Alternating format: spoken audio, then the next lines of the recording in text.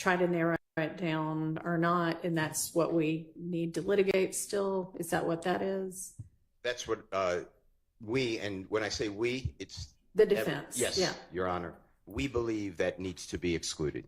Okay. That's correct. If the state, upon looking at that, says they agree with it, then obviously we don't have to take the court's time. But that we tried to, go Okay, through. but it hasn't been vetted, presented to the state for potential agreement. Okay, so I'll let y'all do that, and then next time we have a non-jury day, whatever is left, we'll take up.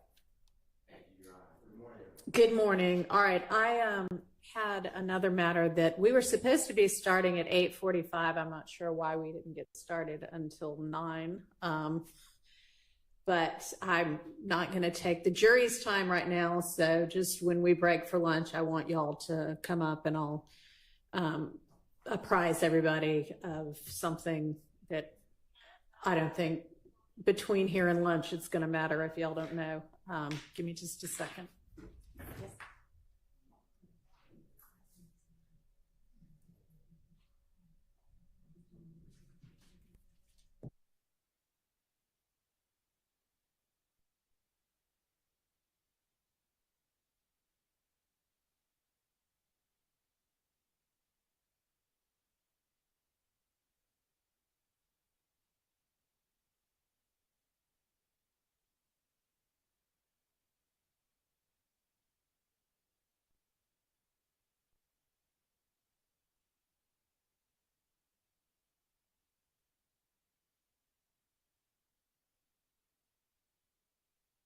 So do you have whomever your next witness is going to be ready to go?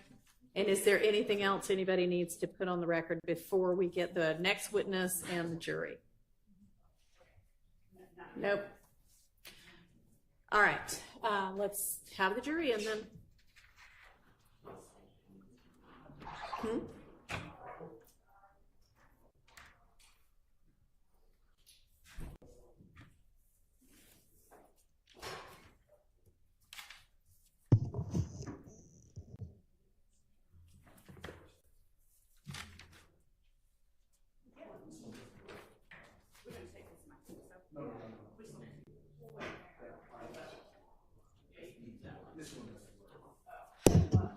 And so y'all, when we adjourn for the day, the people who are allegedly going to fix for real the sound are coming to work on it. So let's everybody, fingers crossed that we won't have any more sound issues after the end of the day today.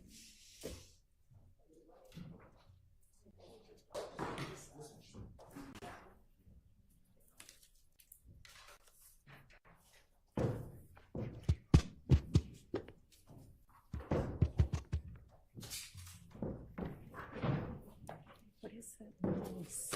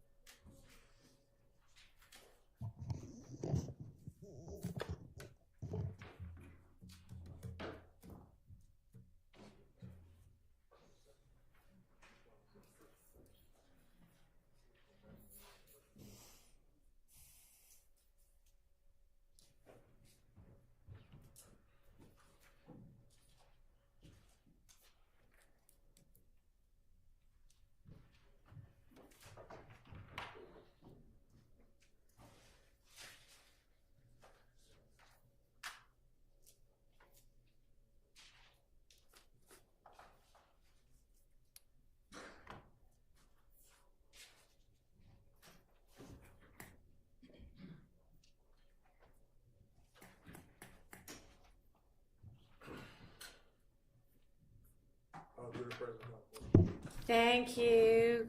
Ladies and gentlemen, good to see y'all all back again. I hope y'all had a pleasant weekend. Miss Love, y'all can call your next witness, please. Good morning, Your Honor. The state now calls Officer Adrian Pitts to the stand.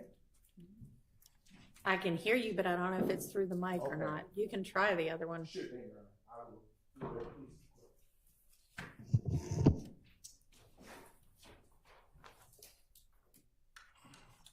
Raise your right hand. You swear firm testimony you give the truth, the whole truth, nothing but the truth. I did. Proceed. State and spell your name, first and last name for the court. Officer Adrian Pitts, Adrian Good, Pitts, Pitts. good morning. Can you hear me quite all right? Yeah. All right. I am going to position this like so I can have the use of my hands. Officer, Mr. Pitts, are you employed? Yes. Where are you employed? The Atlanta Police Department. And how long have you been employed with the Atlanta Police Department? Approaching 14 years. And what is your title? Police officer. Okay. Have you received any special distinctions as a police officer during your 14 years? Tactical field operator. What do you do in that capacity? It's just SWAT, barricade gunmen, active shooter situations, stuff like that. Is that also known as TFO for short? Yes. And what are your duties and responsibilities as a tactical field officer with the Atlanta Police Department? Active shooters, barricade gunmen, assistant SWAT. Barricade gunmen. And if you would come just a little bit closer to the mic. The problem is the mic won't move, so we're going to try to move that at lunch. Okay.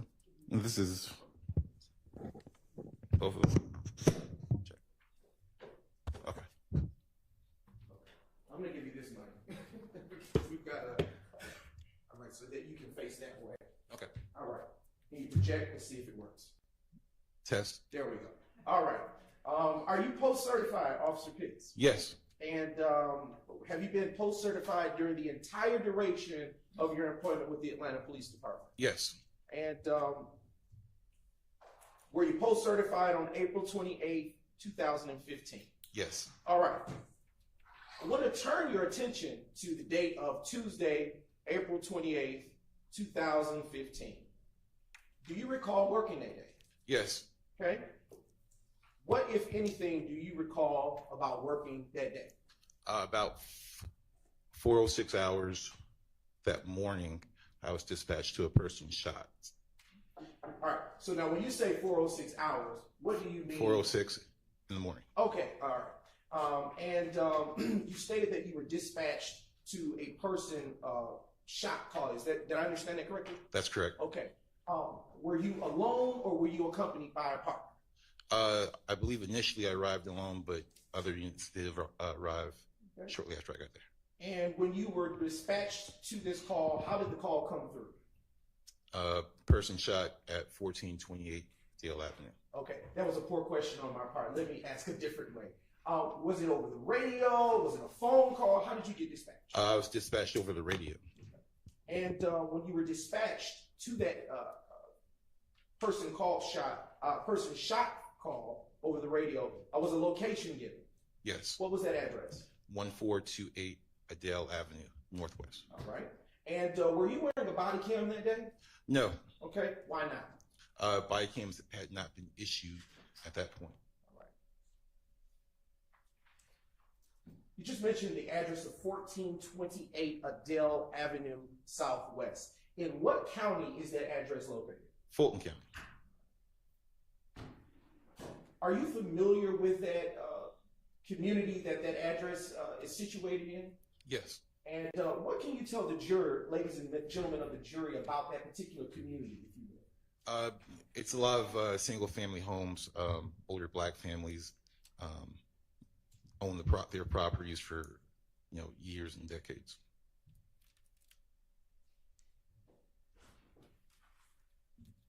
Okay. Are you acquainted with that particular area? Yes. All right. How are you acquainted with that particular area? Patrol over there. I was assigned to the beat that the shooting took place on. I'm very familiar. Okay. What zone is that in for Atlanta Police Department purposes? Zone 1, Okay. And what beat is that located in? beat 104. Now, can you distinguish for the ladies and gentlemen of the jury what a zone is and then a beat? So the city is broken up into 6 zones. Every zone has 2 sectors. Each sector has 7 beats, and that's just the area of responsibility that each individual who's assigned to the beat handles. You can continue. I wasn't interrupting. That's it. Okay. All right. With respect to a beat, the particular beat that you were responding to on the day of April 28th, 2015, how long had you worked that beat? At that point, maybe about 2 or 3 years, but I've been inside that area for a very long time. The address of 1428 Adele Avenue Southwest, what, if anything, is situated there? Residents, Okay. Is it an apartment complex or a single family home? single family homes. All right. And can you describe for the ladies and gentlemen of the jury what, if anything, you saw upon your arrival to that location on April 28, 2015? Upon my arrival, I saw shell casings in the street, driveway, property damage. The front of the house had been shot up. Vehicles in the driveway had been shot. I think one vehicle in the street also was damaged by gunfire.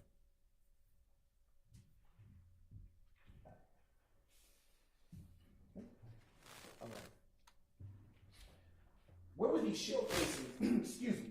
Where were these shell casings that you just mentioned located when you arrived? The shell casings were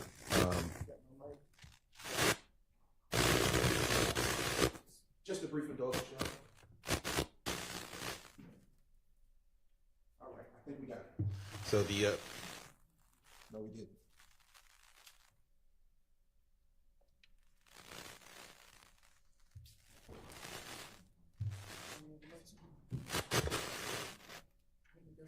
It may be mine. I project as best as I can, Judge, if that helps to eliminate that distraction from the court. I can hear. And if somebody over at the far side of the room cannot hear, y'all just let me know. Okay. Go All ahead. right. Been told to be pretty loud around here. All right. So you can continue with your answer. If you need to re-ask the question, I can. please. Okay. All right. You described just a few moments ago that you saw several things. I believe the last question I posed to you was, where were these shell casings that you spoke of earlier? The shell casings were in the street directly in front of the home Okay. and inside the driveway of the residence.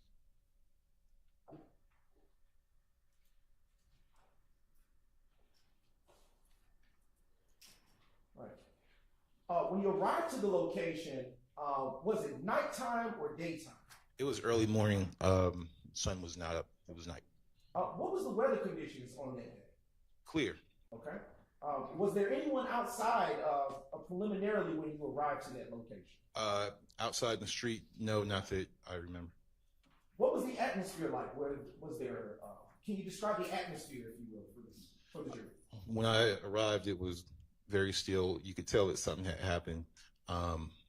Approached the house, if I remember correctly, the front door was open, but it's like a steel security gate was closed, and there's a gentleman standing in the steel security gate. Okay. Before I move to what you just said, I want to go back to something you said earlier. You also indicated that there were damage to vehicles that you saw preliminarily when you arrived. Do you recall saying that? Yes. How many vehicles do you recall at this time being affected by the defects? 3. Okay. Do you recall the make and models of said vehicles? Yes. Okay. Can you describe for the ladies and gentlemen of the jury what those vehicles were, make and model? It was a red Infiniti. I believe that was in the driveway. It was a blue Dodge Charger. I believe that was also in the driveway, and a blue Chrysler Pacifica parked on the street. Was the Chrysler in the street? I believe it was on the street. Okay. Are you sure about that? I'm not 100% sure. 10 years ago. Is there anything that would help you refresh your recollection at this point? I can go to my report if we have a moment. Yes, if you would just give me a brief moment. Your Honor, I am going to approach the defense with your permission, of course. You may. All right. With a copy of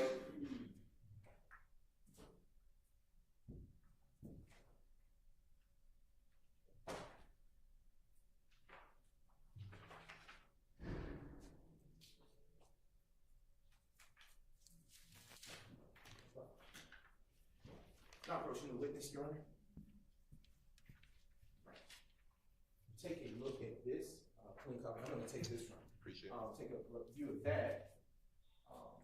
And then when you refresh your memory, you can look back up at me and we'll continue.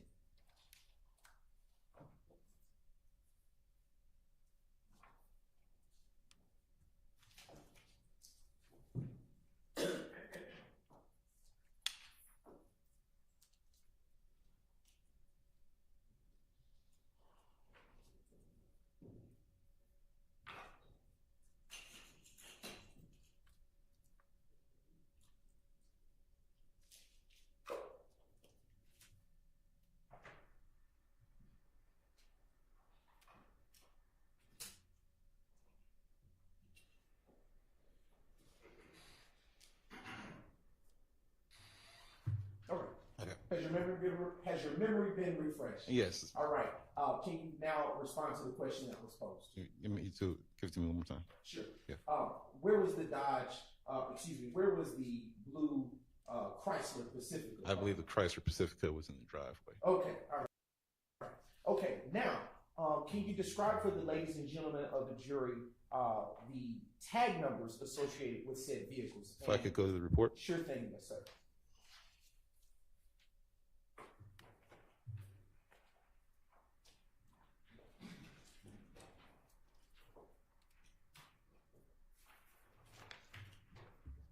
Okay. So the Chrysler Pacifica was a Georgia plate, Paul Charlie Sam 5023. The Dodge Charger was a Georgia plate, Paul Victor Yankee 5663. Okay.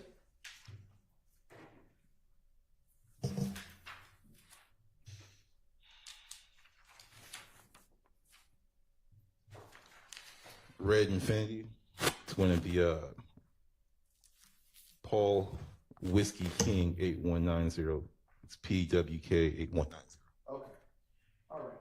Now, I would like to ask you with respect to each of those vehicles, do you recall by any chance, for the ladies and the gentlemen of the jury, where the defects, the bullet defects to those vehicles were located around or about? Yes. The Red Infinity had defects and damage to the front hood and the front windshield. The Blue Dodge Charger had defects to the front hood, front windshield, and the Blue Chrysler Pacifica had defects to the driver side rear panel area.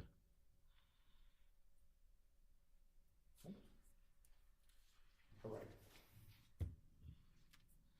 On that early morning of Tuesday, April 28, 2015, were you at all able to speak with the owners of said vehicles? No, I don't remember. Okay. Were you able to speak with them ever after you finished with this particular location responding to it? No. Okay.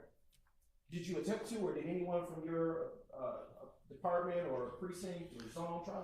I'm not sure. I'm pretty sure I did not.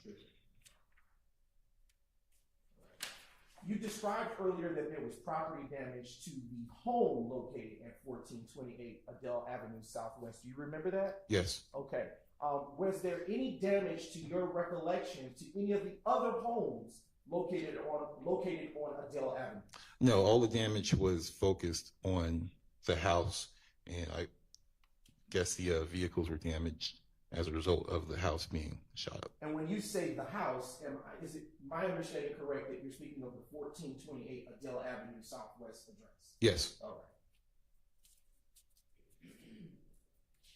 Earlier, you provided a brief description about what it looked like, that being the house that you just described. You stated that there was a gate. Do you recall that? Yes, Okay. Do you remember the color of that gate? white. Okay. And when you say a gate, are you referencing a door that appears to be as such, or a physical gate that prevents one from coming into the premises of the property? It's like a metal security gate that goes in front of the front door. It's common on a lot of houses in the area. Do you reference a gate in your report? Yes, Okay, and is that what you had in mind when you wrote that report? yes. Okay.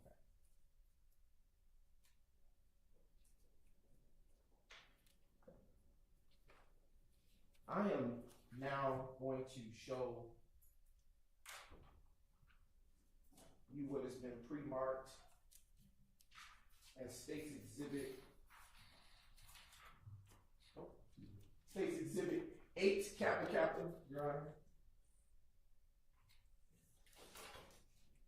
And I am showing the defense, that is, what has been pre-marked as State's 8, Kappa Kappa.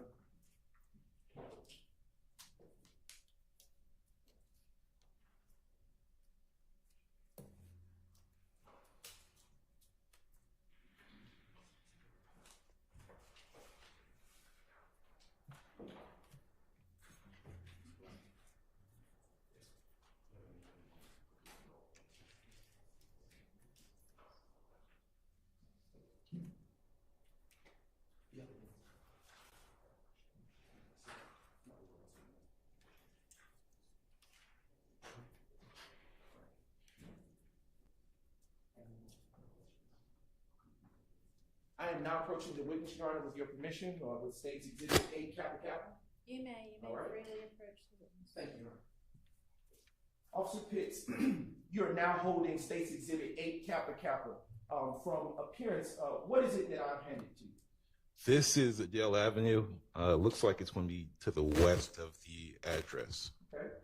And is that the general area that you responded to depicted in that particular exhibit on April the 28th, 2015? Yes, And does that exhibit fairly and accurately depict the area of 1428 Adele Avenue Southwest as you remember it on the day that you responded to the shots fired call on April 28th, 2015? yes. All right. At this time, Your Honor, the state now moves to admit State's Exhibit 8 Kappa Kappa into evidence and request permission to publish, subject to your ruling. It's admitted and you may. Thank you, Your Honor. Your Honor, prior to publishing State's Exhibit 8 Kappa Kappa, the state is going to first start by publishing State's Exhibit 5 Kappa Kappa. And the screen's not working, so I'm going to direct your attention to the monitor above you. It's working, it just takes a second. Sure thing, Your Honor. Okay. Well, I don't know if the witness, can you see it on the screen in front of you? Yes. All right. Oh, okay. All right. That one's working. Okay. Officer Pitts, can you tell us, the ladies and gentlemen of the jury, if you recall this particular location that is depicted in State's Exhibit 5 Kappa Kappa? Yes, it's going to be the 1428 Dale Ave. It's going to be the house. If you're looking at the picture to the right with the white metal gate. Okay. And when you say to the right, just so that we are on the same sheet of music, are you referencing the home that has vehicles within the driveway? Yes. All right. And when you responded to that location, did it look like how it does on this particular exhibit? Yes. Okay. Yes. And I am just going to use this clicker so that it can ease transition. All right. Now turning your attention to State's Exhibit 6 Kappa Kappa, which has already been admitted into evidence. What are we looking at here for the ladies and gentlemen of the jury, Officer Pitts? That's going to be 1428 Adele Ave. It's going to be the house with the white vehicle in the driveway. And I would ask, transition to the next exhibit. State's Exhibit 7 Kappa Kappa. Is this, what are we looking at here? 1428 Adele Ave. House with the white vehicle in the driveway. And is it fair to say this is just a wider view of the same area that you responded to? Yes. And using this exhibit that contains this wider view, can you point to the ladies and gentlemen of the jury, or describe better yet, the general area where you saw the shell casings when you responded at 4:06 a.m. on April 28, 2015? In the driveway right there, about where the car is going to the street. Okay. I have a pointer. It's working. Somebody. All right. I'm so sorry. Okay. When you say driveway, So right about, yeah, right about there where your pointer is. and when you say in the street, as it relates to the shell casings, are you talking about where the pointer is moving across? Yeah, about there. Okay. All right. Go on. I'm now turning your attention to State's Exhibit 8 Kappa Kappa, which has just been admitted into evidence. It's just slow. Just a brief indulgence here. Okay, I apologize. All right, Officer Pitts, as it relates to State's Exhibit 8 Kappa Kappa, which is now being published on the screen before you, can you tell the ladies and gentlemen of the jury which direction this angle of this particular photo is facing or directed towards? This is Adele Avenue to the west of 1428. And when you say, of course, there we go. Okay. That direction headed that way where the cursor is moving is considered west in this view? That's correct. All right. And did you happen to see any shell casings in this particular viewpoint when you arrived? I don't believe so. No. Did you see anything of value during your particular investigation in that particular area of Adele Avenue? Not if I remember, no.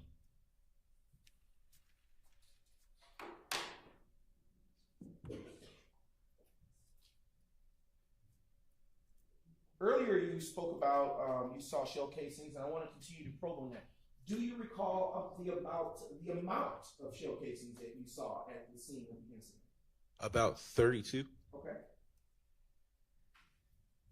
Do you recall or remember the caliber of shell casings that were in your viewpoint?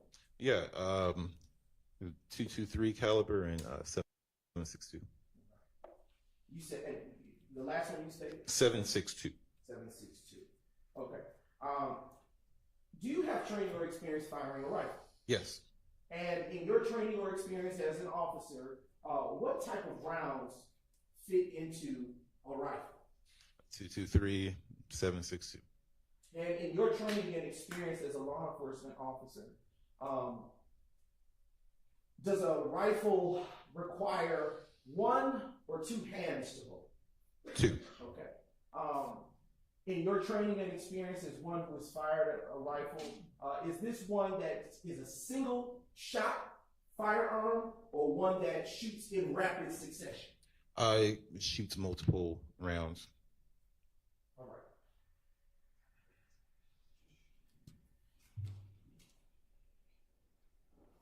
Just a brief indulgence, Your Honor.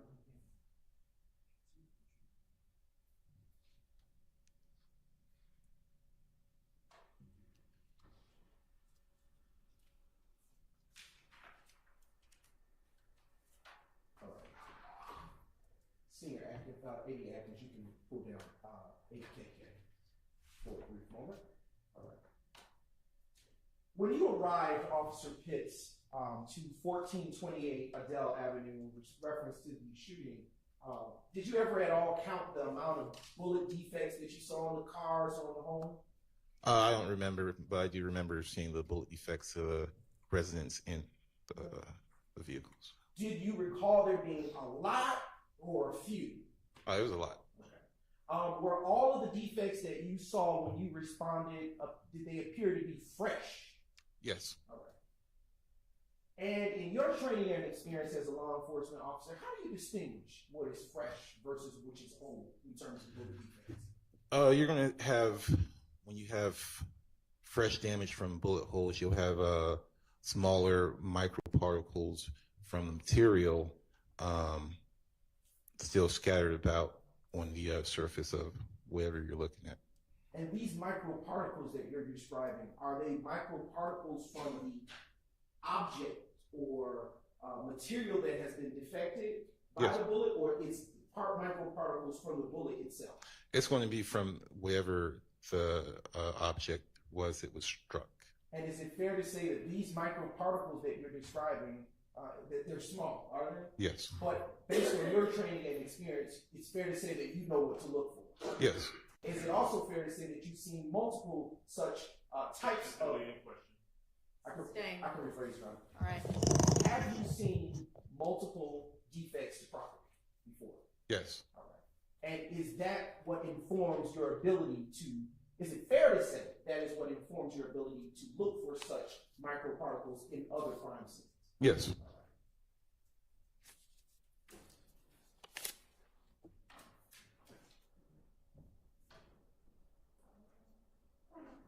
Are these microparticles that you're describing anything of such value that someone that would come behind you could collect? I understand that. Let me rephrase. Is that something that you would normally collect, microparticles? No. Okay. Does it have any value outside of you being able to detect whether the bullet defects are old or new? No. Okay. All right. I want to turn your attention to the moment where you said you arrived to the location. Did you ever get out of your vehicle? Yes. And how were you dressed on that day? In uniform. And were you in a marked or unmarked police car? Marked police car. And did you ever walk up to the home of 1428 Adele Avenue Southwest? Yes. And what, if anything, did you do or say during that time? I met a gentleman, black male, medium brown skin tone. He was at the door wearing a Famerica brown sweatshirt. I asked him if he had been injured. He said that he had not been. I'm going to object to the hearsay. Sustained. Your Honor, if I may respond. This is the course of an active investigation, and this is the effect on the listener. He informs what will come next. Just move on to your next question. Sure thing, Your Honor. All right. I'll move on to the next question for you. This individual that you described, you just provided a description. Was he tall or short? I can't remember. Okay. Do you recall if he was taller than you? I don't think he was now. And you described the shirt he was wearing that you said had Famerica on it somewhere. Is that correct? That's correct. And when you saw that shirt, did it have any value to you when you saw that name? Famerica at the time was a prominent gang in the area. I'm going to object as to improper foundation and move to strike. Can you lay the foundation? Sure. I can ask a few preliminary questions, John. Sure thing. What training or experience do you have with gangs in that area? Plenty of experience. Sometimes that we get information from investigators to keep an eye out for this type of clothing or this type of coloring or these type of tattoos that would indicate gang affiliation. Okay, and was that your first time seeing? Excuse me. I'm going to object to that testimony again and ask it to be struck. It violates our ability, the confrontation clause, our ability to question where this information is coming from. It is hearsay. I would ask that answer be struck. Overruled. Okay. You can continue with your answer if you had any. That was it. Okay. All right. And with that particular background in mind, was this incident to which you responded the first such time that you had ever seen such indicators of clothing as you described? Yes, I believe so. Okay. All right. And in your experience, based on what you had learned prior to that moment in your training, did that language on that sweatshirt have any value to you as a law enforcement officer with such training and background? Your Honor, I would renew my objection, indicate there's not proper foundation that's been laid. I'm sustained at this point. Okay. All right.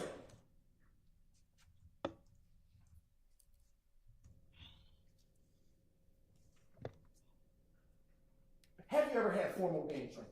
No. Okay. But have you ever had interactions with gangs? Yes. And have you come to learn prior to April 28, 2015, let me rephrase this question. What identifiers, to your knowledge at that time, in April 28, 2015, did the gang, as you described, Fan America have? Sometimes they wore clothing that had their. I'm going to object. That's still a foundational objection. Sustained. I'm going to move on to another question. At that time that you saw this individual with the shirt and indicator that you described, language, Fan America. Yes. What, if anything, did you do after that?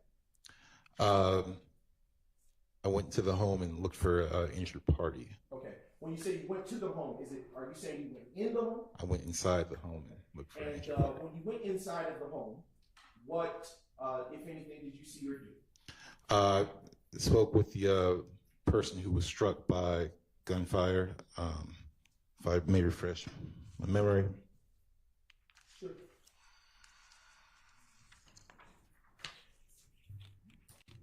The victim, Denise Renee Bell.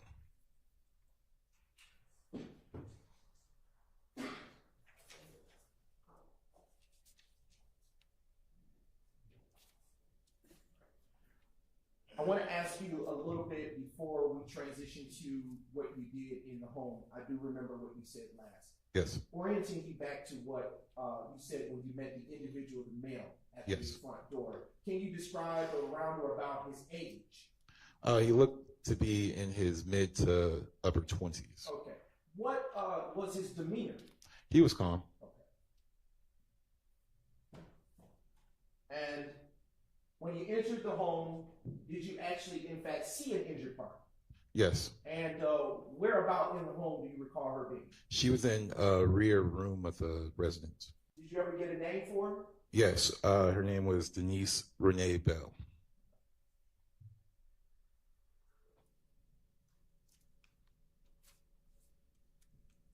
Were you ever given a name for the male that met you at the front gated door that you described earlier? No. Did you ever ask? No. All right. Did he remain the entire time that you were completing the course of your investigation?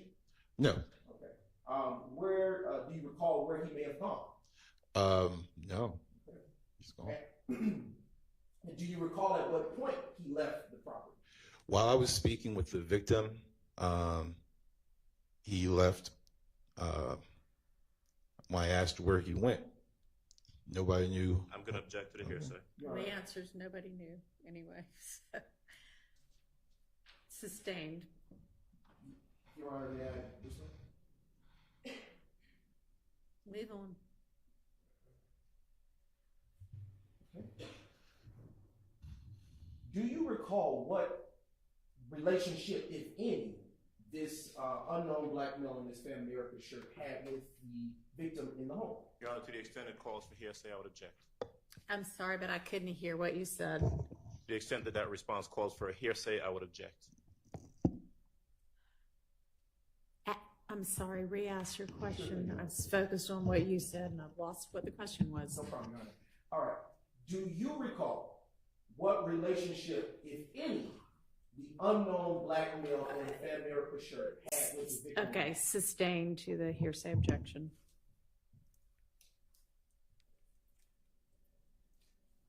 Do you know if he resided at that location? No.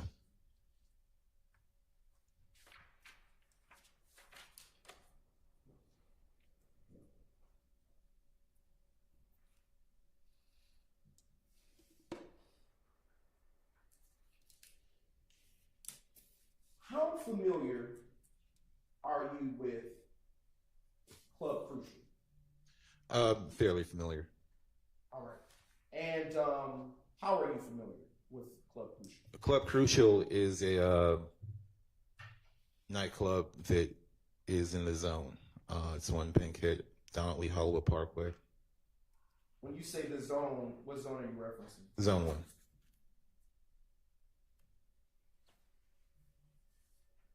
And being that it was in the zone, is it fair to say that you would pass by there? Yes. Okay. And how often would you be in that area, specifically where Club Crucial is located? Typically, we would patrol and post up outside the club, opposite side of the street when it's in operation. Okay. Why would you post up across the street from Club Crucial? Sometimes it does attract a rowdy crowd. And how often would you post up? Every night was open. Okay. And how often, to your knowledge, would it be open? Mondays, Fridays, Saturdays, and maybe Sundays. And to your knowledge, was Tuesday, April 28, 2015, the early morning hours from when that club would have been letting out? Yes. And were you doing directed patrol over there prior to responding to 1428 Adele Avenue Southwest? I can't remember, but I'm sure that I was. Okay. And would you do it alone? No. And around or about how many law enforcement officers would be a part of that directed patrol team? Maybe about 2 or 3 units. When you say units, are you talking about vehicles or persons? Vehicles and persons. So 2 or 3 officers.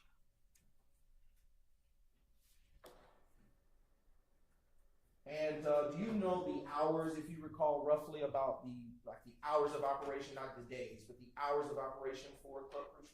I recall that it closes at about 3.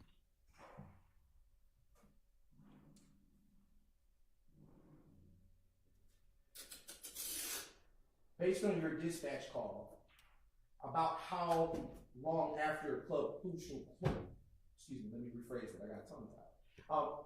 Based on your dispatch call, about how long after Club Crucial formally closed did this gunshots fired call come in? A little more than an hour.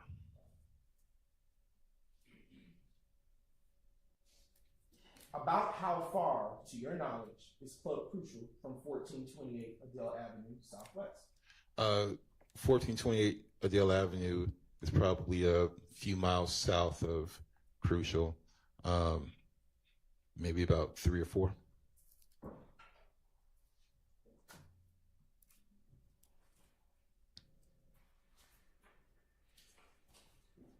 Okay. Are you familiar with an Officer Clinton Hayes? Yes. All right. And are you familiar with him having patrolled in that particular zone? Yes. And do you know if he would have been patrolling in that zone around or about the time you were assigned to it? If we were both working that night, then he probably was, yes. And would he have also been one who is, I'll rephrase that question. Actually, we'll discard that question. Do you know if he was doing directed patrol on that particular day? I can't remember. Okay. To your knowledge, what was the busiest night for Club Crucial? Objection, relevance. Very relevant, Your Honor. Overruled. Mondays and I believe Saturdays. I am now showing you what has been previously admitted as States Exhibits 2 Tango through 6 Tango, and they will be published on the screen.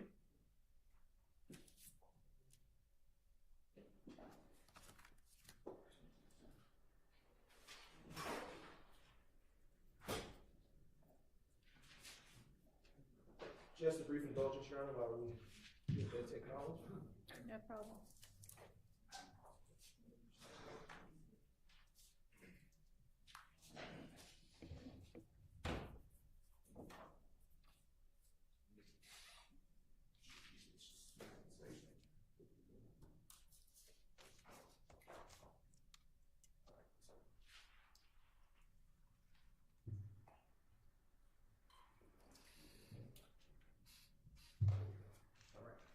It's now coming on the screen. States Exhibit 2 Tangos.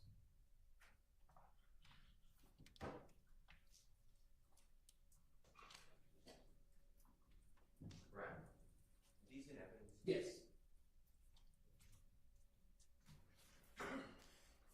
And these, Your Honor, for the court's identification, they were admitted through Officer Quentin Hayes' time. That's right. Showing you now what has been admitted previously as State's Exhibit 2 Tango, and you're now seeing it on the screen. What are we looking at here? That's the front face of Crucial. And is this how you remember it to have looked in April of 2015? Yes. Okay. And is Club Crucial still open and functioning by any chance? Yes, it is, but I don't work at night anymore. And does it still look like this, or has it changed to your knowledge?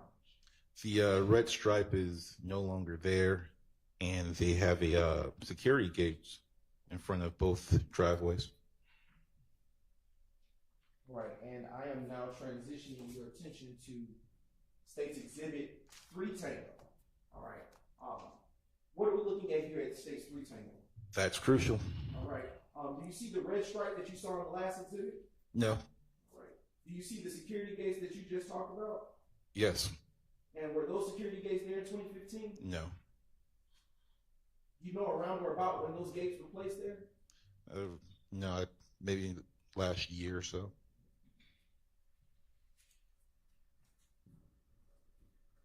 Now showing you State's Exhibit 4 Tango. Do you see the brown structures on that property? Yes. Were those brown structures there in 2015 to your recollection? No. Do you know around or about when those brown structures got there? No.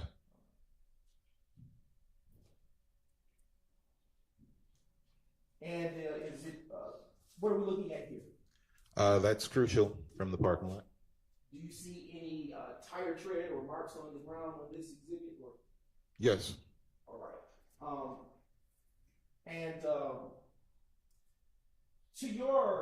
Based on your training experience, why would marks like that be on the ground? Your Honor, that would call for speculation. I'd object. Overruled.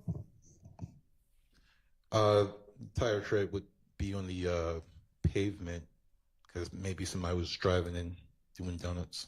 Okay. Is that what that looks like to you? A donut? Yes. Is that some of the rowdy things that you described that would happen over there? Yes. I'm showing you the final State's Exhibit that will be published from this category of State's Exhibit 6 Tango. What are we looking at? What is the ladies and gentlemen of the jury? What are the ladies and gentlemen of the jury looking at here in State's Exhibit 6 Tango? That's still the parking lot of Crucial, but it's the facing east. Okay. And what street is that running perpendicular to the building? That's going to be Donnelly Hollowell Parkway.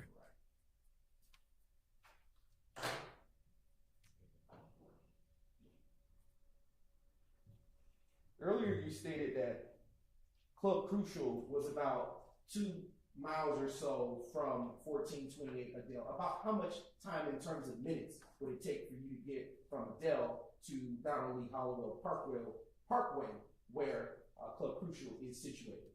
Maybe about 4 or 5 minutes. And when you say 4 or 5 minutes, are you talking about driving or are you talking about walking? Driving.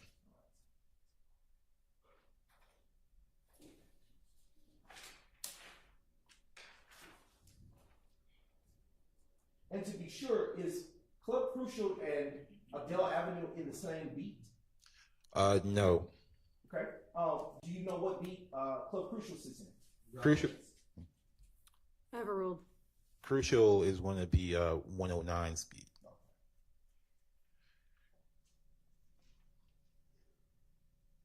Right. I want to turn your attention back to the moment when you entered inside of the residence situated at 1428 Adele Avenue. Earlier you stated that you saw the gunshot victim. Can you describe around or about her age to you at that time? Mid-20s, late 20s.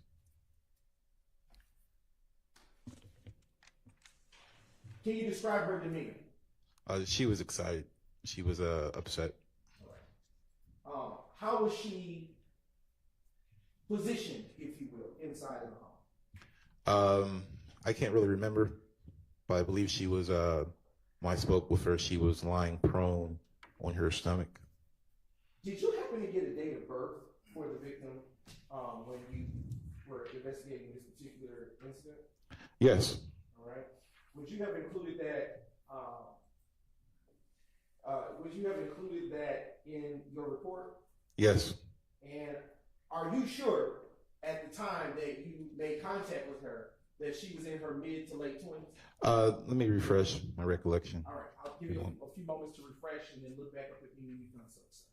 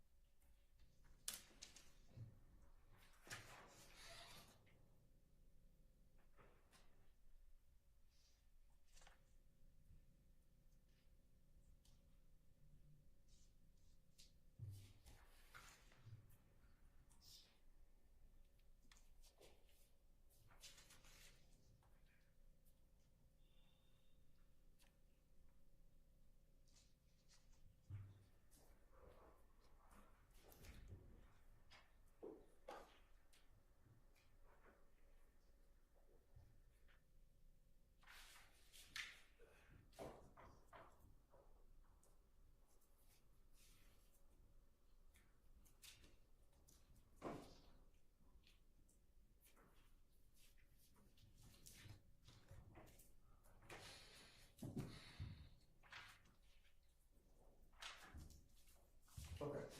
I'm going to ask you a different question that I think I want to circle back first. Okay.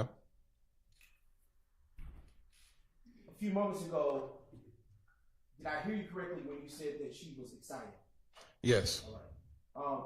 When you approached her and saw where she was positioned, did you see where about on her body she was struck by a bullet?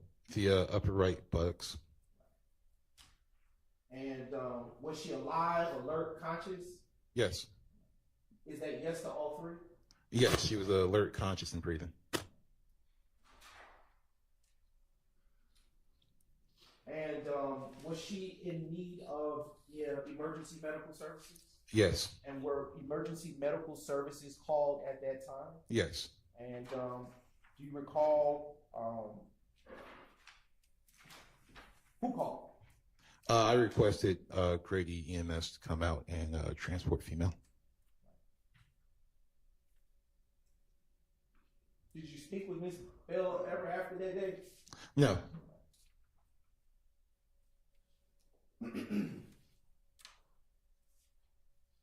During your investigation of this matter, did you learn if there was anyone else did you see anyone else in the home while you were there? Yes. All right. About how many persons did you see and observe there? From the start, when I got there was 6. All right. Okay. So, do you recall the names of those persons? Yes. All right. What are their names? The other 4 individuals who were inside the residence, if I can go to my report. Sure. Taiwan Marquise Marsh, Cecilia Davis, Diamond Mills, Zeranisha Coakley. About how old did these persons appear to you? They all appeared to be in their 20s. Late or early 20s? Probably about mid-20s.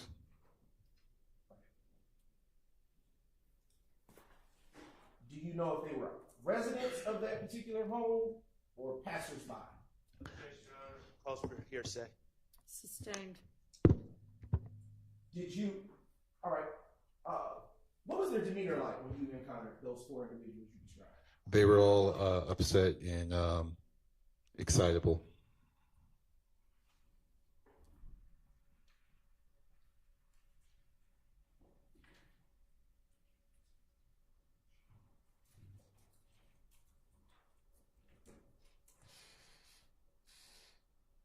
How were they dressed? They were all wearing street clothes, like they had been up. At 4:06 in the morning? That's correct. All but, I believe, one female.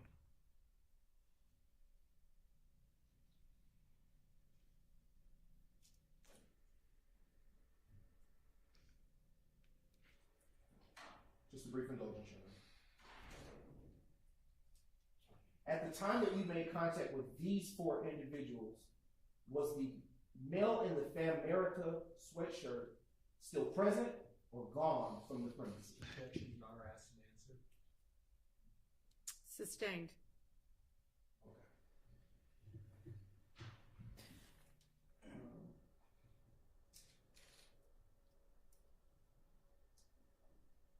Well, actually overruled. That particular question wasn't asked before. Go ahead. You can answer. The male in the brown Fan America shirt, he was no longer at the location.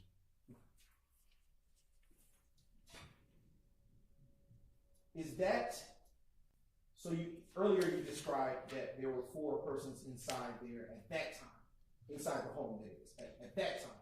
At that time, when I initially arrived, we had the male in the brown Fan America shirt, the 4 people that I named just a moment ago, and the victim. Okay. Was there ever a time that you spoke with anyone else? Yes. What were their names?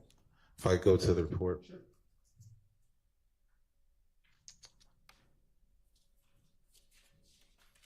So while at the location, a Kanisha Harris arrived.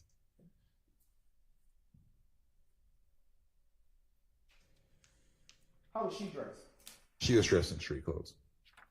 Did she come into the house? Yes. What was her demeanor? She was upset as well. About how old did she appear to you? About in her 20s. Okay. Did she come alone? I'm not sure.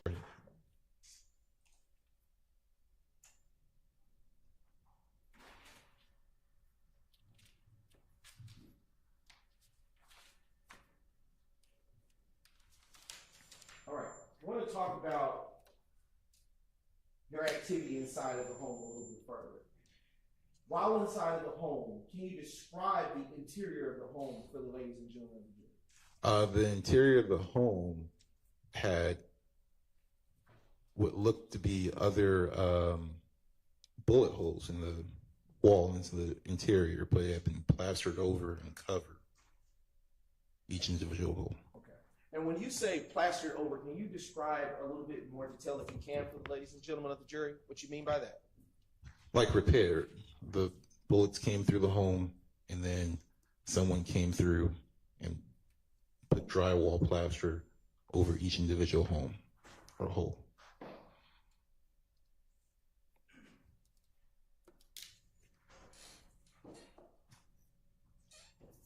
And did you also see new bullet defects inside of the home that weren't plastered? Yes.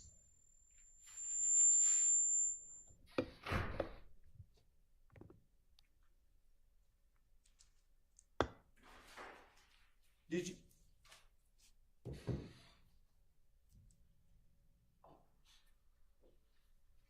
Do you have personal knowledge of when that those older bullet defects were present at when they got there?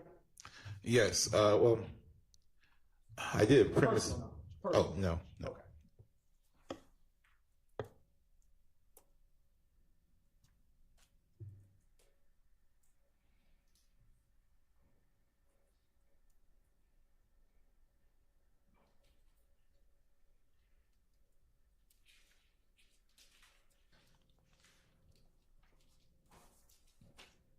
Was there a time that you exited the home at 1428 Adele Avenue Southwest? Yes. All right. And what, if anything, occurred at that point? I spoke to a resident who lived in the neighborhood. What was that resident's name? If I can go to the report. Anthony Travis. And about how old did he look to you? About in his 20s, maybe upper 20s.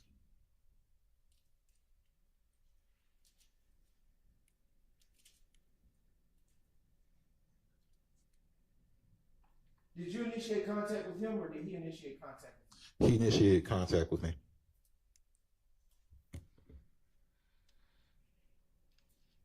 All right. What, if anything, did he tell you at the time he initiated contact? Objection, Your Honor, calls for hearsay. May I respond, Your Honor? You may. It is, in fact, the present sense impression, and it is also going to be an effect on the listener himself. Your Honor, it's neither of those two things. Hang on. Let me hear what he's saying. What he is going to testify, what I am saying, we expect the testimony to be, is going to be tantamount to a present sense impression. If I may approach to further clarify, I don't want to put that on the record. Do you want to come up to the bench?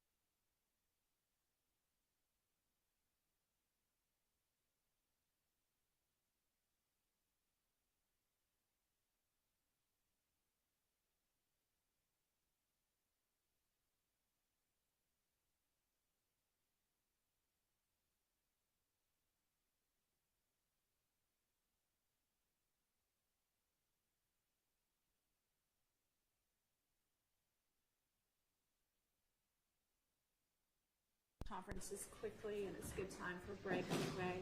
And officer, you're welcome to step outside for just a few minutes.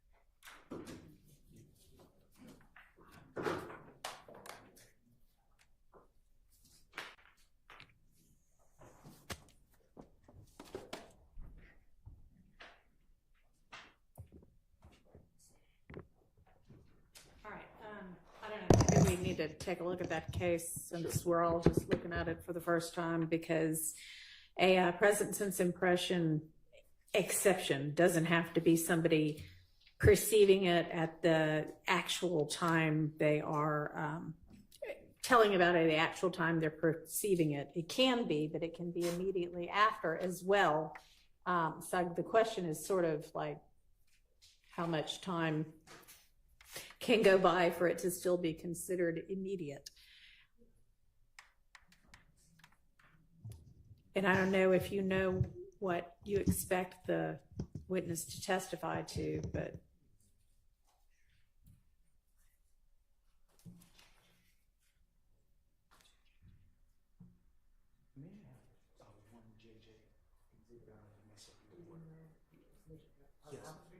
Yes, it should be. 1 through 4, JJ. Yes. Yes. And Your Honor, may I ask the court to, for the pen site related to that case, if you will, Your Honor? did you say 370 Georgia 757? That's correct, Your Honor. And I don't know, was there a pinpoint site? In Division 5. All right.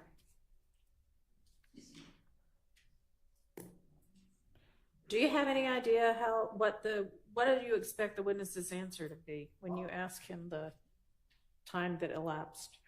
I expect that he will say that it was sufficiently close enough for the exception to apply in this particular set of facts, Your Honor. But I will say that I will not make a misrepresentation to the court. I will do as the court is instructed, nonetheless, while still reading this case law to further bolster my belief or the state's expectation and support that it's sufficiently close enough in time.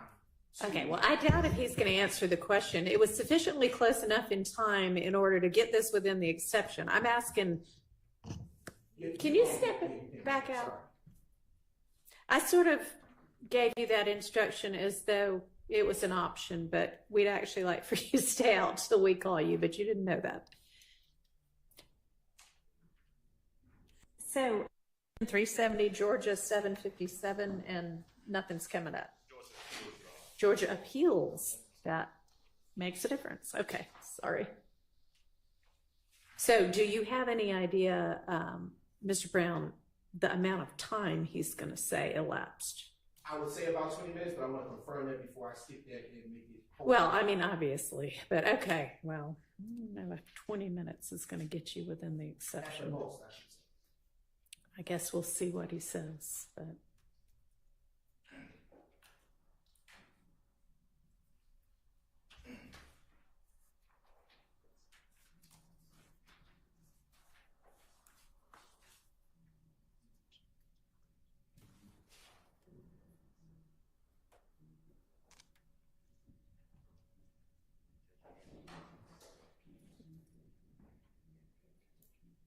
Your Honor.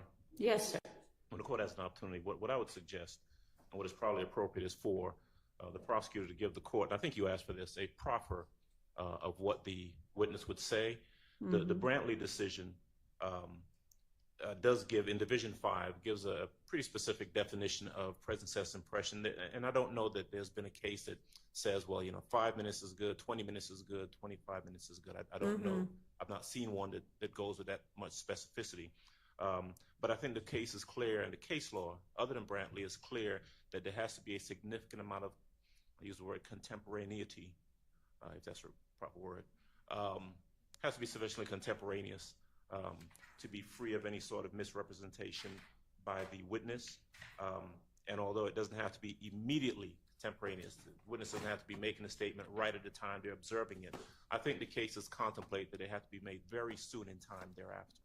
And at this point, without a proffer, we just don't know what time period we're talking about, so that we know whether it meets the definition of no. Okay, well, yeah, I see substantial contemporaneity, which that's a word I've never heard before, of the event, and the statement to negate the likelihood of deliberate or conscious misrepresentation. So if that's what we're evaluating, then this may be within that. So thank you for pointing that out.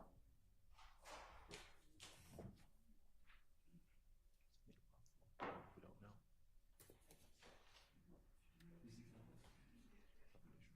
Is there any indication in this Brantley case how long past the event the grandmother's statement was?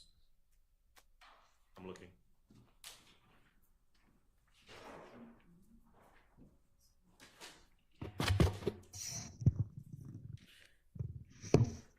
They have unhelpfully declined to include that information within the case, it appears. I do not see it, Judge. So, Your Honor. yes, sir. If I may, at this point, I just want to turn the court's attention to 4 Kappa Kappa, which has been admitted into evidence. It is the call for services report that was admitted prior to this witness testifying. Okay. And the court inquired as to the amount of contemporaneity Uh-huh. that took place between the statement and the call. Uh-huh. And with that exhibit, I do have an answer, Your Honor. All right. The call was received at 4:06, and Officer Pitts arrived at 4:08. Okay. Right. So I'm asking, any idea how long after the event he spoke with whomever this witness is? And you were saying you think within 20 minutes. So May I ask for a moment to speak with the witness to give a proffer as to what I expect that outside of the courtroom? No, our position would be bring the witness in. Let's have the witness answer that question. yeah, agreed. You can just ask him to step back in.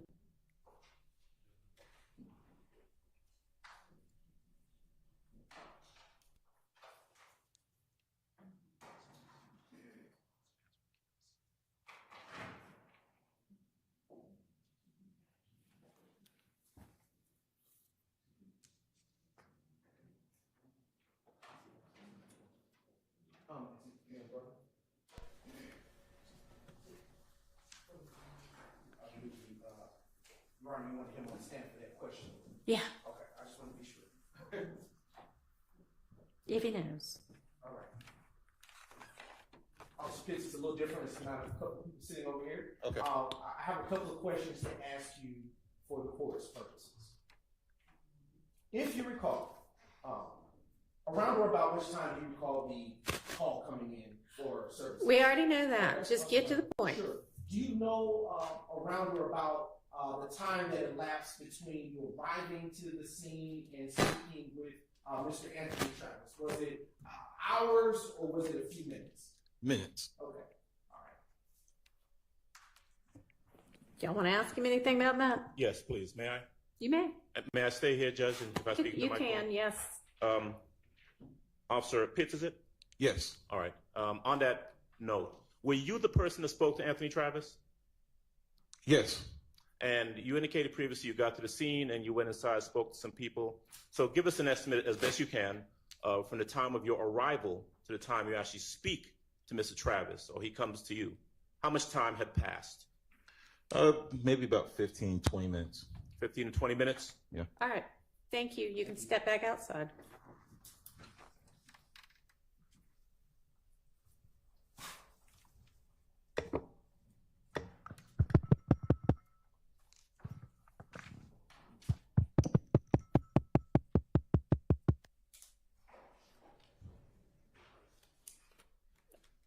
All right.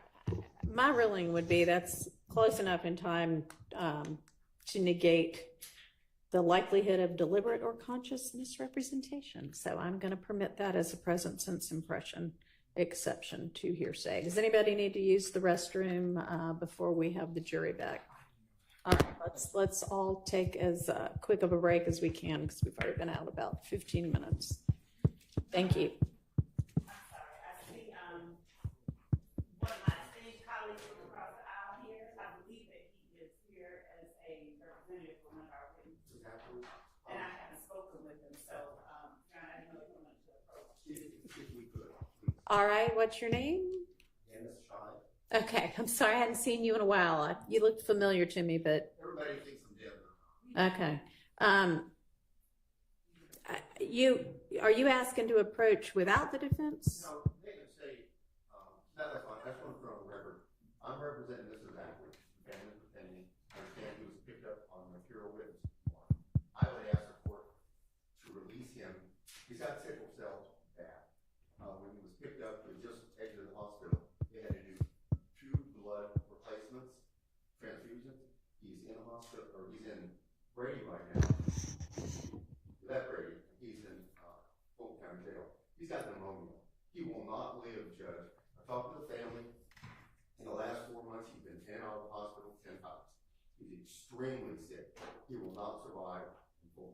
I'm gonna ask that he be released, and I'm gonna be in touch with him. He will come to court when you ask him to come to court.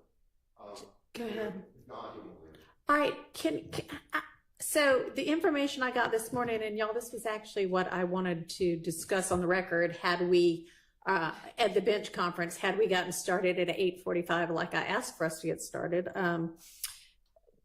So anyway, I'll wait if you want to do this later. I'll say no, this has nothing to do with that. But the information that I got this morning from the sheriff's office was that he is in Grady.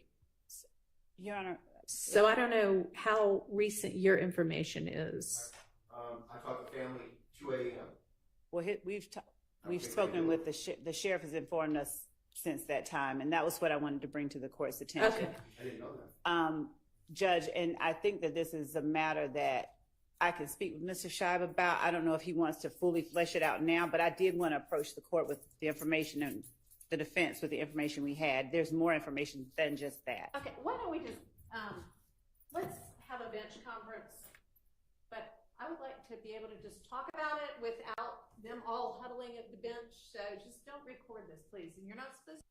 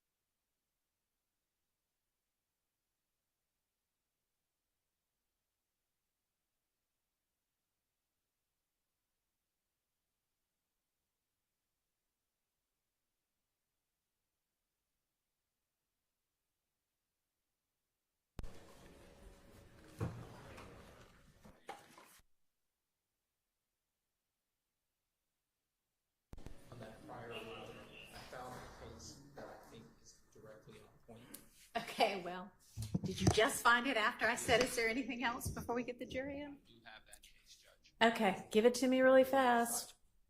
364, Georgia App, 518, Grimes versus the state. It's 2022 case. So, Ms. Brown, did you hear what he just said? Yes, Your Honor. Mr. Brown. Sorry? You called me Ms. Brown. Well, you know what? I'm sorry, but you didn't introduce yourself, and so I was just taking a stab at it. I'll take it. What's your name? Seth Brown. 88 Seth Brown. Okay, so what was wrong with me saying Mr. Brown? You said Ms. Brown. No, I didn't. I said Mr. Brown. Oh, I I'm just sorry. slide my words into each Oh, I'm other sorry. sometimes. So. Okay. Jury President Tucker. Thank you. You can be seated. Case. We talking about, we see. Well, I'll try to look at it on the fly here, and What was that pen site, since we can look at it? Hmm? That pen site that he provided the court? I don't know. Is there a pin site? Sorry, y'all. I thought we were ready, but of course, after I say bring the jury, we have some more. Oh, wait, here's some more. Thank you.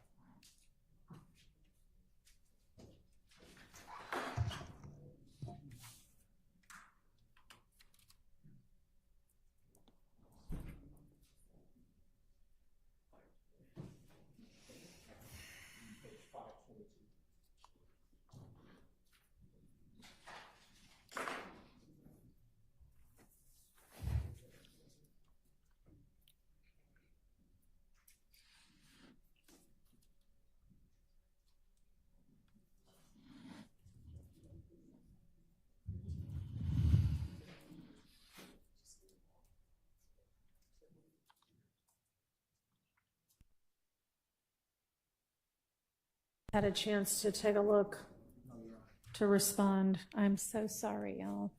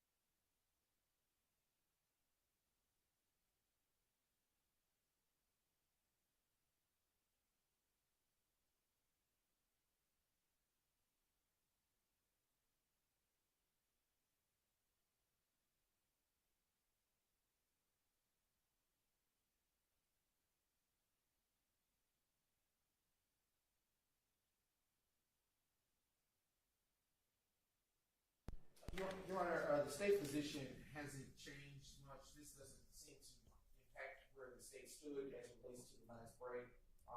Additionally, I'll just say, Judge, while contemporaneity is understood to be, in fact, a part of the analysis, a reference to a citation from Carlson's Rules on Evidence further advises that precise contemporaneity, though it's not required. We know that already, so that doesn't shed any additional light on the subject.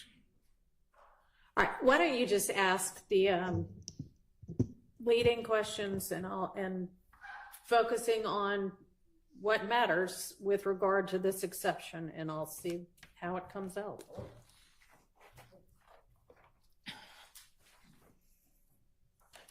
Welcome back, Officer Pitts. Hello. All right.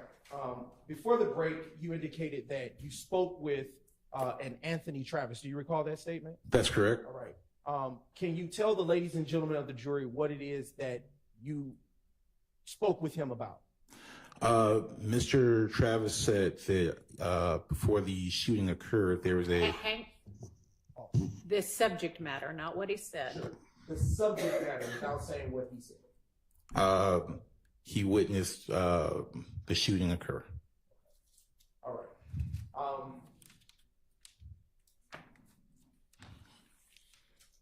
Did he describe, if at all, if he saw the person who conducted the shooting?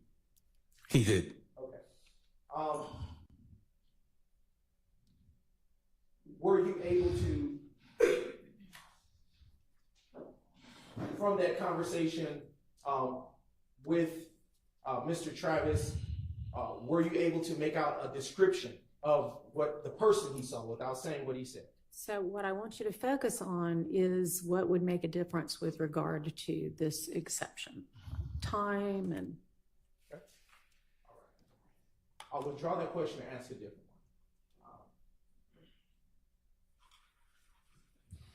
What did he describe that he saw? Hold on, 1 second.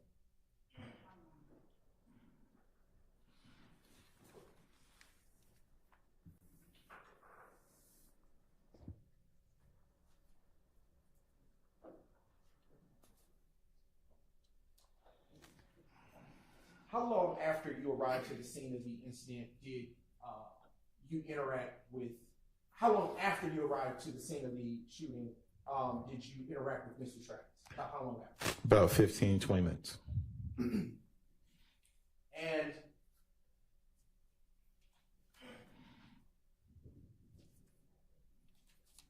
did he give you details about what he saw regarding the shooting that took place prior to your arrival? He did. And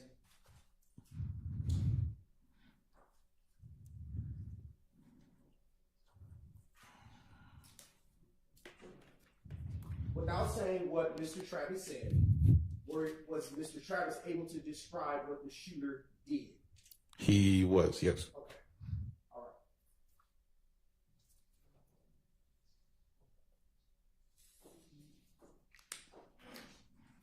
Was he able to describe to you at that time the methods of transportation, if any, for that particular shooting?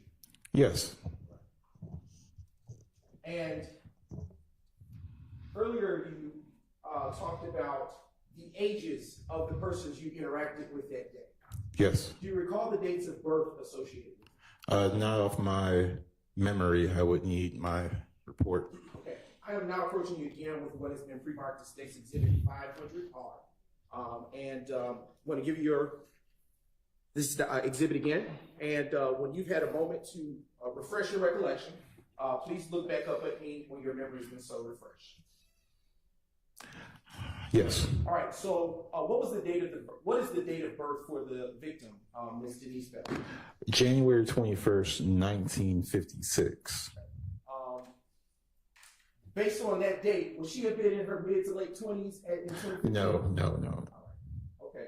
What about the dates of birth for the other persons that you interacted with on that early morning of April 28th, 2015? Yes.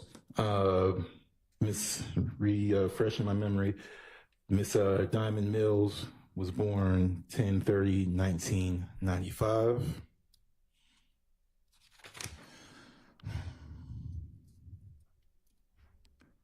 Mr. Travis, or Anthony Travis, 2/27/1959. Cecilia Davis, 11/13/1962.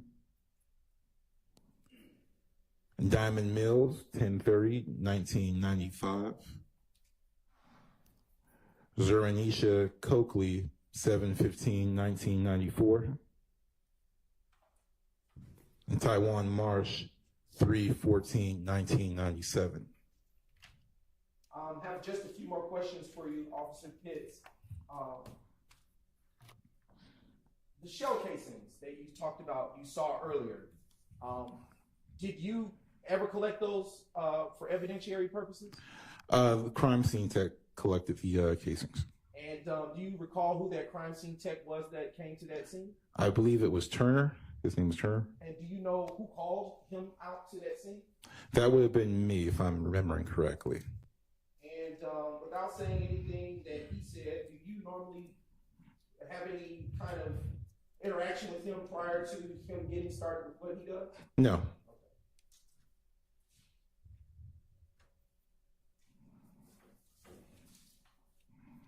Just a brief indulgence. Sure.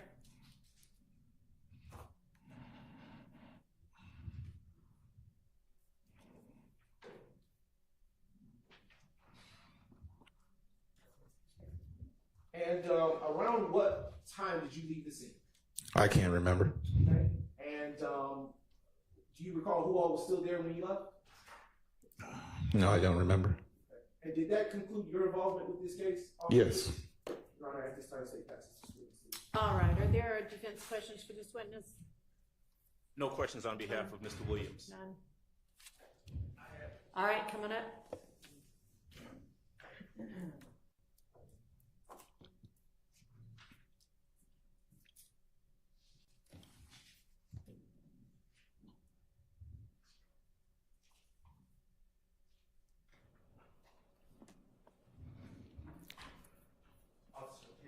Hello.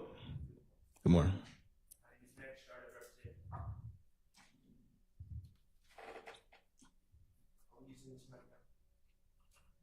There we go. My name is Max Shard. I represent Shannon Stillwell. Okay. All right. You arrived at the scene, and it sounds like within 15 to 20 minutes you were speaking to a Mr. Travis. Anthony Travis, yes. Okay. And Mr. Travis was, to your understanding, not someone that lived in that residence. That's correct. Okay. And he approached you on the street as you were leaving? I believe that he spoke with an officer standby, and then when I got out there, he approached me. Okay. And he gave you a description of the person whom he saw shooting at 1428 Adele Avenue, correct? Correct. Okay. He described that, and he gave a description also of a car, correct? That's correct. He said one car left the scene, one car, right? That's correct.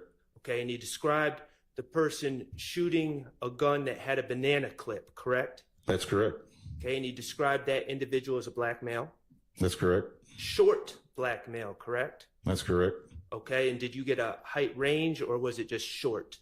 I believe it was just short. Okay, and he described that gentleman as having dreadlocks, correct? That's correct. The shooter being short black male with dreadlocks. That's correct. All right. Can I approach? You may.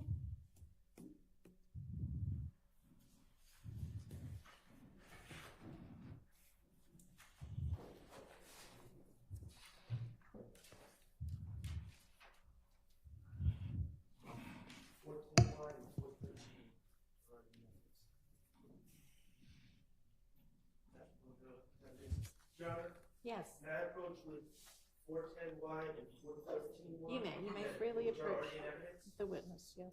Thank you. Could you look at 410Y? Yes. Okay, and I'm not going to ask you the identifications of any of those individuals, but do you see an individual wearing, do you see a date on that post? Objection, Judge, relevance. I don't know what I'm sure it my is. client So. doesn't match the description. Okay, that was an inappropriate way to answer that. I don't even know what the exhibit is, so I can't rule on it. I would ask that we can approach Your Honor. All right.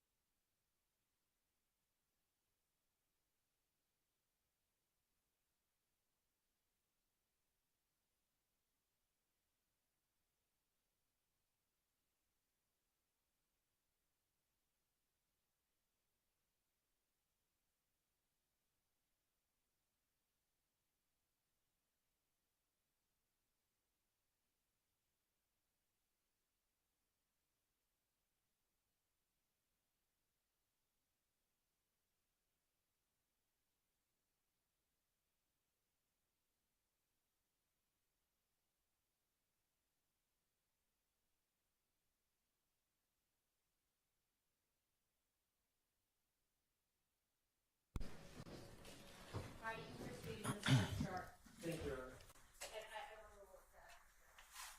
410 wide and 413 wide. Could you look at 410 wide? Do you see a gentleman in a plaid maroon and black and white shirt? Yes. Does that gentleman have dreadlocks in Your that Honor, picture? I'm going to object on the same basis that we had at the bench, and I'll ask for a continual objection because for the reasons that were articulated. Does that gentleman have dreadlocks in that picture? No. Okay. And what is the date of that post, if you can read it? 4/28/2015. Is that the same day as this incident that you were referring to in your testimony here today? Yes. Okay. I'm going to ask you to look at 413Y and your 413Y. Is that another picture of that gentleman? Yes, And you would agree that that picture also shows that he does not have dreadlocks? that's correct. Okay. Your Honor, may I just publish to the jury?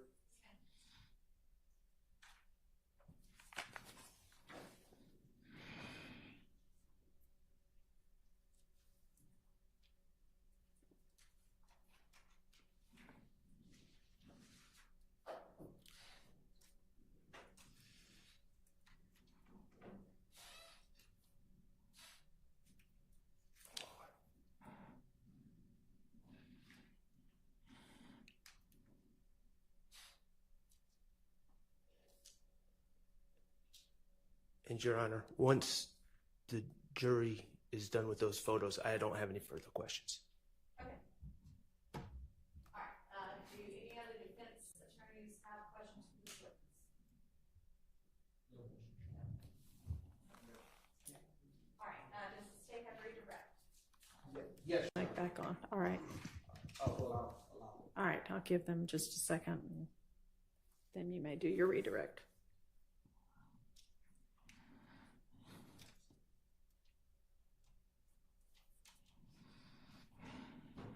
When you asked to publish, I actually thought you were going to publish it electronically because that's how we've been publishing. And this is fine, but it does take a little bit longer. I apologize. We didn't have the electronic copy available. Of this, okay, it's fine.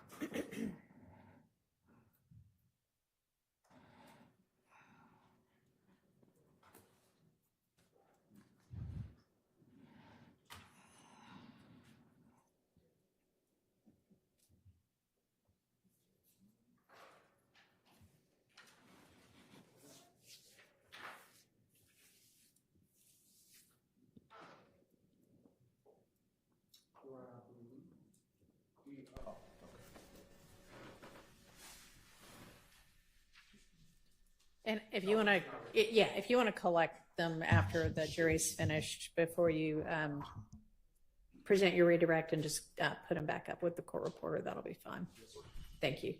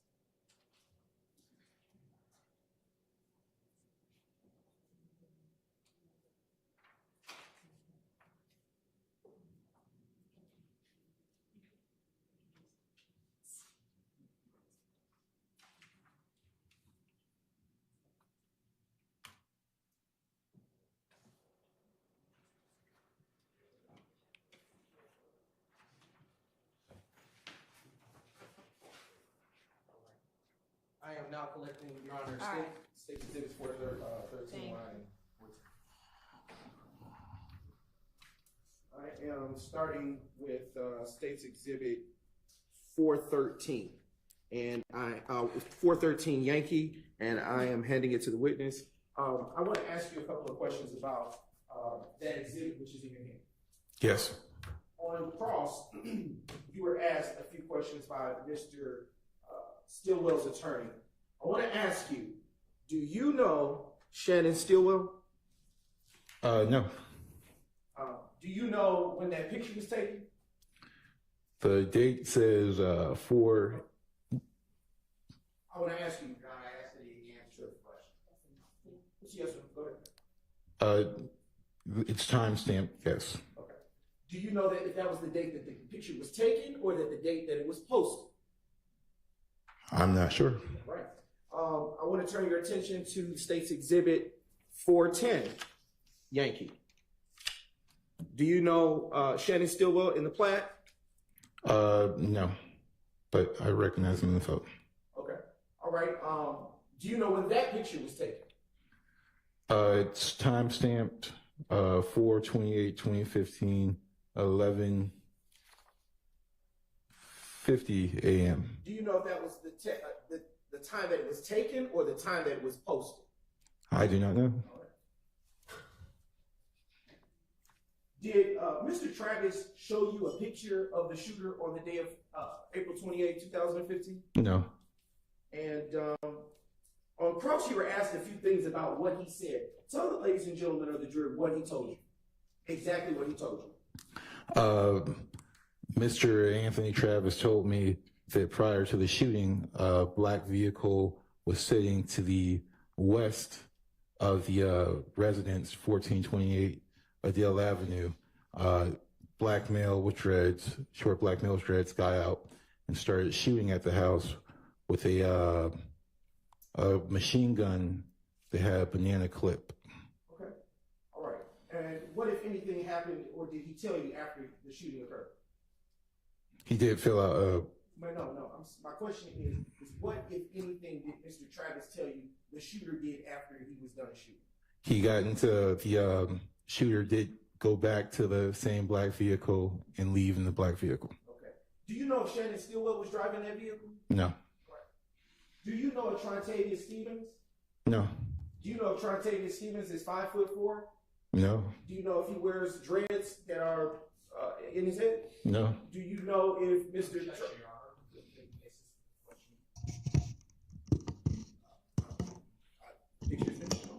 I'm probing based on the questions that were asked. I'm going to object as to leading. Sustained. Your Honor, may I respond? You can rephrase your question. All right.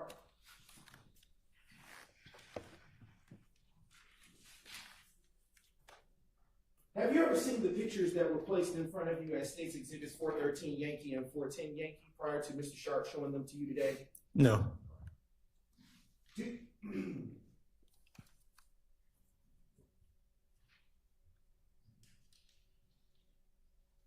And do you know whether or not Trontavious Stevens is a member of YSL? No. I do have a few more questions. You testified that there was a banana clip that Mr. Travis described to you, correct? That's correct. All right. I would, in your training or experience, is banana clip the type of formal terminology used to describe such things? It's the improper terminology for a magazine. When you describe a magazine, what do you have? What do you understand? Or what are you communicating to the jury? In reference to this report with Mr. Anthony Travis, I believe he was talking about a rifle magazine, you know, kind of similar to the one I have mounted on my vest. How is it shaped? In the shape of a banana. Right. And what is the purpose of this magazine or banana clip, as Mr. Travis described? It feeds ammunition to the firearm. Did Mr. Travis tell you at that time whether or not he knew the shooter to have emptied the magazine or the banana clip? No. And what kind of rounds would be put inside of a magazine for a rifle? 223 762. And what shell casings were found on the scene of the shooting, crime scene of 1428 Adele Avenue Southwest? 223 762. And when Mr. Travis described to you what he observed the shooter to do, did he tell you if the shooter got into the driver or passenger side of the vehicle? I don't remember if he told me. And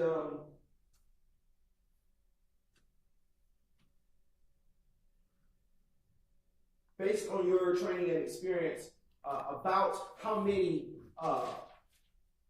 rounds can a magazine for a rifle hold inside of it? With a, depending on the type of magazine, 223 magazine can typically carry about 30 rounds.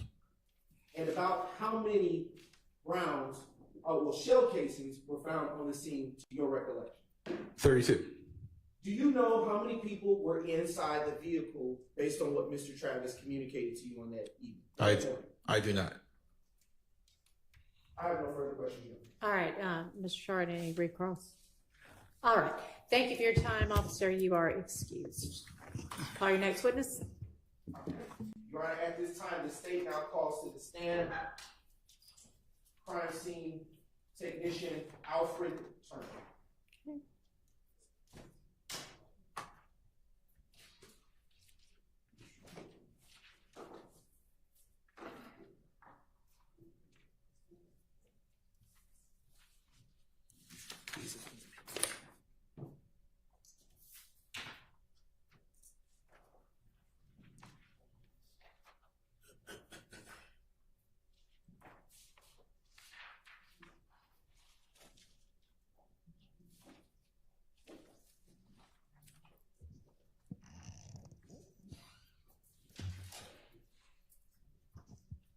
Can all of the attorneys do everybody a favor and have, when you know we're going into this sort of redirect, have your witness at the door ready to walk in, please?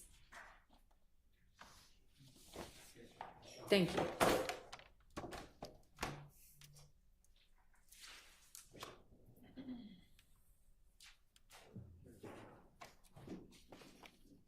Raise your right hand. You swear affirm testimony you give the truth, the whole truth, nothing but the truth? I do. Have a seat. State, spell your first and last name for the court. Stop into that mic, please. It's Alfred Turner, ALFRED TURNER. Good morning, Mr. Turner. Are you employed? Yes. And where are you employed? City of Atlanta Police Department. And how long have you been with the City of Atlanta Police Department? 30 years. And what is your official title at Atlanta Police at the Atlanta Police Department? I'm a crime scene supervisor. And have you always been a crime scene supervisor? No. What was your title prior to becoming a crime scene supervisor? I was a crime scene tech. Okay. And what do you do in your current capacity as a crime scene supervisor? What I do is I supervise a team of 5 crime scene techs. And what I do is I monitor their ability to collect evidence, process evidence, and testify in court. And what were your duties as a crime scene technician? It was similar, except I wasn't supervised then, but I had a supervisor at that time. And when or about did you become a supervisor at the Atlanta Police Department's crime scene technician department? That was in 2015. Do you remember the month? I believe it was like August, maybe. About how many crime scenes would you say you've processed in your 30-year career? Maybe around 7,000, 8,000. How do you ordinarily become aware that there is an active crime scene for you to process? What we do is we monitor a radio on a main channel, and we are dispatched through the department by a zone officer. And what does it mean to secure a crime scene? Secure the crime scene is usually what the officers do. What they do is once they call us to a scene, then they actually stand by and just monitor the evidence and victims who may have been involved, and then they call us out to start to investigate it. Why are crime scenes secured? They're secured so evidence won't go missing. And what is crime scene tape? Crime scene tape is what's used to block off the crime scene, so we won't have crowd control.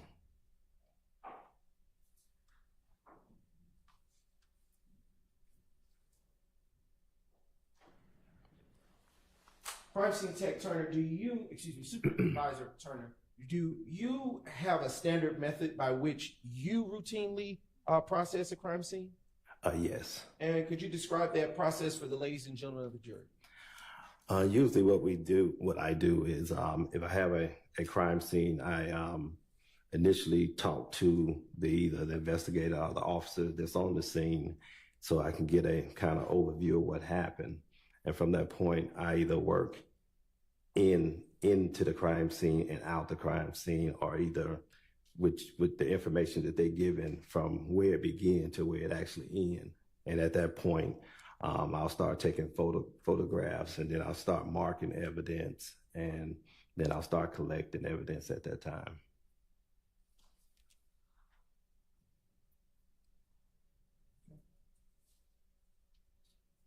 Do you, about how long does it take to process a crime scene?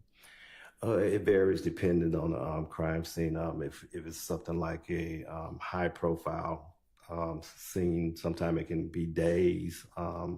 Something like a homicide, maybe 3 hours. Shootings, 3 hours. Bank robberies, maybe about an hour and a half or so. And in your current capacity as a supervisor, do you still process crime scenes at all, or is that not the case? That's not the case. I usually go out to make sure the team is don't have any issues with anything, and make sure that we're giving the best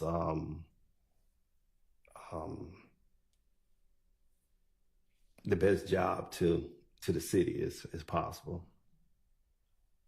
When you did process crime scenes, how did you determine where to start processing your crime scene? Again, usually the officers will give us a kind of a run through of what happened.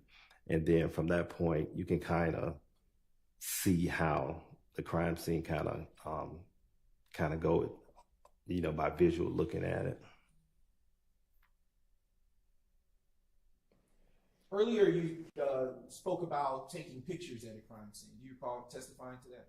Yes. And is there a certain method by which you take pictures? Yeah, you just basically take overall photos of everything that you see at the scene, and the evidence. You take photographs of where the evidence was. You kind of take it far back, and then you take it close up, so you can kind of pinpoint where it was. What do you do with the pictures after you take them? I download them and turn them into our photo lab. How do you go about the evidence collection process? Is there a certain way you store evidence? Yes, we have a storage room. We also have a evidence room at the police department where evidence is actually taken, or our evidence could be sent to our crime lab, or either GBI crime lab. How do you take the evidence? Do you put it in your pocket and go to the lab, or what do you do with the evidence? No, the evidence is bagged, tagged. It usually have the complaint number, the victim, the time it was collected, what's inside the bag, the time it was collected, and I have my initials on every piece of evidence that I collect. And then at that point, it's either process it if it needs to be processed. And then if it doesn't need to be processed, then we'll send it to either a crime lab so they can process it from that point. Do you run any types of tests on evidence that is collected from crime scenes that you used to run? Yes, we print evidence. We have different methods of processing that we use. What type of tests would you normally run on, say, shell cases? On shell cases, we usually run, we'll print those with black powder. We usually super glue them first, and then we use black powder to process them. What does super glue do for testing the shell case? What super glue does is it actually lifts the prints up and kind of make them rise. And then after that, if they're on there, you can kind of see them, and then you can use the fingerprint powder to actually take the print off of it. In your experience as a crime scene tech, have you ever gotten a fingerprint off of a shell casing? No. Why not? Usually the casings are too small, but we try all the time. Do you prepare, well, did you, in your former capacity as a crime scene tech, not a supervisor, prepare crime scene diagrams? No. Why not? We used to do them when I started back in '93, but then it was taken over by the investigators. So the investigators or the officers do the actual diagrams now.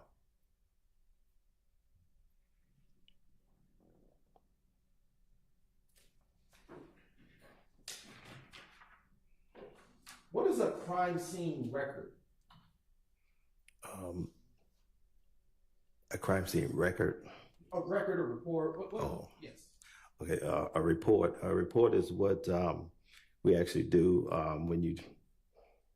when I take photos. I have to do a log of each photo that I take. When I take evidence, I have to do a actual log of every piece of item that I take. And then I actually have to do a whole narrative of what I did from beginning of the crime scene to the ending of the crime scene. Why might you prepare crime scene records? It's needed for court purposes. For one, it's needed for my records. It's one. Photo Lab actually has one to actually make sure that the photographs match the picture that was taken. So every piece of item is used to show that all these things were documented properly. Do you recall working on Tuesday, April 28th, 2015? Yes. All right. And do you recall, tell the ladies and gentlemen of the jury what, if anything, you recall about working that day? I was called that a shooting occurred at 1428 Adel Avenue Southwest, and Officer Pitts advised that he needed photographs and evidence collected at that crime scene. Okay. And to your knowledge, what is located at that address? When I actually got to the address, I noticed that there was a bunch of shell casings in the streets, in the yard. A few, I think it was 3 vehicles had damages from gunshots, and the residents had a bunch of gunshot damages to the residents.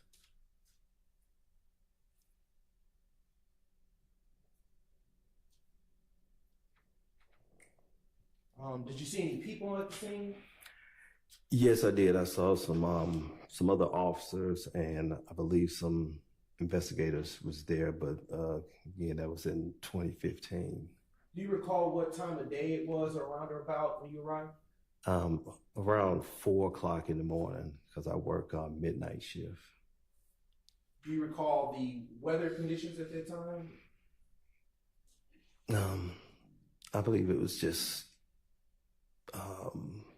kind of cool, but Better question. Was there sun up or was the sun down? No, the sun was down. It was dark. Was the crime scene secure when you arrived that day? Yes. By any chance, would you recall who secured it? I would think that Officer Pitts would have secured the scene. Did you go to the crime scene alone, or were you accompanied by anybody? I was by myself.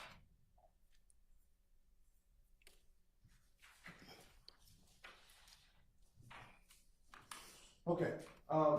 So did you in fact process this crime scene that is under discussion at this time? Yes. What was the first thing that you did on Tuesday, April 28th, 2015 to process this crime scene that we're talking about? Do you mean when I arrived on the scene? Yes, sir. I talked to Officer Pitts so he can kind of give me an overview of what happened. And did you, as you described earlier, for this scene, put evidence placards down? Yes. And did you take pictures? Yes, I did. And did you collect evidence? Yes. And what evidence did you collect? I collected 34 shell casings. Do you recall what type or size of shell casings they were?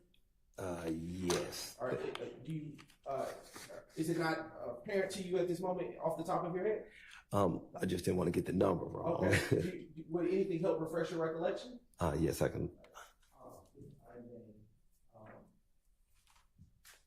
I'm going to approach the witness with what has been remarks. What would refresh your recollection? If I looked over my notes. Okay. I'm going to approach the witness with what has been pre-marked as State's Exhibit 10 KK, and I'll allow you to look at this and see if your memory's been refreshed. I'm going to take that so that you can look at that.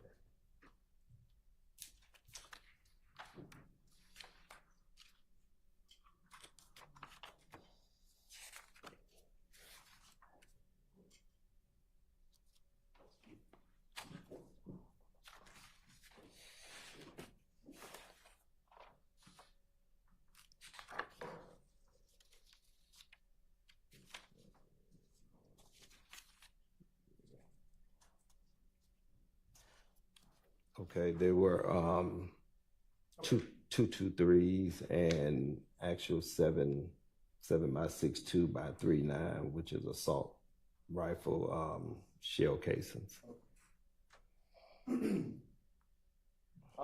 As it relates to this crime scene that we're still talking about, how many evidence placards did you put down that day? 34. And 34 placards went next to what evidence? Each shell casing. And did you take any pictures of these placards next to the shell casing? Yes, I did. And do you recall about how many photos you may have taken that day? I think it was a total of 128. Okay. Would you recognize those photos if you were to see them today? Yes. All right. I am now approaching the witness, Your Honor, with what has been pre-marked as State's Exhibits 11 Kappa Kappa to 138 Kappa Kappa. All right. Yes. And please take a brief moment to just look back over those. And when you've done looking at them, angling them away from the presence of the jury so that they're not able to see those exhibits. Yes, sir. And then look at me when you're done.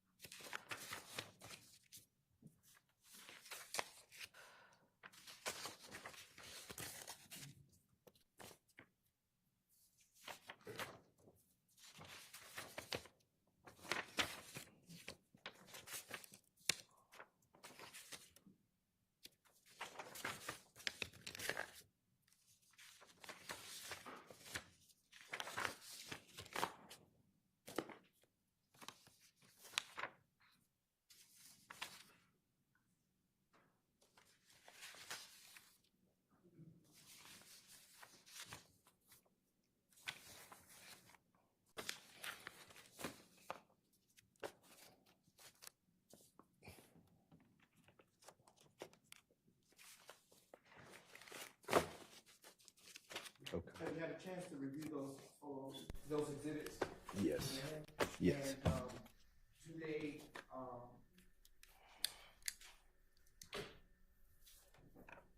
what do they reflect? They reflect the crime scene that I took photos of. What is the address of that crime scene? 1428 Adale Avenue. And where did you take those photos? That was on April 28th, 2015.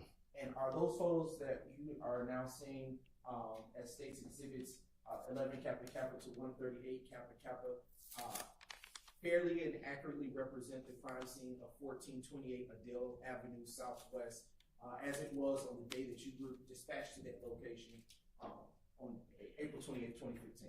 Yes. Have they been changed in any way? No. Your Honor, at this time, the state now moves to admit states exhibits 11 Kappa Kappa to 138 Kappa Kappa. Your Honor, and request permission to publish, subject to your rule. All right, those are admitted and you may. Yes, Your Honor, and I will be only publishing just a few. All right, thank you. All right. Mr. Atkins, if you would publish states exhibit number 11 Kappa Kappa, and Crime Scene Turner, you will see it populate on the screen behind you and on the laptop before you. So, okay.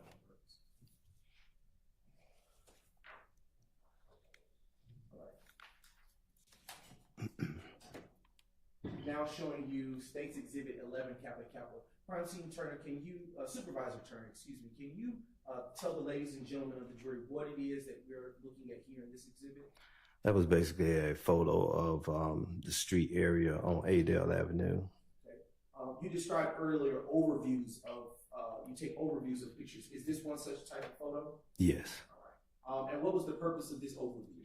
It's just basically to show the actual street and actually what the photo shows from a distance. All right. Now showing you what has been admitted as States 14 Kappa Kappa.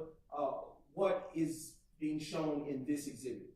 That's also an overall photo of Adale Avenue, and I was showing the actual residence from a distance. Is this the opposite direction from the previous exhibit that we're looking at in terms of direction? Yes. All right. What else do you see? Well, pause that. Turning now to States Exhibit 16 Kappa Kappa. What do you see here in this exhibit, sir? Again, it was just a close-up photo of the actual address with the vehicles parked in the yard. And I am taking the cursor. Can you see that cursor on your screen? Yes. What address pertains to this building where the vehicle appears to be parked in the driveway? That's the 1428 Adale Avenue.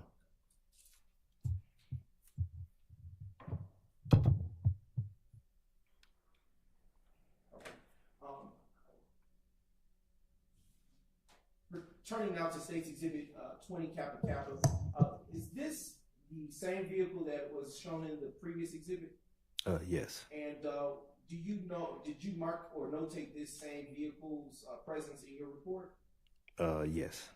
Okay. And do you know what type of vehicle this is based on this picture? I think that's a Chrysler Pacifica.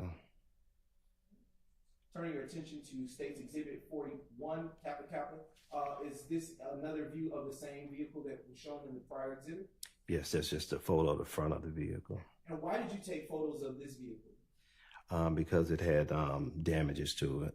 Okay, what type of damages did you observe at that time? It had gunshot damages. Showing you now States Exhibit 32 Kappa Kappa. From what angle of the vehicle was this photo taken? That was just showing the driver's side and also the yard.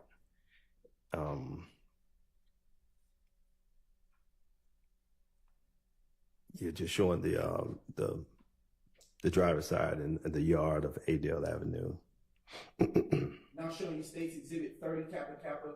What is that mark that appears to be on the vehicle right where the cursor is circling about? The delay, where the cursor is pointing to just below. That's a gunshot that's the rear driver's side quarter panel. And to your recollection, do you recall about how many defects or gunshots to this vehicle you took pictures of? Not to be exact.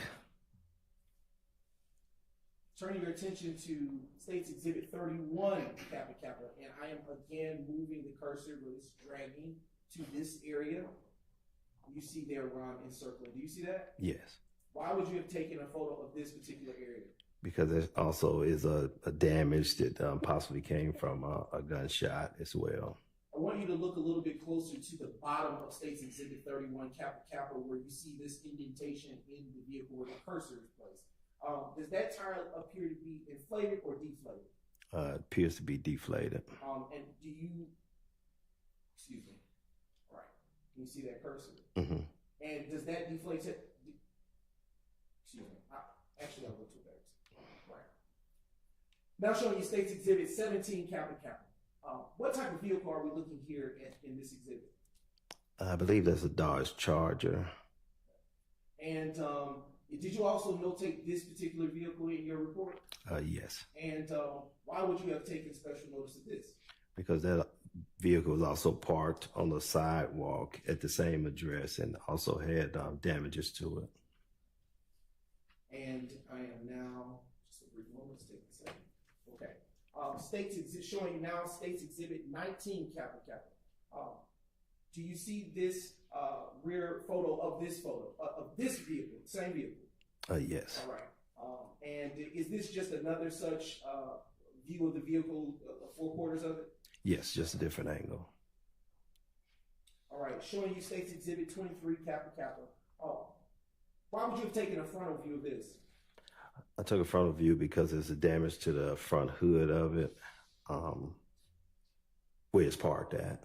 Do you see where this cursor is moving towards at this time? All right, it's kind of delayed, but there we go. You see that area right there? It's darker than the rest of the concrete? Oh, yes. Does that appear to have been from the damage, or do you, to your recollection, was that there prior?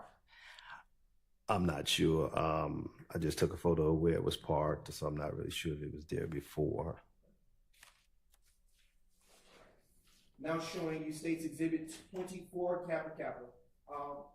Supervisor Turner, what is this marking or hole, if you will, on the hood of the Dodge vehicle? There's also a damage from gunshot to the, I guess, front hood of the vehicle. Now showing you State's Exhibit 25, Kappa Kappa. Is this, do you see this indentation on this vehicle where the cursor is attempting to put? There we go. Yes. Right. And what do you know that to be based on your training and experience? And that's also gunshot damage right there on the top hood. Are there two markings in the same vicinity on this exhibit? From my experience, it looks like the gunshot went through the hood and kind of stopped at that top part.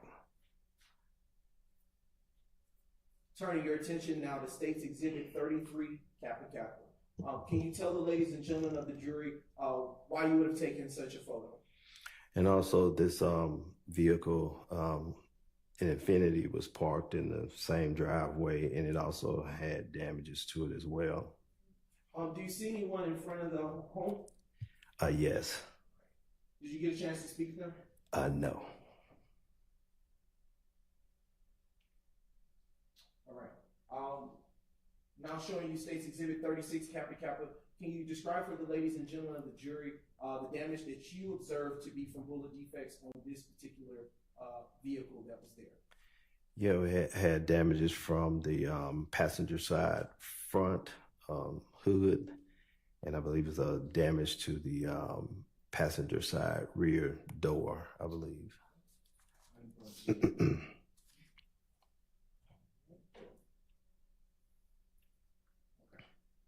Is that a separate defect from the first that we just observed in the prior exhibit? Yes. And this is State's Exhibit 38, Kappa Kappa. All right. Now showing you State's Exhibit 39, Kappa Kappa. Is this another defect that you observed on that day, on that morning, on the same side of the vehicle? Yes. All right. Is this, what view are we looking of the vehicle, and why would you have taken this? And that's just show the rear of the vehicle, showing the tag of it. And why would you have taken pictures of the tags of these vehicles? We usually make sure that the tag matches the actual vehicle. Now showing you State's Exhibit 42, Kappa Kappa. Why did you take this photo? It's the front of the residence. And but why would you have taken this photo? We like to show that that this is the actual the photo of the residence is actually where majority of the damage is actually happening at. And now showing you State's Exhibit 43, Kappa Kappa. What is the purpose of this photo that you took? It shows that the front window of the residence had multiple gunshot damages to the window. On this photo alone, from this viewpoint, are you able to describe or count how many gunshot defects you see in this window? No. Showing you now State's Exhibit 44, Kappa Kappa. Using this photo, is this the same window that was shown in the prior exhibit? Yes. And from this, can you count for the jury how many defects you see to this front window here? 1, 2, 3. It looks like about 3.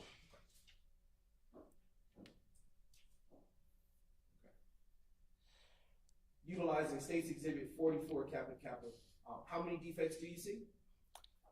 And on this one, is 2. Do you see? Exactly. All right, let me get closer. Do you see the cursor? Yeah. All right. Is that a defect? Okay, it disappeared. Still right there. Cursor. All the way at the bottom. It's not on mine, but Oh. yeah, but that'll be 3. Okay. All right. Okay. Is this a different photo or a different view of the same front window that had defects? Yeah, it's just I think it looks more like a closer up photo, but same window. Is this a different defect than the 3 that we just previously looked at?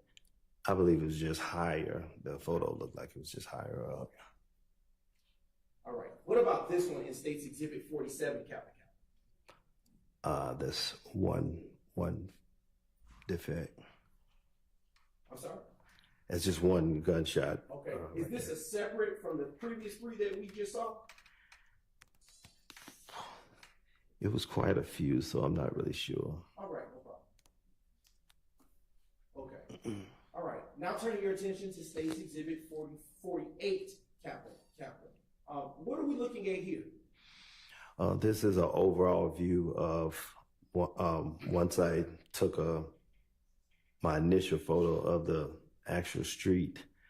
This was to show you that the actual shell casings were out there, but without the numbers, you wouldn't have been able to see them. So the numbers actually show each shell casing where they were actually laying. Is this an overview of some of those placards that were placed out there? Yes. Objection 403, cumulative, waste of time. Your Honor, these are separate photos and they're all, I've actually truncated this considerably, so. Okay, well, get it. It's not gonna be all. Let's move through it as quickly as possible. Sure thing, Your Honor. State's Exhibit 49, Kappa Kappa, is this yet another view over, a different angle of a similar view of the placards? Yes. All right. Okay. Again, is this a different view of the beginning of the numbers from which you started with the placards? Yes. And that is State's Exhibit 51, Kappa Kappa. All right, showing you State's Exhibit 53, Kappa Kappa. Is this, what do you see here? It was a marker number 11 of a shell casing. Is it away from the rest of the shell casings or placards that you saw or put down that day? Yes. Okay. Showing you State's Exhibit 52, Kappa Kappa. What? Same objection, Your Honor, cumulative, waste of time. All right, I mean, at some point, it certainly becomes that, so please, utilize the ones that are necessary to be able to tell the Sure, Judge. incident. I am going to move on. Go ahead. I'm going to fast forward. And I'm going to point your attention to State's Exhibit 67, capital, capital. All right. Here we have State's Exhibit, capital, capital. What are we looking at here? Shell casing 1 and 2. And do you recall which shell casings those were in terms of size? They was 223s. All right, showing you State's Exhibit 68, capital, capital. Is this a separate shell casing from those that we saw in the previous exhibit? Yes. All right, do you recall what size this was? I would have to look at my notes to be exact. Sure. Between the two, excuse me. All right, showing you State's Exhibit 69, capital, capital. Does this capture the shell, another shell casing that you discovered? Yes.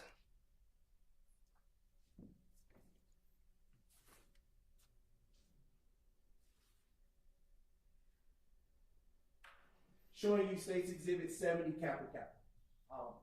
You put down another placard. Is this a different shell casing from the others? Yes. And does it go in sequential order to what number? Yes, it does. What does the shell casing's placards go in sequential? To what number do you stop? I stopped at number 34. Okay. Showing you State's Exhibit 71. Separate shell casing? Same objection, Your Honor. All right, can you ask him maybe a broader question that establishes that each placard is a separate shell or shell casing? Supervisor Turner, did you take pictures of each and every shell casing?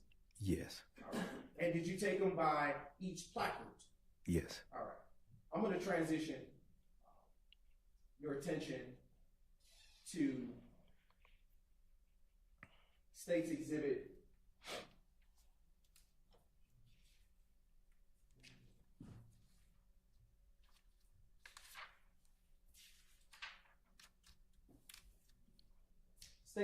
101, capital, capital. Excuse me. All right. All right. In this photo, why would you have taken this photo and where was it taken? That was taken in the inside of the residence. Okay. And why would you have taken this photo? I'm just showing an overview of what I actually saw when I walked inside the house. Were there gunshot defects inside the house? Yes. All right.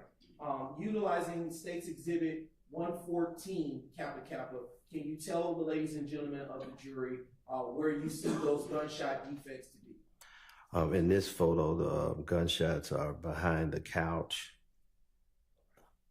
Are they, is it fair to say they're on the couch? No, it's in the back of the couch.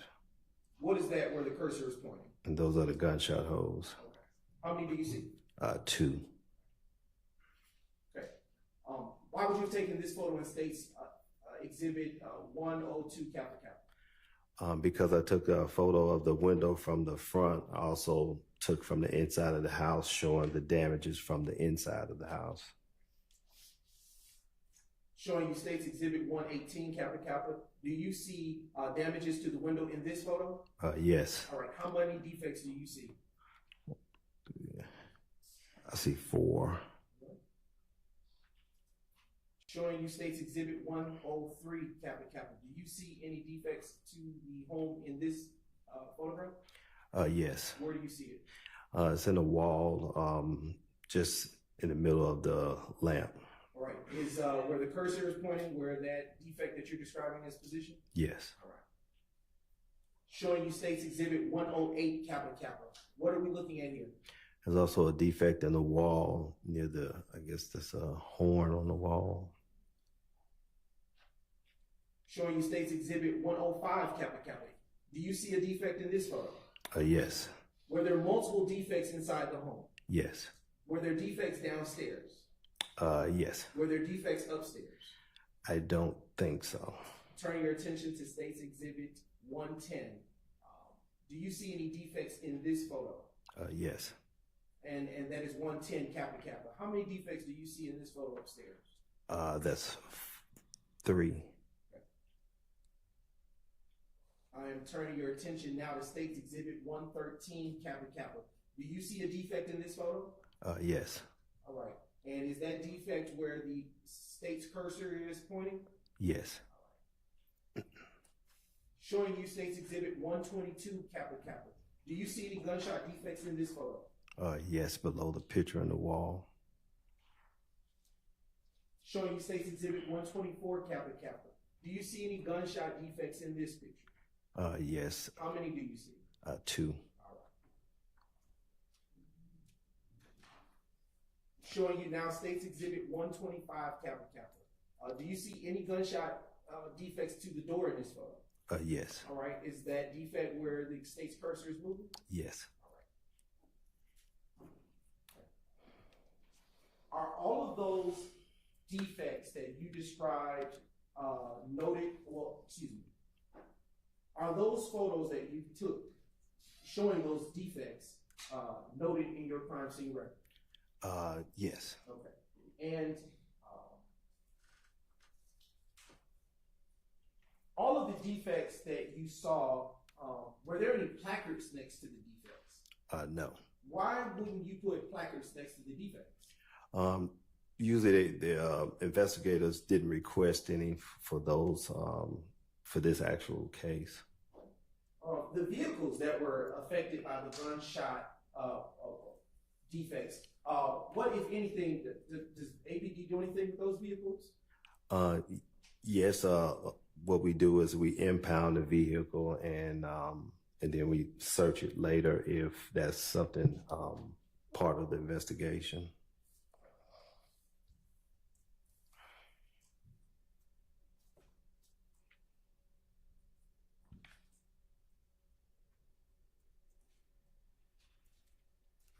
Based on your training and experience, are 7.62 rounds larger than those that would typically go into a handgun? Yes.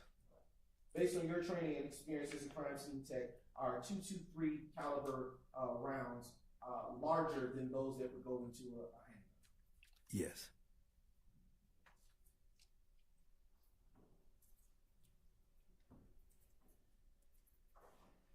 Earlier, you talked about the types of testing that is done on shell casing evidence. Do you recall that? Yes.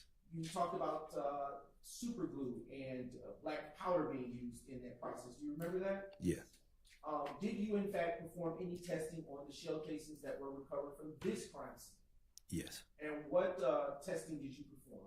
I did the super glue and a black powder. And did that testing yield any results of any value to you? No.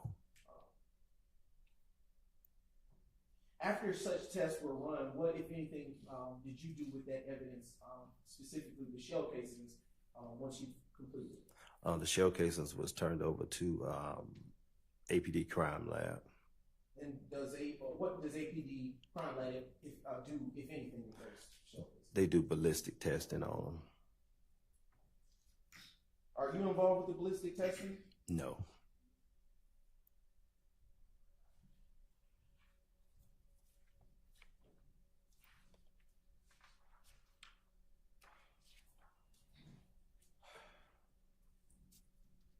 Supervisor Turner, you stated earlier that you prepare crime scene records. Do you recall that? Yes. Did you prepare one for this case? Yes. And did you create it at or near the time that you performed your particular part of this evidence logging? Yes. And would you recognize that crime scene record is shown in today? Yes, I would. And I believe it is before you. It is identified as State's Exhibit 10 Kappa Kappa. Yes. And do you recall that being the exact crime scene record that you authored? Yes. Has it been changed in any way? No. Has it? Does it fairly and accurately represent the work that you did and the writings that you put in there at the time that you authored it? Yes. And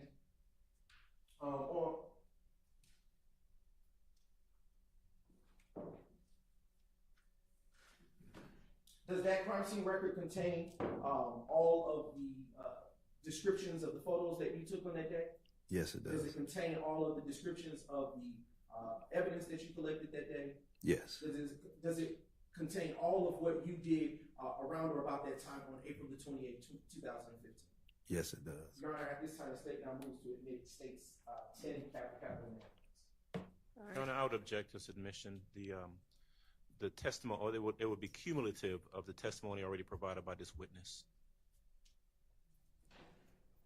Your Honor, I intentionally kept the witness from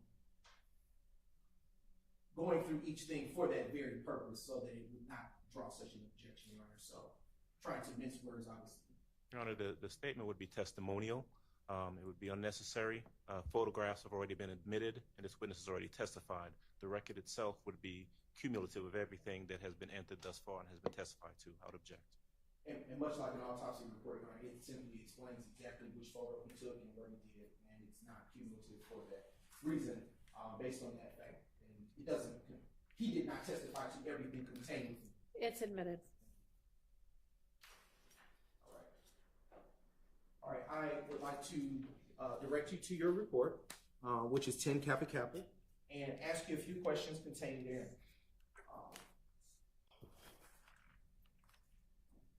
What is the crime scene date listed on that report? 4/28/2015. According to your report, who's the on-scene on-scene officer that was there, present, first responder there? Adrian Pitts. What is a crime scene number? What is a crime scene? Yeah, what is a crime scene number or identifier? Well, the crime scene number for us is the actual number that we use to start our crime scene report. Turn to page 3 of your report, and I just have a few more questions.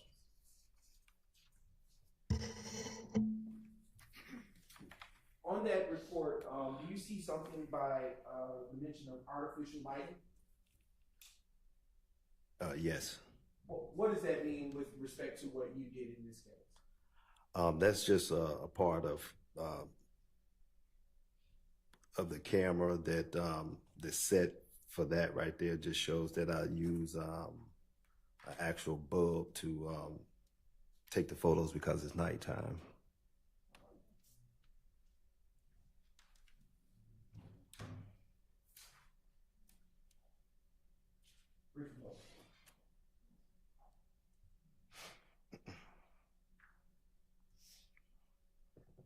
At this time, Your Honor, the state has no further questions. All right, do any of the defense attorneys have questions for this witness? On behalf of Mr. Williams, we have no questions.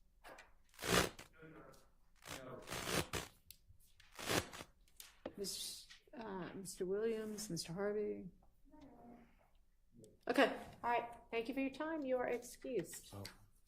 And this is probably a good time to break for lunch.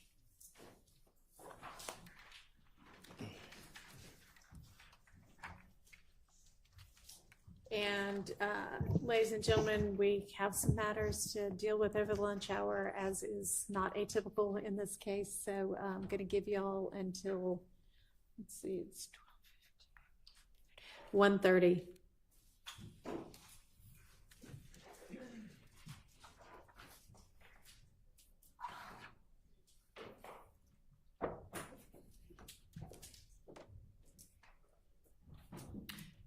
Laura.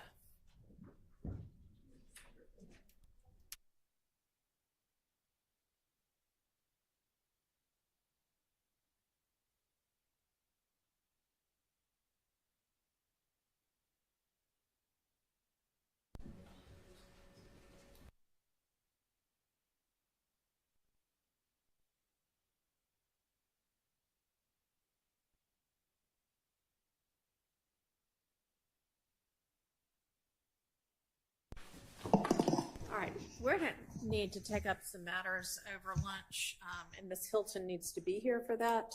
Is she readily available, or? I'm actually, when I saw the email, I was sending word to have to come over, and she's available to come over. Okay. There was also the matter of preparing and getting to the court, the correspondence. She was collecting all of the correspondence she had, and we had it, I think, ready. We're getting that to the court now too as well. Okay. And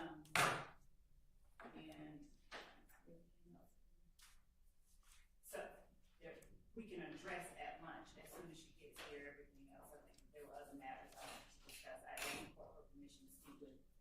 witness's attorney about, Mr. Zachary's attorney?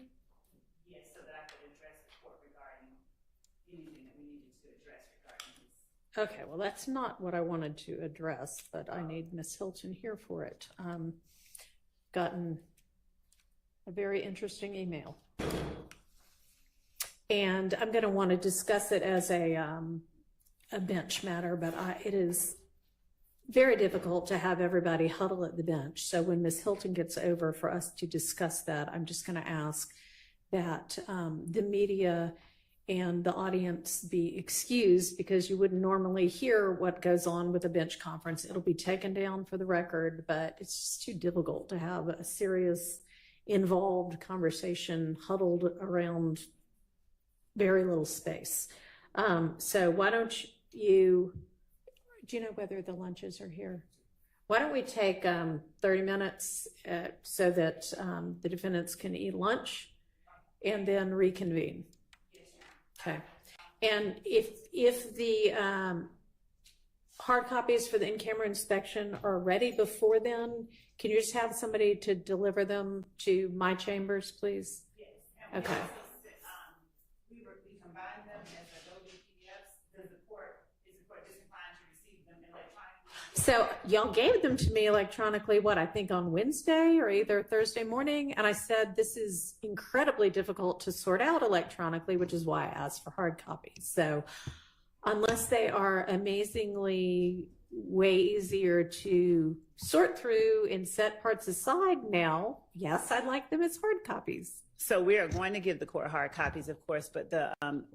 Well, you say of course, but you were supposed to have given them to me this morning.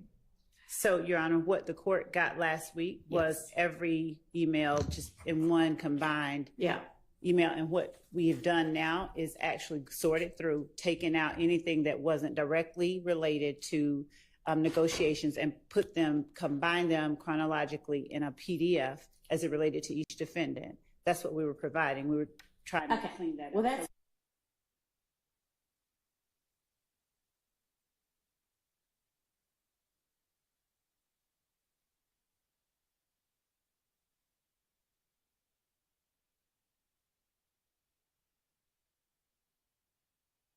and I would like it at the lunch hour.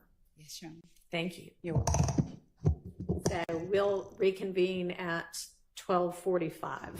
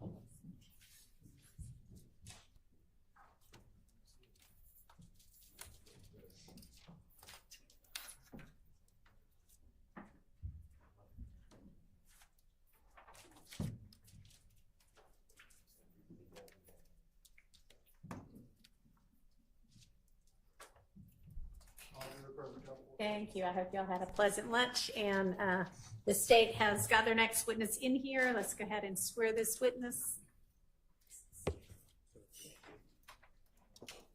Raise your right hand. You swear affirm testimony you give today the truth, the whole truth, nothing but the truth. All right, state your name. Have a seat. State your name loudly for the courts. All right. First and last, and spell it. All right. Officer Hill, Sean, S-E-A-N. Last name is Hill, H-I-L-L. Good afternoon, Officer Hill. How are you doing? I'm doing good. How about yourself? Doing well. All right. Can you tell the jury how long you've worked with Atlanta Police Department? Yes, sir. I've been an officer for a little over 12 years. What year was it that you graduated the academy? 2013. And how did you end up working for APD?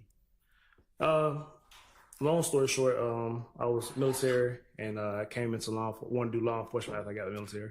What branch were you in? Marine Corps.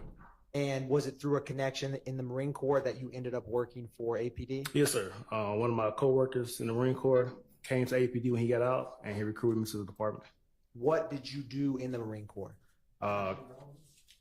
Your Honor, it's foundational. Jury has to determine Officer Hill's credibility as a witness. Sustained. I mean, overruled. You can go ahead and just briefly review it. We don't. Yes, Your Honor. As relevant to his position as police officer now. Yes, Your Honor. I'll ask more pertinent question, Your Honor, in relating to that. Officer Hill, what skills did you learn in the Marine Corps that help you as an officer with the Atlanta Police Department? I learned valuable skills, patience. I learned a lot of stuff in the Marine Corps. And what, in non-military terms, what was your job? What did you do? I was a communication operator, radio guy. Now, Officer Hill, what zone do you work in currently? Zone 1. And are you a patrol officer? Yes, sir. How long have you worked in Zone 1? My entire time as an officer for 12 years. Now, how many beats are in Zone 1? It is 14 beats. And how many of those 14 have you worked? Every last one of them. And are you assigned currently to a specific beat or all of Zone 1? Pacific beat in Zone 1. And which one is that? 113. Okay. Now, are you currently post-certified? Yes, sir. And Officer Hill, were you post-certified on the night of April 27th going into April 28th of 2015? Yes, sir. Can you describe for the jury briefly, what type of cases you have handled working in Zone 1 over these 12 years? Yes, sir. Anything from domestic violence to break-ins, car break-ins, burglaries, people being shot, damage to property. So anything you can think of, it happens in Zone 1. And throughout the 12 years of working in Zone 1, have you got familiar with the neighborhoods in the different beats within that zone? Yes, sir.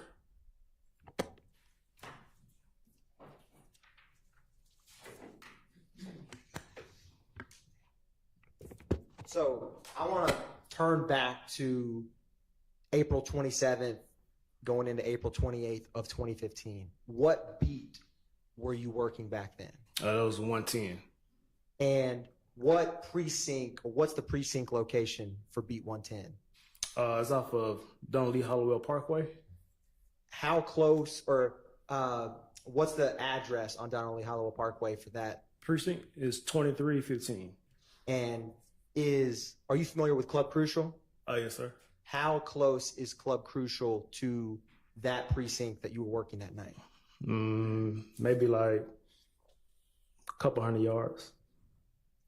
Now, what time or what was your shift, or were you working that day? Yes, sir. I was working that day, and my shift was at 10 p.m. that night to 7 in the morning the next day. So you would start 10 p.m. April 27th, going till 6 a.m. April 28th? Yes, sir. Now, were you in uniform? Yes.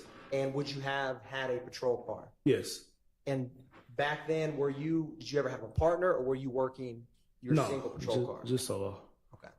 Now, coming on shift that night, do you remember ever responding to any calls that stood out? Yeah, we had a shots fired call, and I think a fight call at Club Crucial that night towards the beginning and middle of the shift. Rough ballpark, do you remember around what time that would have been? between 12 and 1 in the morning. And did you respond to that call? Yes, sir.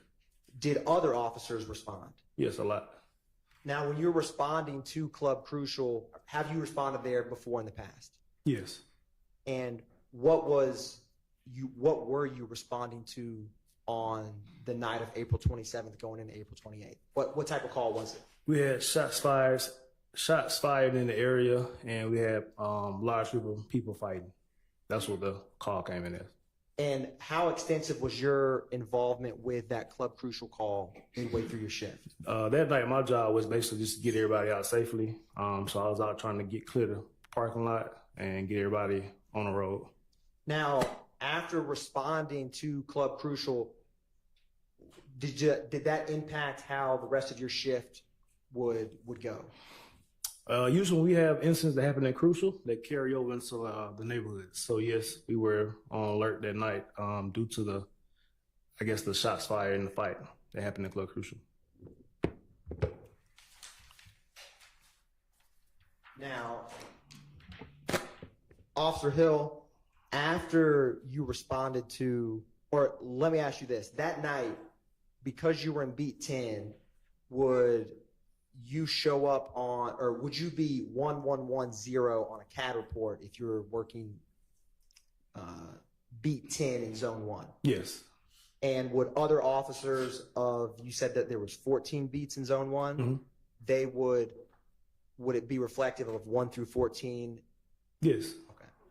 Now, after you responded to Club Crucial, did you ever have the opportunity to go to 1903 Drew Drive? Yes, I responded to a call at 1903 Drew Drive later that morning, like around about 5 that morning.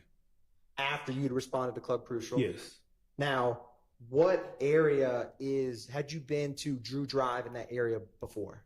Yes. And by this point, it'd be April 28th, 5 in the morning, about around that time when you responded to Drew Drive? Yes, sir.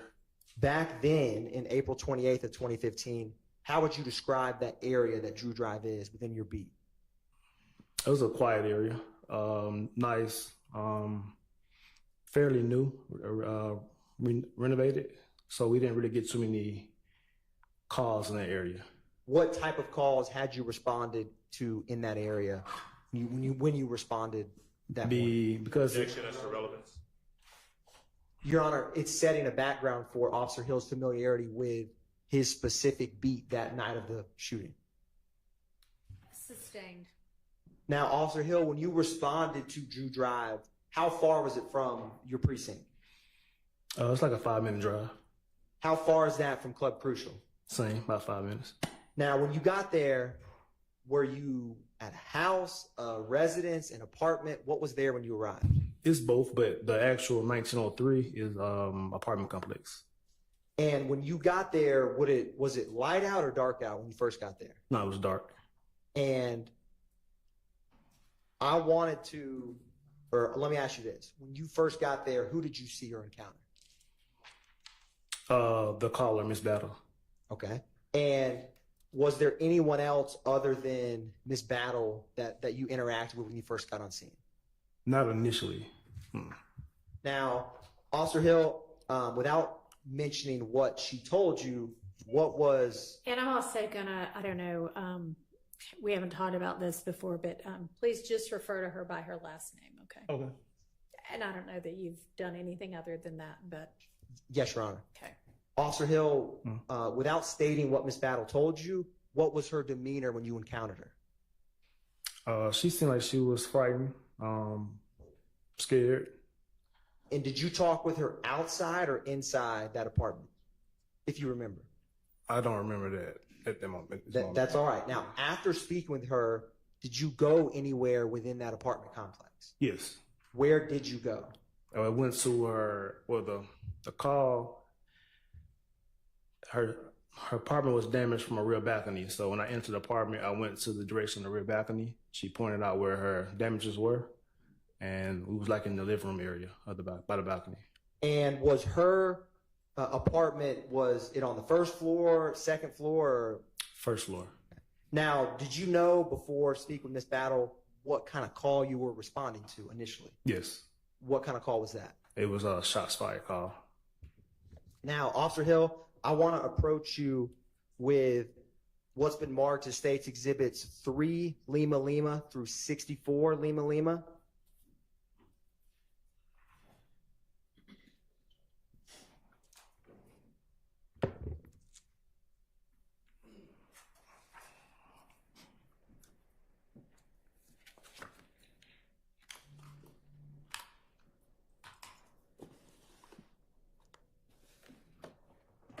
Now, Officer Hill, if you can, do me a favor and flip through from 3 Lima Lima through 64 Lima Lima. And when you're done, just look up at me.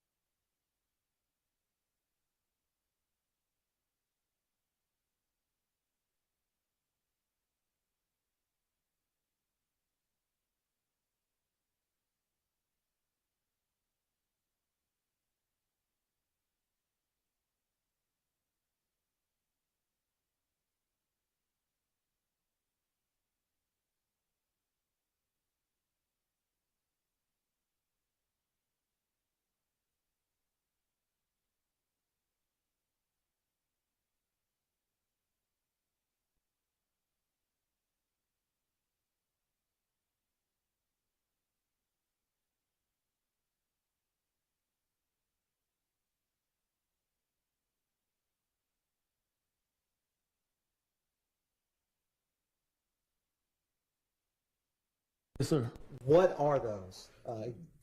3 Just through 64. photos of the damaged property and some of the shell casing that we recovered from the scene.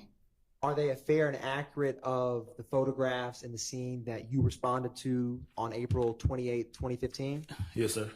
Your Honor, at this time, the state moves to admit into evidence State's Exhibits 3 through 64, Lima, Lima. They're admitted without objection. Thank you, Your Honor. Now, Officer Hill, I want to start with 3 through 12, Lima, Lima. What apartment was Miss Battle's apartment? After speaking with her, you said you went inside. What apartment was it that you all went to? Apartment 1122. And so I want to publish State's Exhibit 3, Lima, Lima first.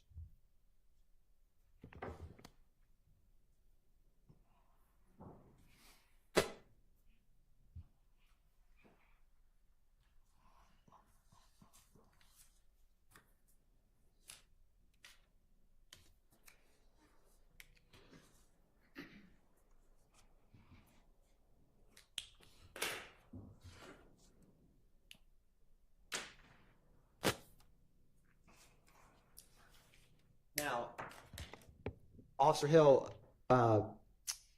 you had said she was on the first floor, apartment 1122. Yeah, yes, sir. And turning to 4 Lima Lima, is this 1122 the apartment you went to with Miss Battle that night? Yes, sir. Now, can you describe for the jury, what did you see when you went inside? I'm going to publish 5 Lima Lima. Or I'll take a step back. When you had first mentioned her back porch, what was the damage that you noticed, if any, on Miss Battle's apartment porch? You can tell that her back door was damaged, had glass shatter throughout the door. So when I went in, she pointed me into the direction, and I was able to see where the bullet made entry. And I just traced the direction and noticed that it went through her couch as well. I'm going to walk through a couple of these photographs with you, Officer Hill. Okay. Publishing 7 Lima Lima, can you orient for the jury? Do you see the damage you had just referenced in 7 Lima Lima? Oh, yes, sir. And where is it? It's towards the bottom of the door or glass. Is it where that blind is? Damaged it. Yes, sir. And once you trace that, can you show the jury on publishing 8 Lima Lima where that bullet? Yeah. So the bullet, when it made entry through the door or the glass, it went directly to the couch cushion, like where the armrest is at, and it went through the pillows. I'm going to publish 9 Lima Lima. Is 9 Lima Lima, is that the inside of Miss Battle's apartment door, 1122? Yes. And 10 Lima Lima, can you describe for the jury, is this the couch that you were just discussing with them about the bullet hole? Yes, sir.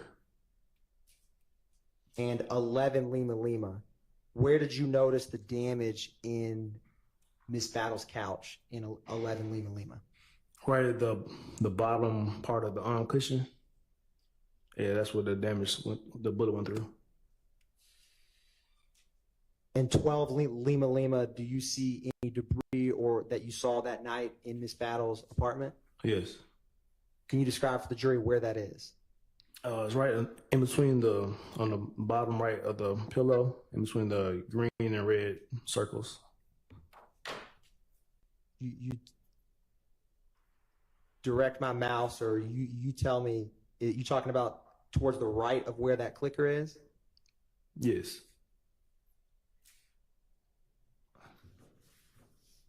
Now, was anyone else in the apartment with Miss Battle when you were walking through with her to see the damage? Not that I've seen, though. Did you ever become aware of any other apartments that were damaged?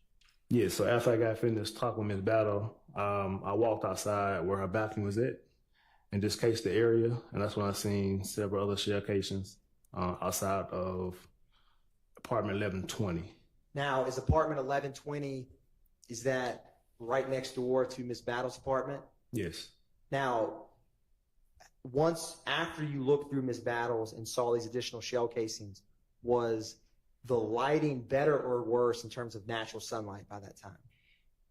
Still about the same at that time. And so when you first came on scene, it was dark out. Mhm.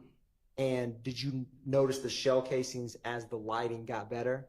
So as I waited for the ID set to come out, take pictures of the damages, by that time it became daylight. So that's when I noticed several more shell cases in the middle of the street. Now, would you have been the officer who radioed for ID to come out to 1903 Drew Drive? Yes, sir. And did a crime scene tech arrive? Yes. Now, after realizing this additional damage, was anyone in apartment 1120? Initially, I didn't know. So we did try to do a knock and talk, make sure nobody wasn't injured inside the home or possibly deceased. So I was able to get the maintenance man of the complex to let me in for me to do a welfare check of the home. After I did the welfare check, I realized no one was in the home, so we secured the door and exited. Now, I want to talk to you about what you saw inside apartment 1120. So I'm publishing 13 Lima Lima. Is this the inside of the outside of apartment 1120 next door to Miss Battles? Yes. Now, Officer Hill, was there also, or can you describe for the jury what I'm going to publish 15 Lima Lima? Is this the outside of apartment 1120? Yes.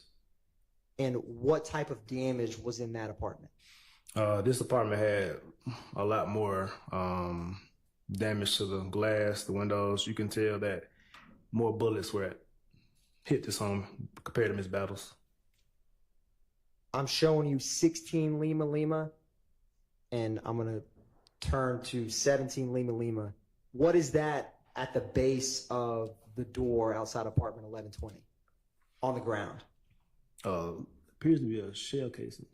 And is there any glass that you see on the ground? Yes. Is that from shattered glass from bullets going through that back patio door? Yes. And is that a close-up 18 Lima Lima, Officer Hill, of what we were just discussing? Yes.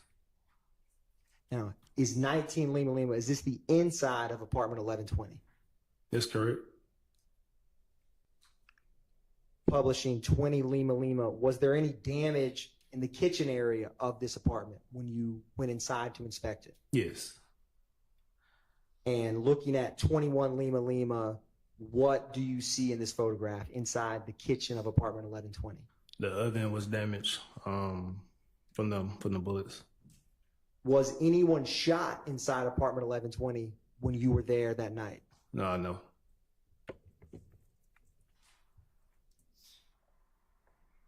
And Officer Hill, with 22 Lima Lima, is this a piece of debris inside that apartment? Yes. And do you know what type of, either what that is? Does that have any connection with bullet? Yes. What is it? Like fragment from a bullet. Turning to 23 Lima Lima, inside of this apartment, was there any defects in the walls from inside that apartment? Yes, sir. And did you do a similar to how you did in Miss Battle's apartment in terms of try to trace to the best you can where the bullets came from the outside in? Oh, yes, sir. I'm showing you is 24 Lima Lima. Do you see a defect in this photograph? Yes. Also publishing 25 Lima Lima. Do you see any defects in this photograph? Yes. And from your personal review, did you or did you not believe that these defects came from bullets? Yes. They did? Also showing you 26 Lima Lima. Do you see any defects here in this laundry room area of the apartment? Yes. And can you describe for the jury where it is? It's right in the kind of middle of the picture, in between the cords, the hole. 27 Lima Lima. Was there any, and I'm going to actually go to a better one of 29 Lima Lima. Do you see any damage to this other window inside like the bedroom area of that apartment? Yes.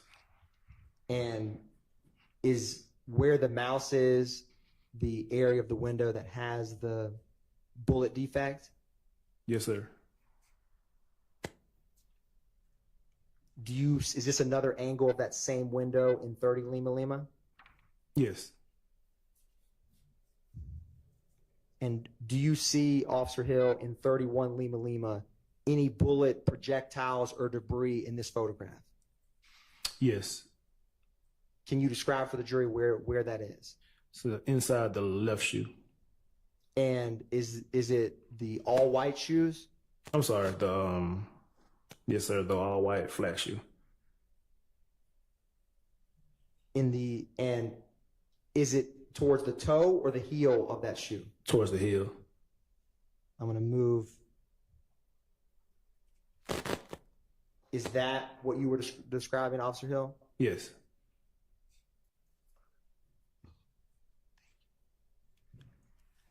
Now, Officer Hill, once you looked in apartments 1120 and apartments 1122, did you ever go outside into the street area at 1903 Drew Drive? Yes. And what did you see outside in the street, outside of those back porches of those apartments? Several shell casings. And by several, how many shell casings did you see roughly outside in the street? I would say over 20 at that time. Turning or publishing 62 Lima Lima, can you describe for the jury in general what this photograph depicts?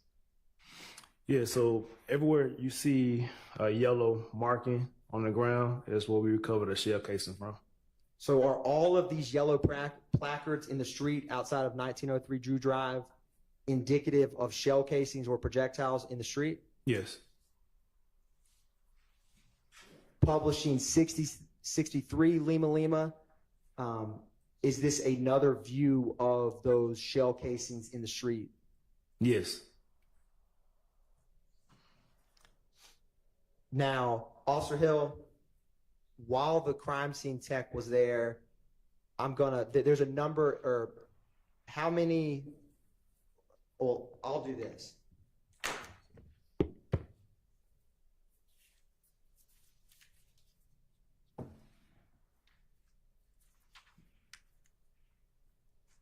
Do you see that this is placard number 1 in 32 Lima Lima? Mm-hmm. I'm going to publish 61 Lima Lima.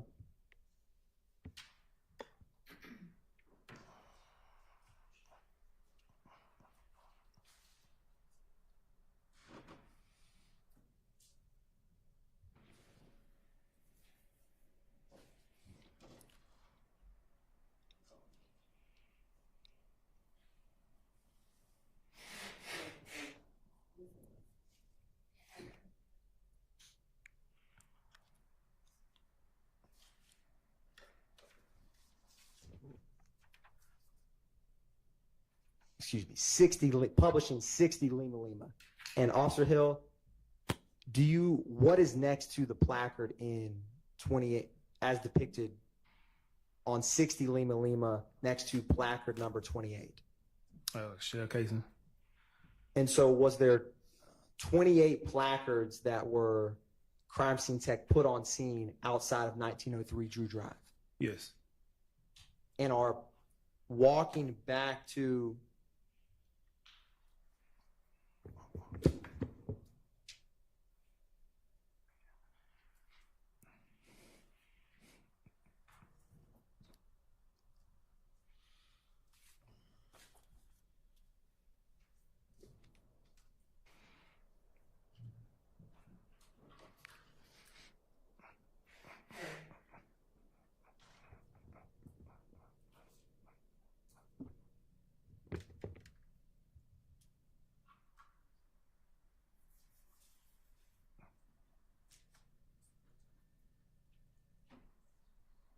Now, while I'm getting that pulled up, I wanted to take a step back. When you were at Club Crucial, do you know what time that fight commenced before you went to Drew Drive?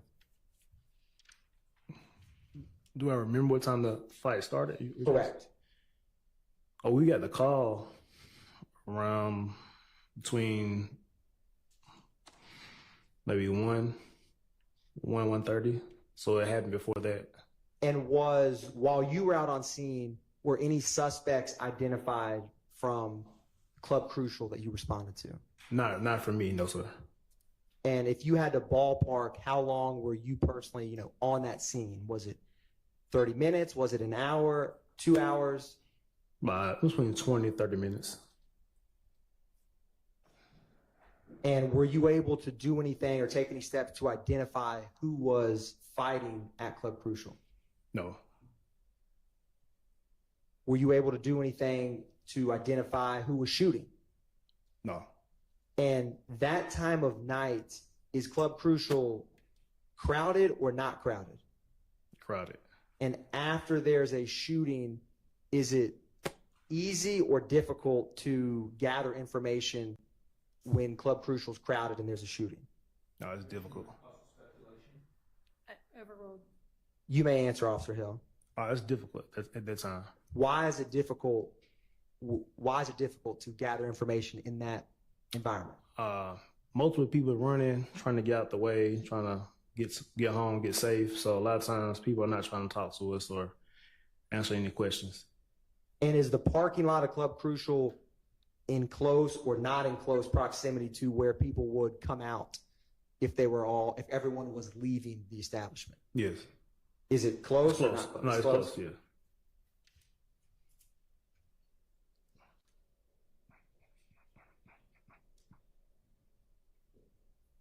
Did you personally speak to anyone at Club Crucial when you arrived? No. How often would you get calls when you've been working in Zone 1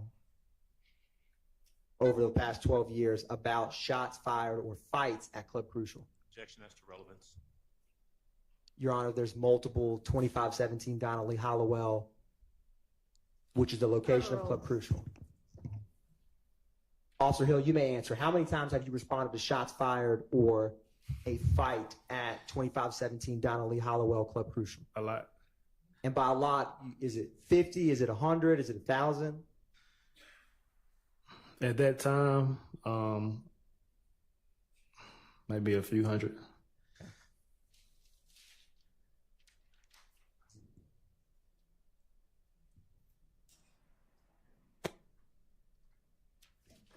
Now, should be coming up momentarily, Officer Hill. So we started with placard 1, and then I showed you placard 28. I'm not going to go through every one, but I wanted to cycle through a couple to talk about with the jury.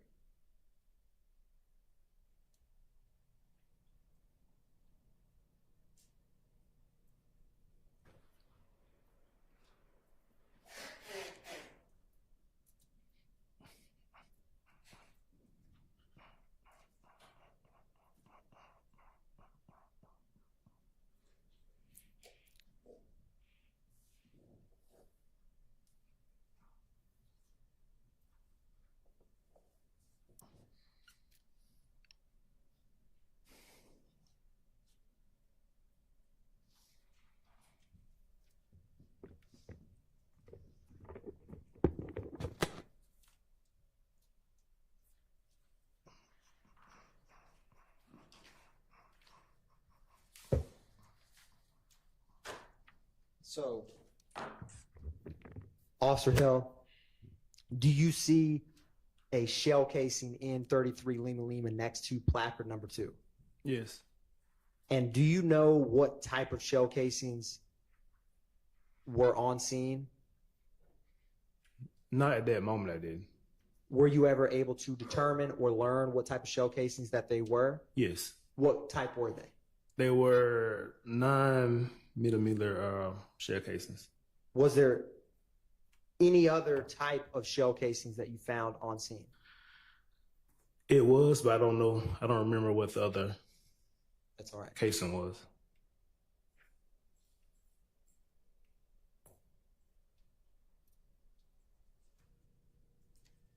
Going back to placard number 4, which is 35 Lima Lima.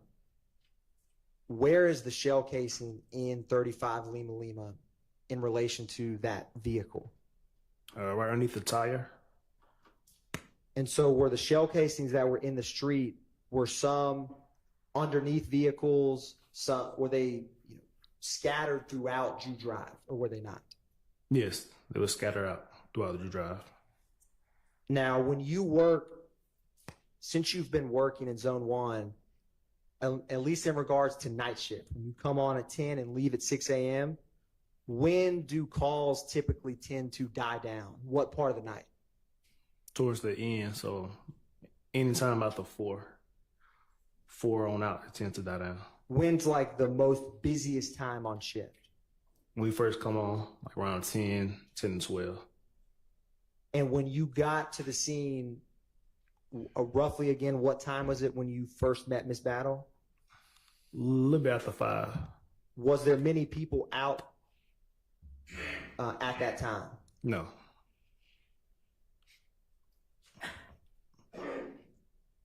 Publishing 36 Lima Lima, is there another shell casing from the scene? Yes. I'm going to jump to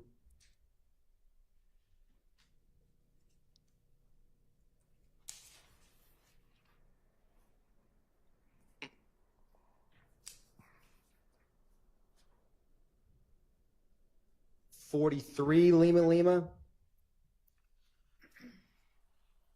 In 43 Lima Lima, and while you were walking the scene, were some of the projectiles or defects from bullets close by to one another, or were they not?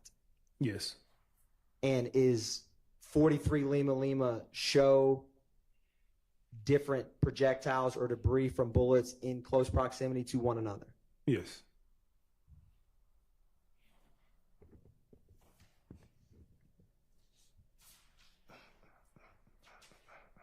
I'm going to turn back to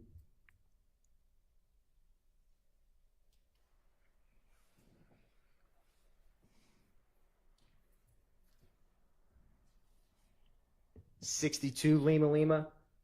Using .62 Lima Lima, what was the proximity of the vehicles to where the shell casings were found on scene? They were pretty close. And how close were these shell casings to the apartment, specifically 1120 and 1122 that you responded to that night? So apartment 1120, 1122 would be right on the other side of those black rails in the bushes. To the on the right side of the photograph? Sorry, yes, to the right side of the photo. Like this is this the black rail that you're describing? Yes. So if you were to walk, you see where my cursor is? Mm-hmm. If you were to walk from this part of Drew Drive and walk all the way towards the camera angle and keep walking, would these placards from the debris or projectiles, where would they be in relation to both those apartments? Were they concentrated or not concentrated in a specific Yes, area? they were concentrated in that particular area.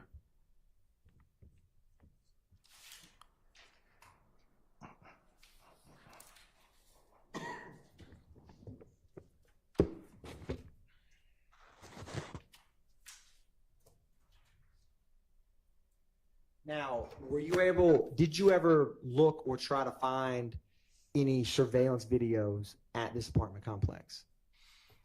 We did canvas for surveillance footage, but we weren't able to locate any at that time. Were you able to ever find or locate any eyewitnesses when you were on scene?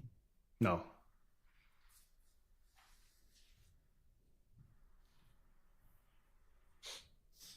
Now, did you ever come to learn who lived in apartment 1120 next to Miss Battles? Yes. Who was that? I'm going to object to hearsay. What's your response?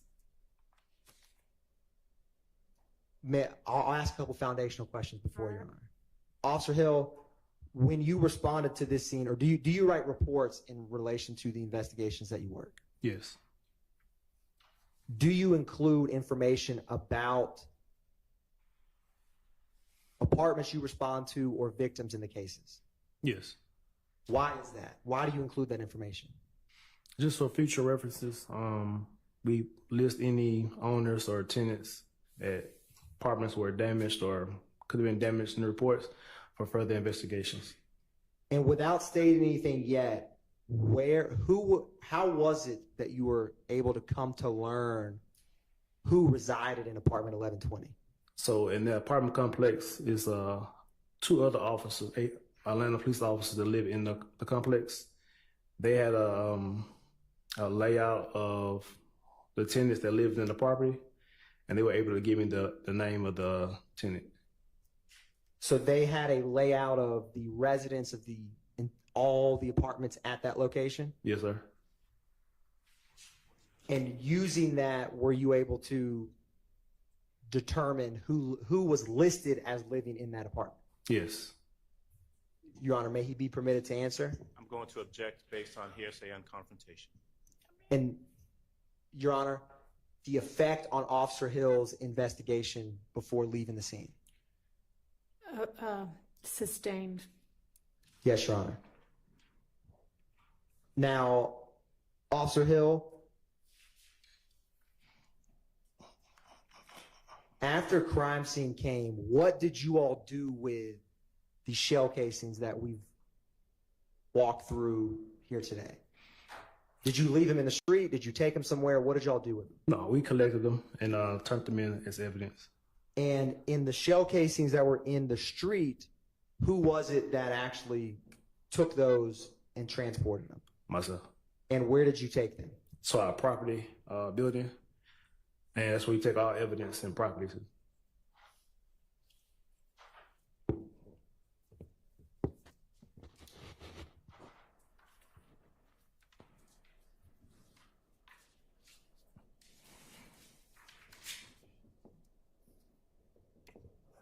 Now, did you ever, after responding to this scene, what would have happened was there ever other investigators or APD personnel who would have worked this case after your involvement?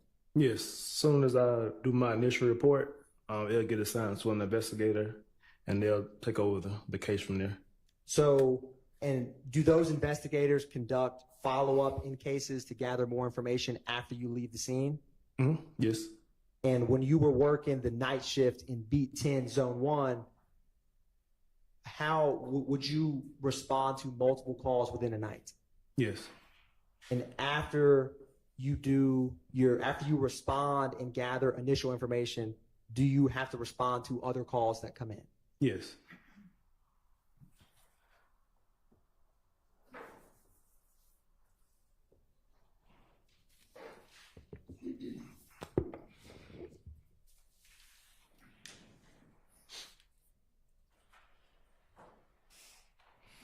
Did the owner of that home ever come in to report those shots and damage sustained at apartment 1120? Not that night, not to me, no.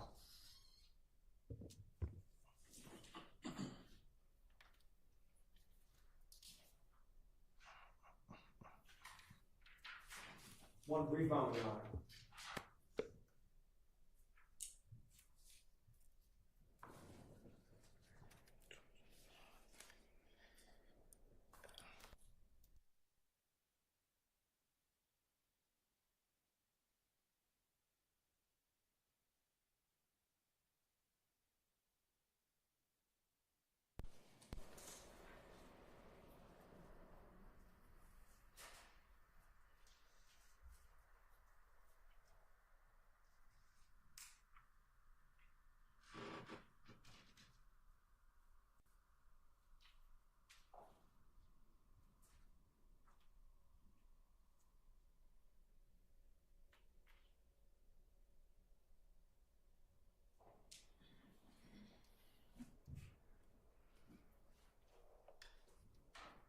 Your Honor, no further questions for Officer Hill at this time. All right. Do any of the defense counsel have questions for this witness? And I thank you. On behalf of Mr. Williams, we have no questions. Okay. Nothing on behalf of Mr. Stillwell. Anyone else? No questions. All right, officer, thank you for your time. You're excused. Thank you. We ready for the next witness? Yes, Your Honor. The state calls senior analyst Courtney Daniels to the stand. All right.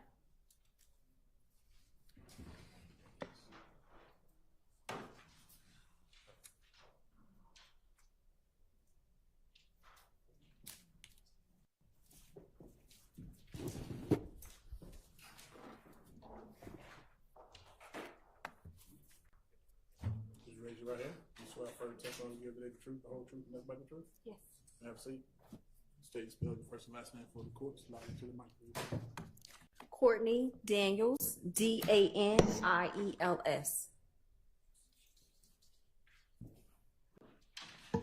And good afternoon, Ms. Daniels. Where do you work? Verizon Wireless, And how long have you been with Verizon Wireless? 10 years. And if you could tell the jury briefly about your job duties and responsibilities. I'm a custodian of records, so I handle testifying in criminal as well as civil cases. We also handle small claims, mediations, arbitrations, and other executive complaints that come in our office. And you said that you're the custodian of records. What type of documents would be within your purview that you testify to? So we testify to subscriber information, call details, text message details, text message content, any internet records that are available. Okay. So first starting with call detail records, if you can tell the jury when you, the call detail records that are with Verizon Wireless, generally what time zone are those call detail records kept in? Call detail records are based on where the user is located, so it's based on that time zone. Okay. So for example, if you have call detail records for a phone based out of Georgia, would that be an Eastern time zone? Yes. Right. And you also talked about you keep records with text messaging content. Yes. What time zone are those text messages usually kept in? So text messages are, the time zone is based on the switch where these, which is the brain of the network, where it's located. So that's how we tell what the time zone is for the text message. And the documents that you talked about that you may testify to, are those documents kept in the regular course of Verizon business? Yes. And is the information contained within those records made at or near the time in which the calls or texts are made? Yes. Specifically, we talked about subscriber information. Is that document kept within the regular course of Verizon business? Yes. And we talked about the call detail records, same question, kept in the regular and ordinary course of Verizon business? Yes. And then text message content, are those kept in the regular and ordinary course of Verizon business? Yes. With the call detail records, do you also provide cell site information? When requested, yes. Okay. And what is cell site information? Cell site information tells us what towers were involved and the locations of those cell towers. Now, with Verizon Wireless, do you have prepaid and postpaid accounts? Yes. If you could tell the jury what's a prepaid account versus a postpaid account. So a prepaid account is where you subscribe for service. You don't have to provide any verification information such as social security numbers. You just provide a name that you like on the account, your address, and then we provide you a phone number that you pay for monthly before you use the service. Well, postpaid, you have a monthly bill, you have to provide your social security number, identification, the address that will be on the account, and you're billed monthly. So you receive a bill every month. You don't receive a bill prepaid. If you don't pay, you don't continue the service. Postpaid, you'll receive a monthly bill and continue that service until you tell us that you do not want it any longer. And you said with prepaid account, you can come up with any name that you want. Yeah, it could be anything that you'd like it to be listed as. So someone could call it Mickey Mouse and they'll get the phone. That's fine. Yes. Now, I want to direct your attention to the reason for your testimony here. Did Verizon Wireless receive a subpoena from both the Atlanta Police Department and the Fulton County District Attorney's Office? Yes. You're on permission to approach? You may. I'm going to show defense what has been marked as State's Exhibit 464 Yankee and 464 Yankee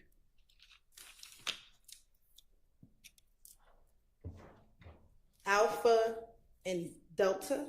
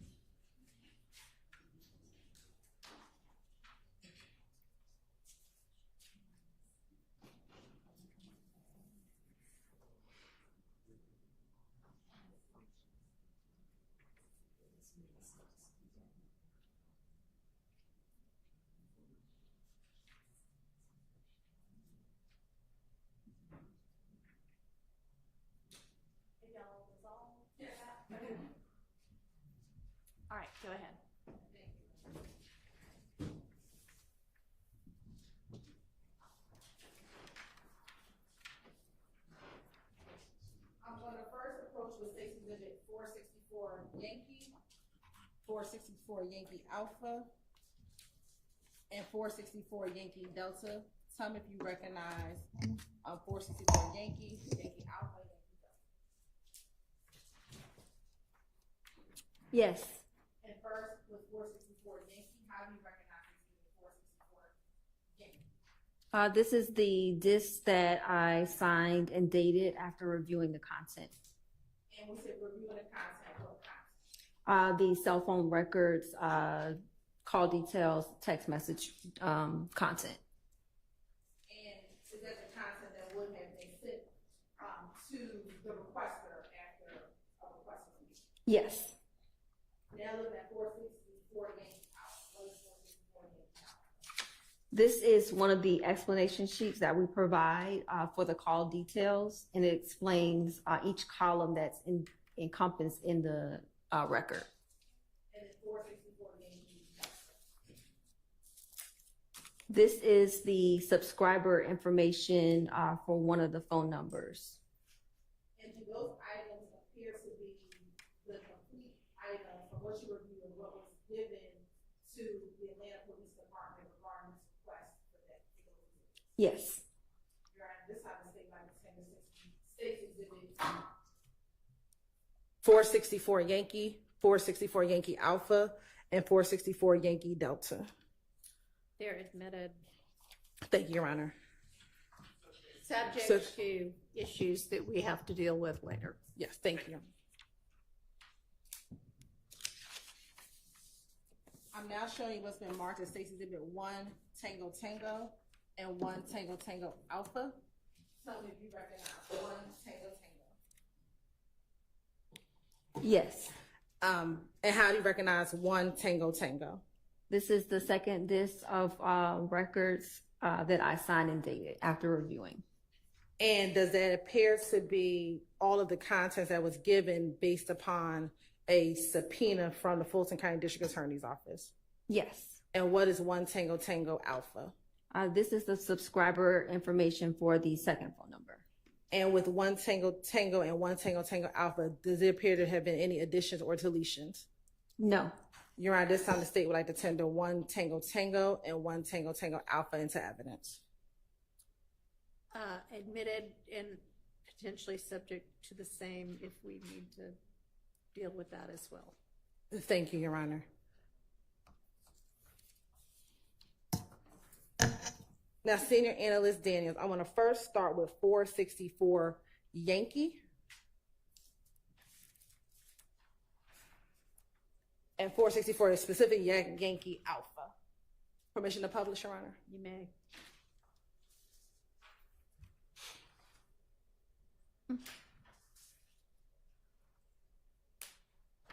Now, looking at 464 Yankee Alpha, if you can explain to the jury, what are we looking at 464 Yankee Alpha? So this is again, the explanation sheet for the call details with cell site information included in it, and it has each column and the description of each column. And if you can just tell the jury briefly about each column and the information that would be contained in the call detail record. Okay, starting from the furthest to the left, which says network element name, that is the switch name. So again, this is the brand of the network that communicates with the towers to tell it what to do and how to do that. The second column to the right of that column would be mobile directory number. So this is what our target number is, or what the requester asked for the number to be searched. Then you have the dial digit number. That's the number that actually was made to make a phone call. So if you dialed in 1-800-922-0204, that's Verizon's phone number. But if that's what you dialed in, that's what we would see on that column. The next column is the call direction. So this tells us, is it incoming? Is it outcoming? Did it get forwarded to voicemail? Was it routed, internally in the network? The next column is called seizure date time. So this is the time of the actual call starting. So as soon as the call started, that's when the time would start. The seizure duration is exactly that. It's the duration of the call, but it's always in seconds. The first serving cell site. So this is the tower that actually communicated with the switch that initiated the phone call. So that's at the moment the call started, that's the tower that hit on the call hit on the tower. The first serving cell phase, so that's the actual, there's sections of a cell tower, and it tells us what section was hit on when that call was made. Then you have the last serving cell site. So that's at the end of the call, where did that call end? What tower was it hitting off of? Again, with the last serving cell face, it's a different section of each tower, and that tells us where the call ended on that section of the tower. And then lastly, you have your calling party number. So that tells us what number initiated the phone call. Okay. And now I want to show you what's been marked as 464 Yankee Delta.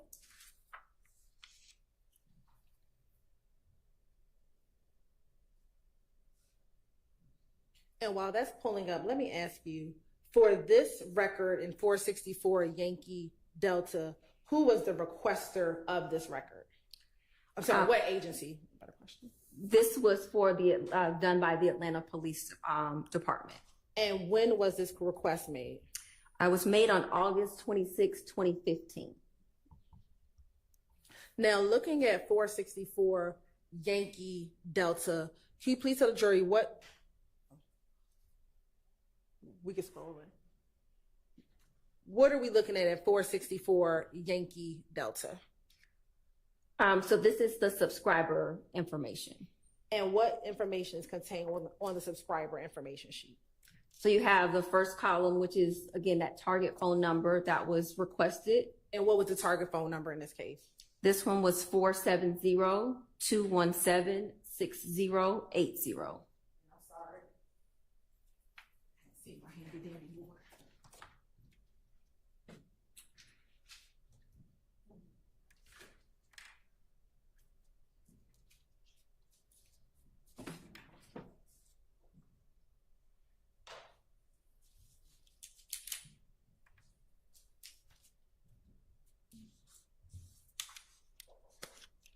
And I'm sorry, one more time for me, the phone number. Sorry, it's 470-217-6080. And in the second column, column B, what information is contained in that column? That is the account number for the account. And column C? It's the name that's listed on the account. And what was that name? Sean Hall. And is this a prepaid or a postpaid account? This is a prepaid account. So is that same concept? Sean Hall could be the person, or it could be any name that they chose? Correct. And when it says please forward to reseller, what does that mean? The reason you see that there is if you look at the effective date, the request was made from January 1st, 2015 to August 26, 2015. So at the time of May 2015, Verizon Wireless no longer had that phone number. It was with a different carrier. So that's why you see from July 21st, 2015 to July 21st, 2015, it's with a different carrier, not with Verizon Wireless. And how long did Verizon have this particular phone number? A little less than a year. And is that December 2014, December 9th, 2014 through May 31st, 2015 timeframe? Correct.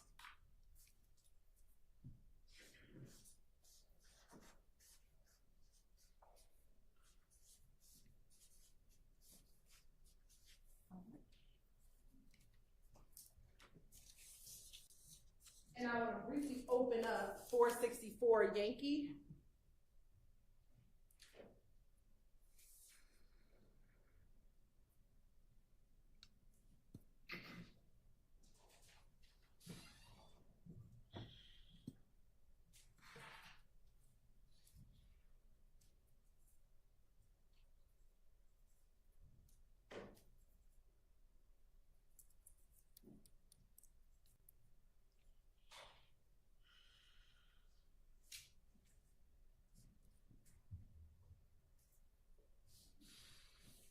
And we're not going to go through this record, but I want to ask you a question once this is published.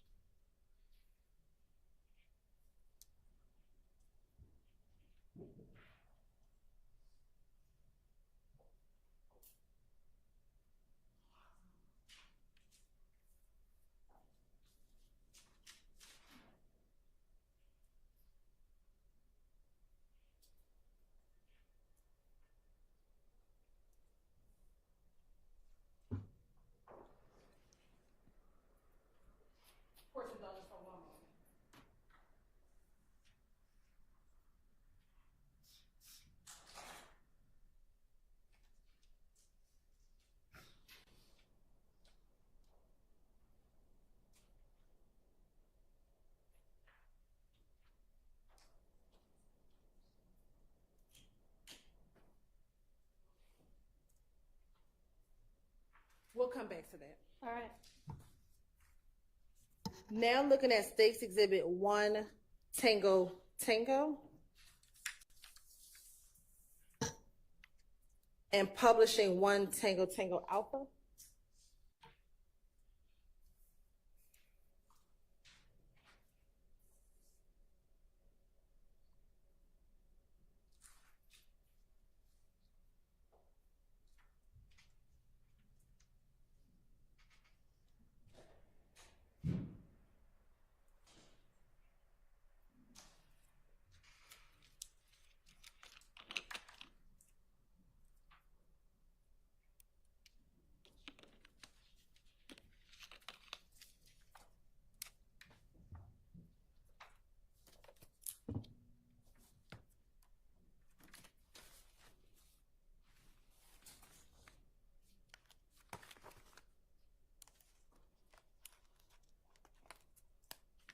Looking at State's Exhibit 1 Tango Tango Alpha, what are we looking at in 1 Tango Tango Alpha? This is the subscriber information for the second phone number. Okay. And for this record, when was this request made? This request was made February 11th, 2022. And who made this request? This was done by the Fulton County District Attorney's Office. Okay. And looking at 1 Tango Tango Alpha, what is contained in column A? Column A is the target number that was provided by the requester to search.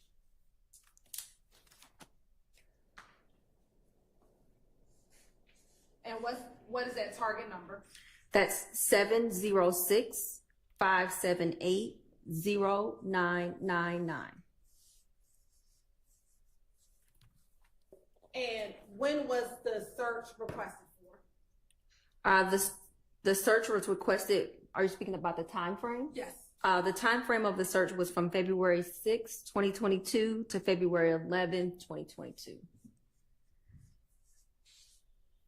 And looking at column D, what does MTN stand for? That's the mobile phone number.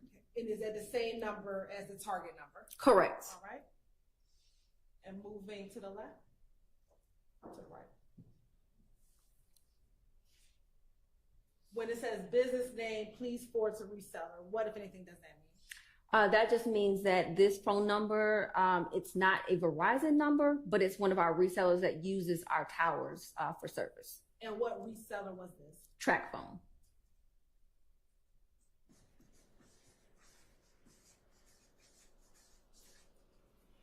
And when it says MTN effective date, what does that mean? That's just telling us the start of the phone number when it was started.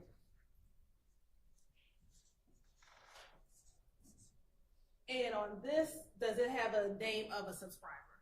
No, because it's a track phone, so it's not our customer.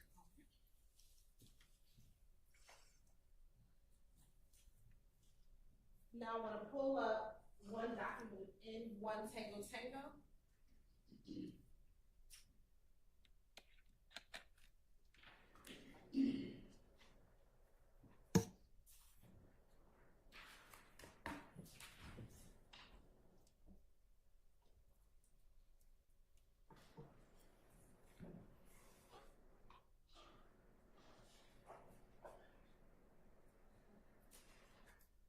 I would like for you, if you can, to please, what are we looking at in 1 Tango Tango? This is the text message content for the phone number that ends in 0999. Okay. And going from left to right, if you can just tell the jurors, explain what information is contained within each column. So the first column you'll see that says message arrival, that is the start of when the text message was sent. The final disposition means when the network actually finished the requested transaction. Doesn't mean that it was delivered or not, just that the request has been completed. Where you see SMSC, that's the switch for the text message. The message info just tells us information about arrival or it's outbound. The message final status will show us delivered or failed. The destination address, it sometimes will have like a a website if there's like additional content in there that's not just words. Oh, I just lost where I was. Oh, I think where I was on message ID under G.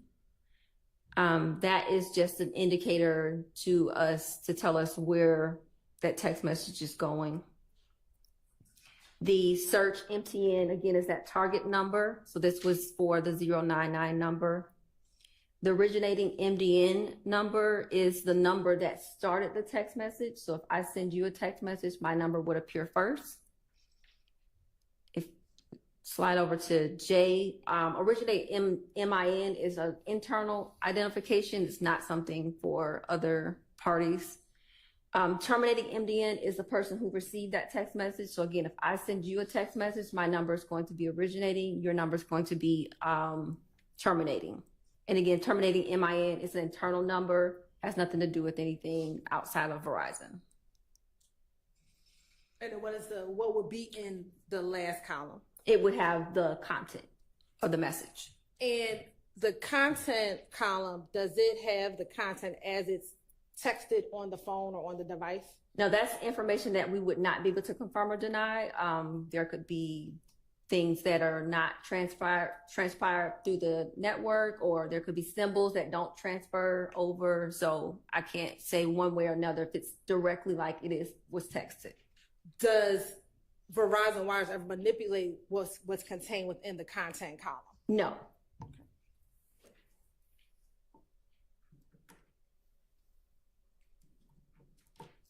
All right. Court's indulgence for one moment.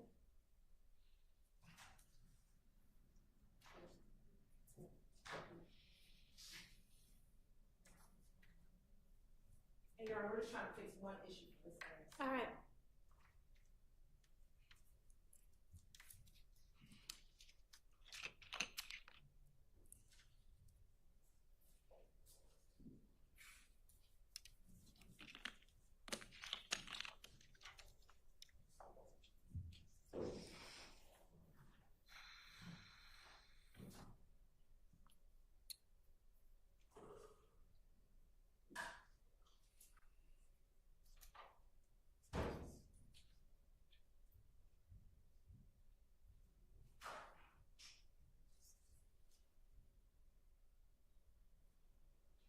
Your Honor, we're going to publish 464.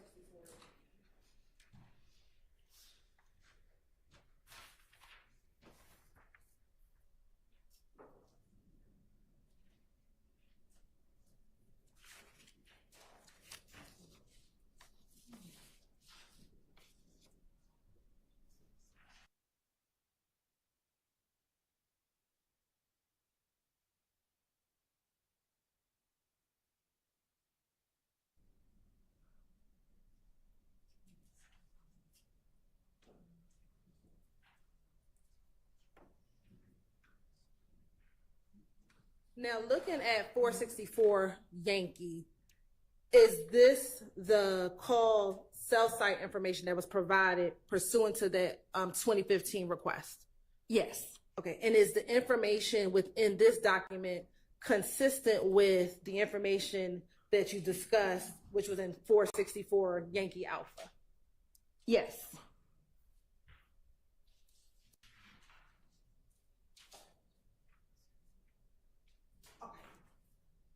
I have no further questions. All right. Do any defense counsel have questions for this witness? No, I don't. On behalf of Mr. Anybody else? No. Okay, go ahead.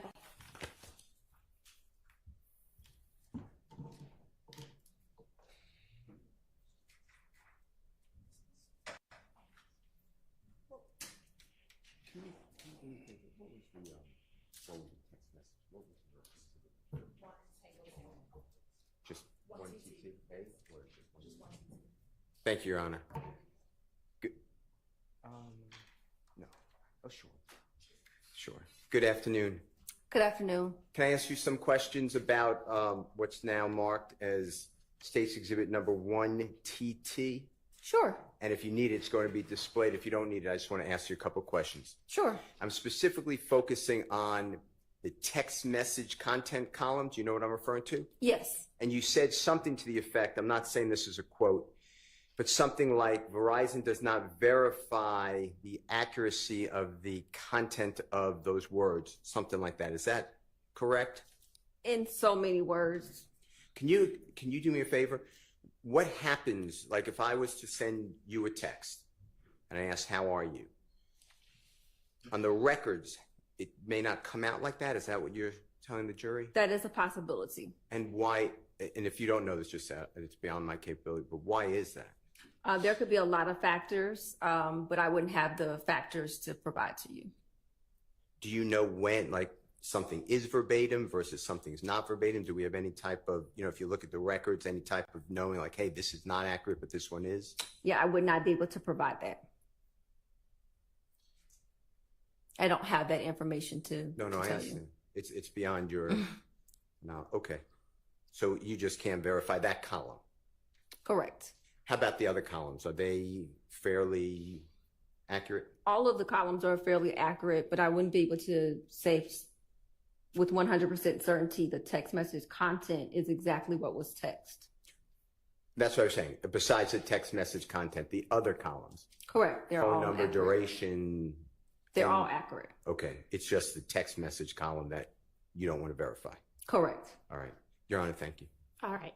Anybody else? I didn't hear from everybody yet. Any other defense attorney questions? No. Shaking heads? No. Okay. Any redirect? All right. With the text message content, although you can't say that's what was put in the phone, the content that is there, where does that come from? It comes from what was sent through the network, through the switch. Okay, so it's still information, just not right. Okay. Is it? You may rephrase. Thank you, Your Honor. Is it possible it's not the entire text or parts of the text? Sounds like it does. Yeah. Sustained. Let me ask a better question. What do you mean by the fact that it would come in what you just said? What I mean is that once a text message is sent through the switch, through the net, which is the network, it is then sent to the other party. When that message is transpired in our content detail, we can't say that there were symbols left out or symbols that are added because we use emojis or pictures in there. So I can't say, yes, there's the whole message, or no, it's not the whole message, because there are other things that can go on to make it where you can't read it, like it's not legible. Okay. Thank you.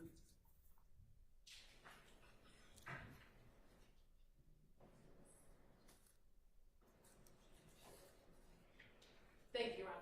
All right. Ms. Jill. Okay. Thank you for your time. You are excused. Let's take a quick bathroom break and then we'll get to your next witness. And if you can approach on the bathroom break. Okay. All right. Well, we'll take a somewhat longer bathroom break.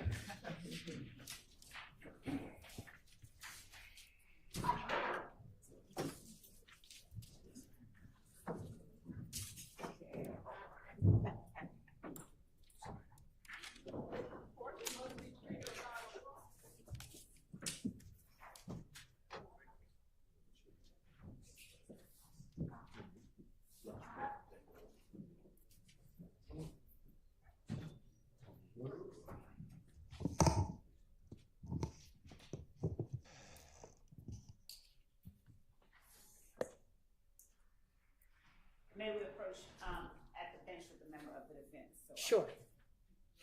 And yes, and if y'all are finished with that easily, y'all can go ahead and take it down. Yes. I also have a brief evidentiary matter that I'd like to discuss outside the presence of the jury. Okay. You want us to do that first? Or? I'd like to approach. Okay.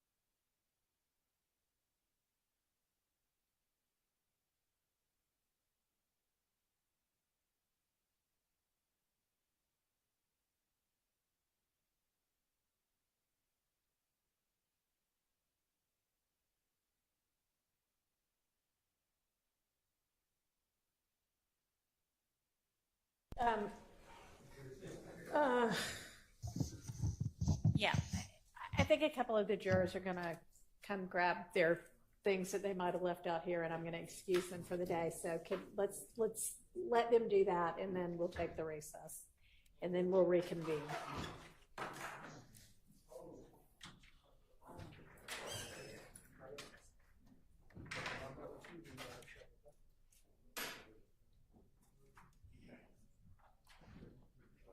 Thank y'all.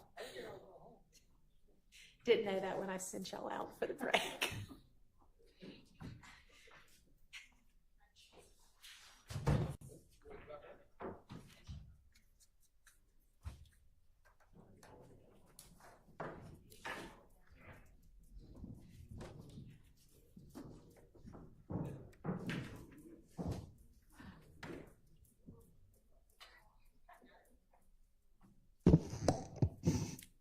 Thanks. All right, let's take a 10-minute or so recess and then reconvene.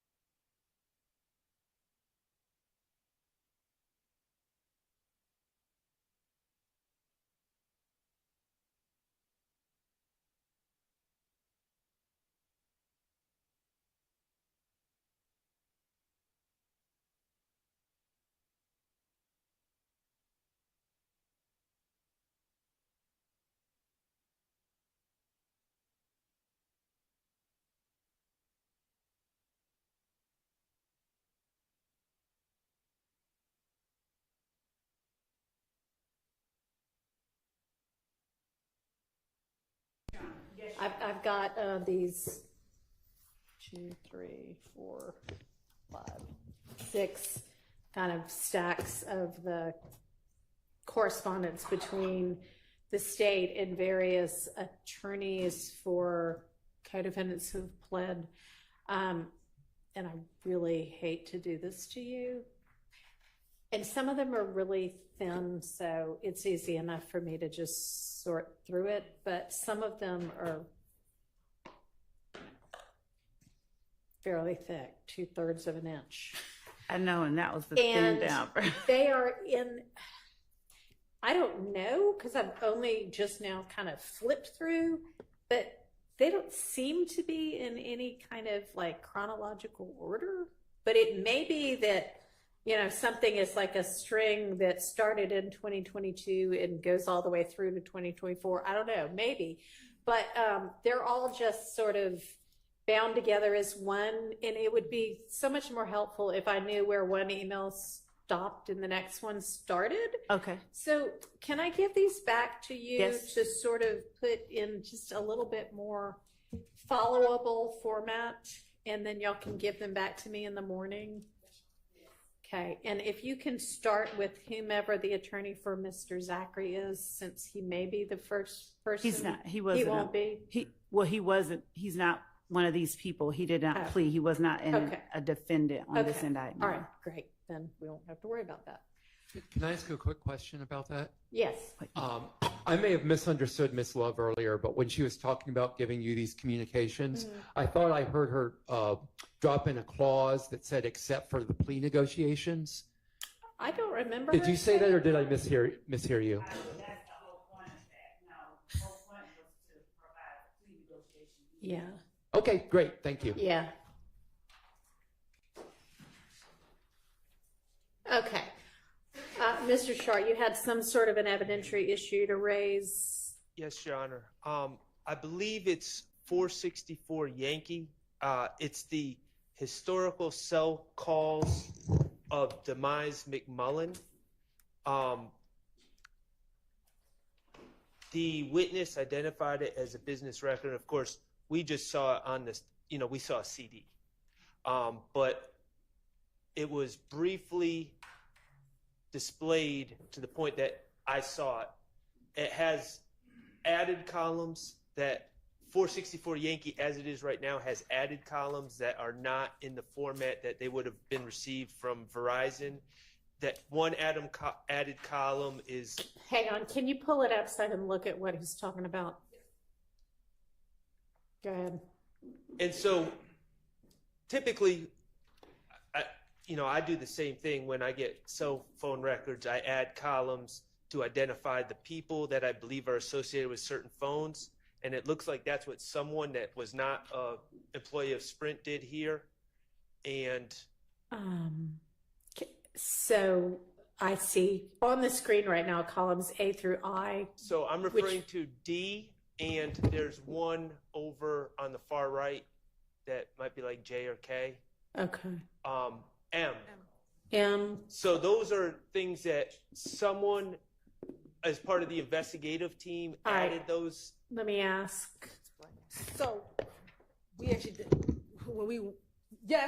and we are deleting those columns and adding them to and making sure that the correct column is there. I don't think myself or the Verizon custodian, because she observed these records or she reviewed them, she must not have caught that, because we sent these to her so she can look through all of the documents. And so once we published this is when we noticed that we immediately put it down. And so all the other columns are the same as the historical cell site explanation. Other than D&M? Other than D&M. So So y'all are going to withdraw 464Y and put in a substitute 464Y that does not include, or that shifts everything over 2 columns, I guess? Yeah, so or what? 464 Yankee is what we thought was the entire Verizon records as returned. So we're going to take out this one document and replace it with the right. This one. So it's only this one McMullen cell site. Yes. Okay. Okay, let's try to be a little bit more careful, please. And we will, Your Honor, yes.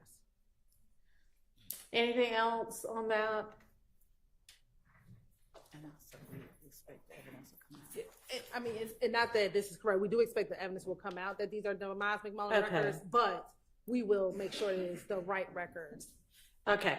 And actually, one thing you just said reminded me of something that I wanted to bring up. You had said you sent them to her to review, and that's great. But that just reminded me, we've had two sort of, I don't know, crime scene-ish type witnesses on the stand today. One of whom reviewed 60 pictures on the stand, and one of whom reviewed 127 pictures on the stand.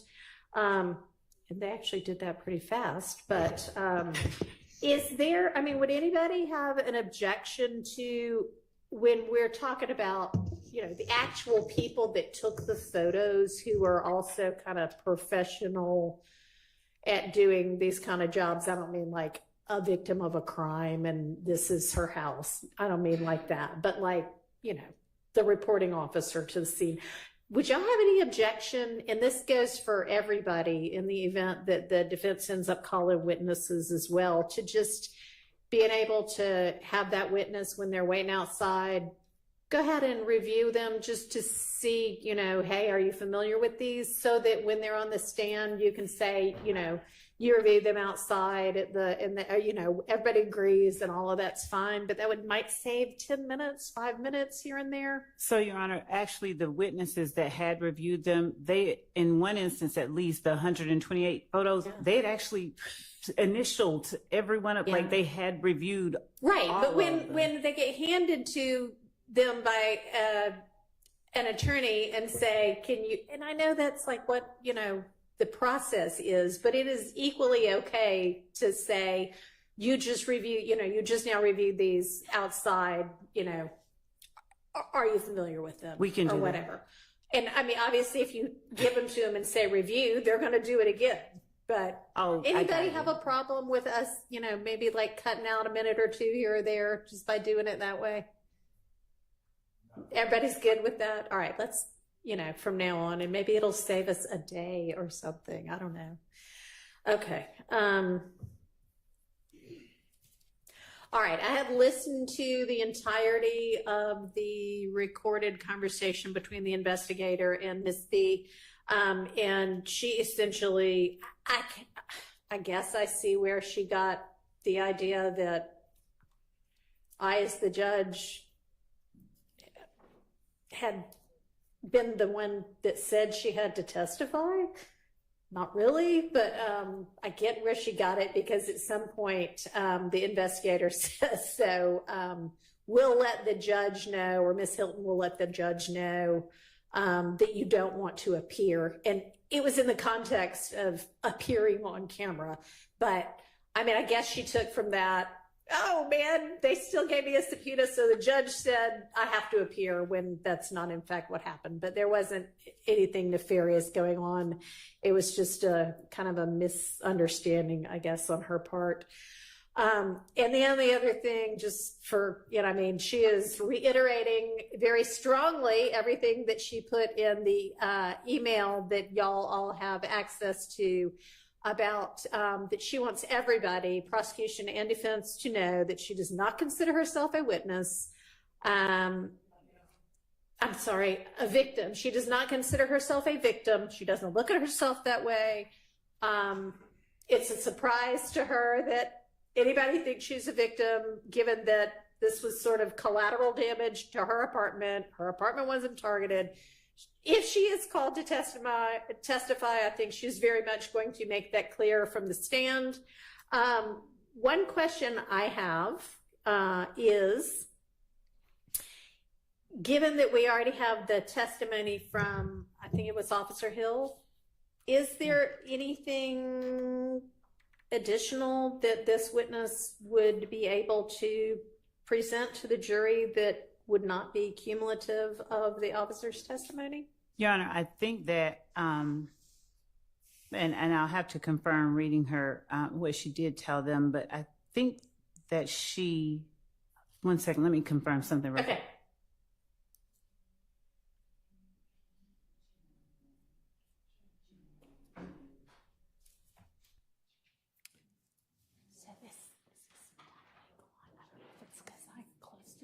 door, but it's like when you're signing.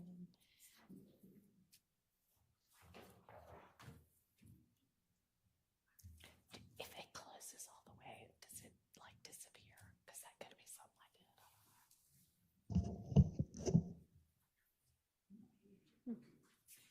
Thank you. It's just the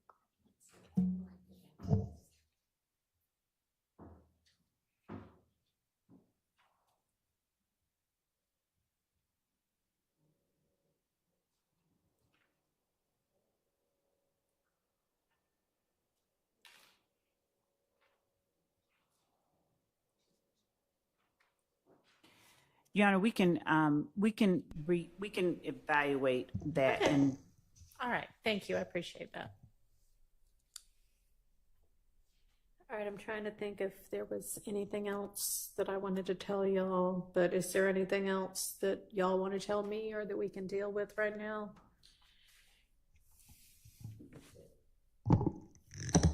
I think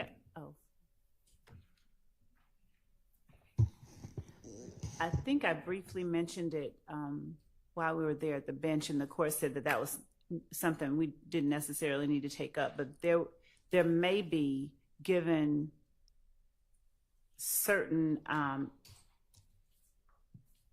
evidentiary matters that we could not broach with certain witnesses, there may be a need to bring in. Oh, yes, right, thank you.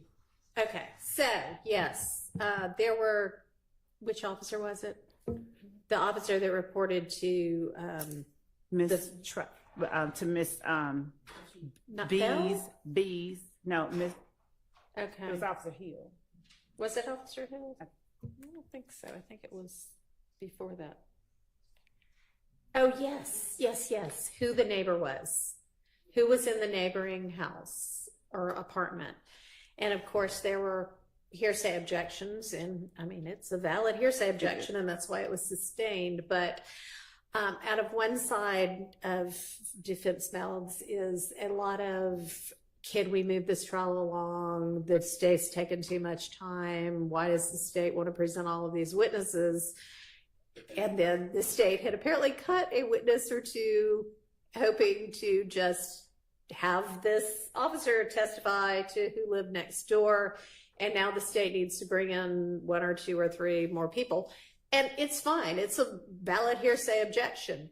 And maybe, I don't know whether the state had talked to the defense about, hey, we're trying to cut down on, the time that this trial's taken. We're thinking about having the officer testify to who lived next door. Would y'all have an objection to that? Are you going to make us do all of that? And then we'd know beforehand. So I don't know if that happened or not. We had not done that thing right there. We had provided a list that had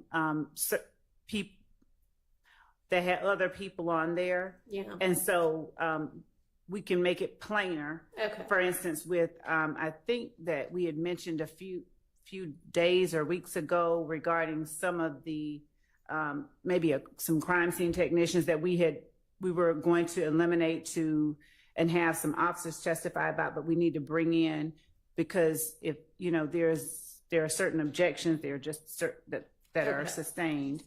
So maybe let's short circuit some of this in either talk in person or over email or with a representative or something. When you've got an idea like that, like, okay, I can eliminate 3 witnesses if there's not a hearsay objection to XYZ. And then defense attorneys, y'all can let the state know what your position is. And if your position is, we don't care about saving 5 days of testimony, we're going to make the objection, that's fine. Y'all can do that. But then they'll know ahead of time, and they won't maybe even attempt to get that in the other way. So I don't know. Thank you for bringing that to everybody's attention. And just in future, if there's going to be a potential shortcut, I appreciate you trying to think about it. Just let them know beforehand, and then they can let you know, is that going to be one they're okay with or not? Okay. Yes, Your Honor, thank you. And we had the outstanding issue about AS not wanting to be videoed. I don't know if we want to take that up now or if the state's prepared now or I later? don't know. I think, were y'all going to get further information and get back to me? Yes, we were. And you're not ready on that yet? no, Okay, I know it's only been a couple of hours. Right. Okay. And do we know when they're going to be this week, a month from now? I'm checking because my partner, That not the we're in court. between? But no, as the matters that we were bringing up to the court earlier regarding longer people have shifted our. Right, because I don't know who was up here, but y'all all heard there was an expected witness. Was it Turner? Who was it that you said hurt their back? There were two. And Detective Thorpe hurt his back. And obviously the other witness that ended up at Grady this morning. Right. Yeah. So, right. So there has been some, as of, I guess, today, information learned by the state that's going to require some shifting around of witnesses. So do you still expect AS to potentially testify this week, or will they get moved? They may get moved. Okay. We also want, as we're trying to find out certain statuses. Okay. So I guess maybe just let us know first thing in the morning if you have further information or not. Yes, we can do that. All right. And with regard to all of the things that were due from everybody, including Ms. Abbasi was going to give me something. Are those on their way to me? So yeah, we have the brief. We have to file the brief, but we have the brief written. Yes. Okay. And let's see what else.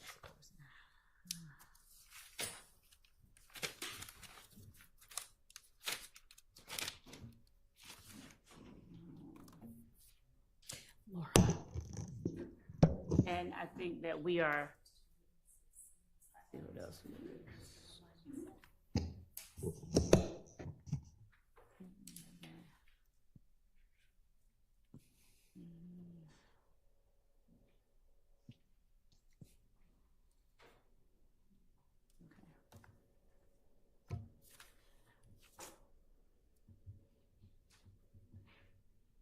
I'm recounting everything. We're going to work on these. We are still cutting out the court asked us to see if we could pare down the list of co-conspirator statements that we had given, and we were still paring that down. Okay. So I guess as you know of, if you've been through 3 pages and you at least know that, like what is in and what's out for those, just kind of pass it along to the defense, as y'all know, so that they can start to focus on what objections, if any, they want to make to the stuff you do want in. Yes, Your Honor. Okay.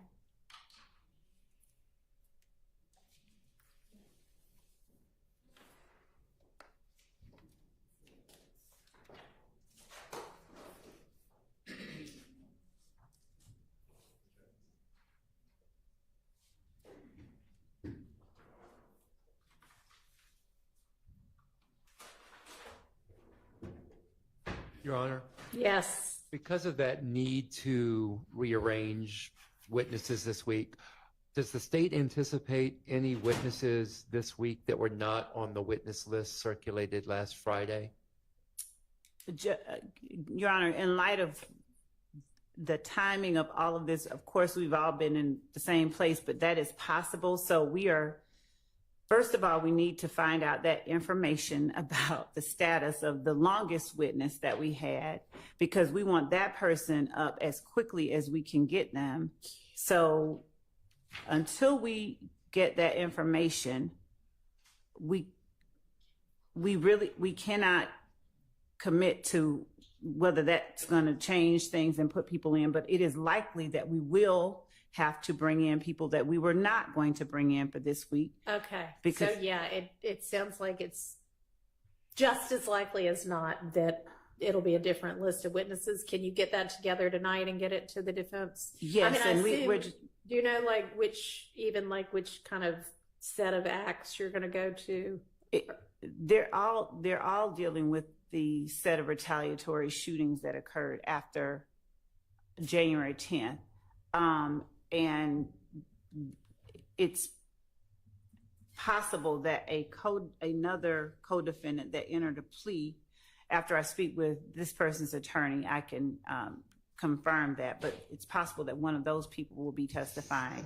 But can you let them know by like 8 o'clock tonight?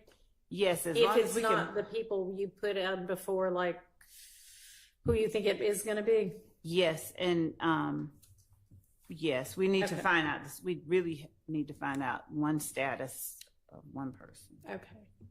Well, and I guess if you don't know for sure what the status of that witness is, We'll assume. just go ahead and, give them the fallback set of witnesses. We can do that. Appreciate that. Okay.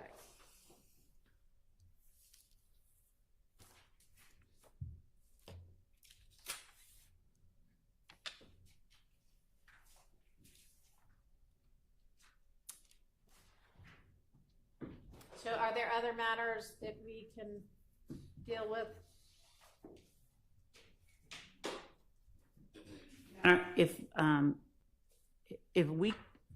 If we could be allowed to, as soon as the court permits, we want to start alerting certain people if Okay. there is the need to, All and right. to find out those statuses. All right, well, the answer can be no, but you can also send one of the 6 people that you have in court right now off to do that while you stay around and deal with potential evidentiary issues.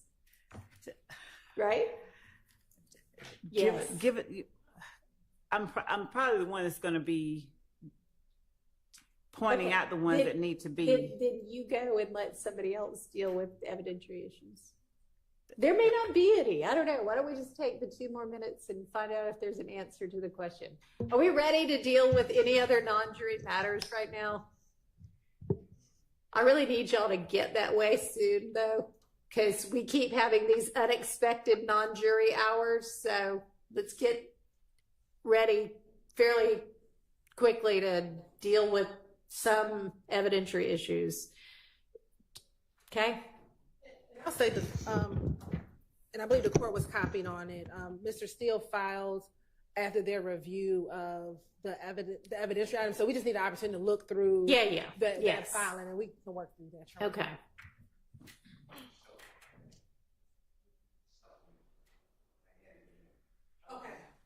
You added more? Okay, great. All right. Okay. Yeah. Anything else right now? I found that last witness interesting, so I'm getting cases for you, and I put it in writing just so everyone's alert. Okay. And I put it from me, but I did discuss with everyone on the representing people here, representing the accused here. Right. The last witness said that column in 1TT, she could not verify its accuracy, and she's a records custodian, which has to verify the accuracy, that it comes in the normal course of business, and it is how they handle it, and it's accurate. And I have a couple cases, but I'm looking for more. But I'm going to be objecting to that column. I just wanted to give you, if you want to take that up now, but I am looking for more cases, but that will be an objection.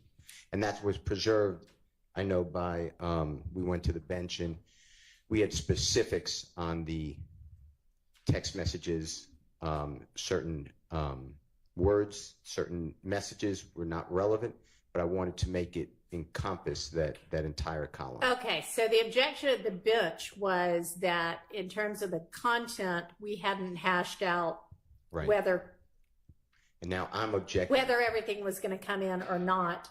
And it sounded like that with regard to authentication, as long as she testified to authenticate everything, that objection that wasn't going to be made. And I've kind of already admitted it for Although I think all that's been displayed so far is maybe 1 page worth. Is that right? And you blacked out. This honorable court ordered it blacked out. So there's no, I'm not trying to go backwards. I'm just saying in the future, we would like to exclude based upon that testimony, the text messages. All right. And do y'all want to respond right now or at all, or?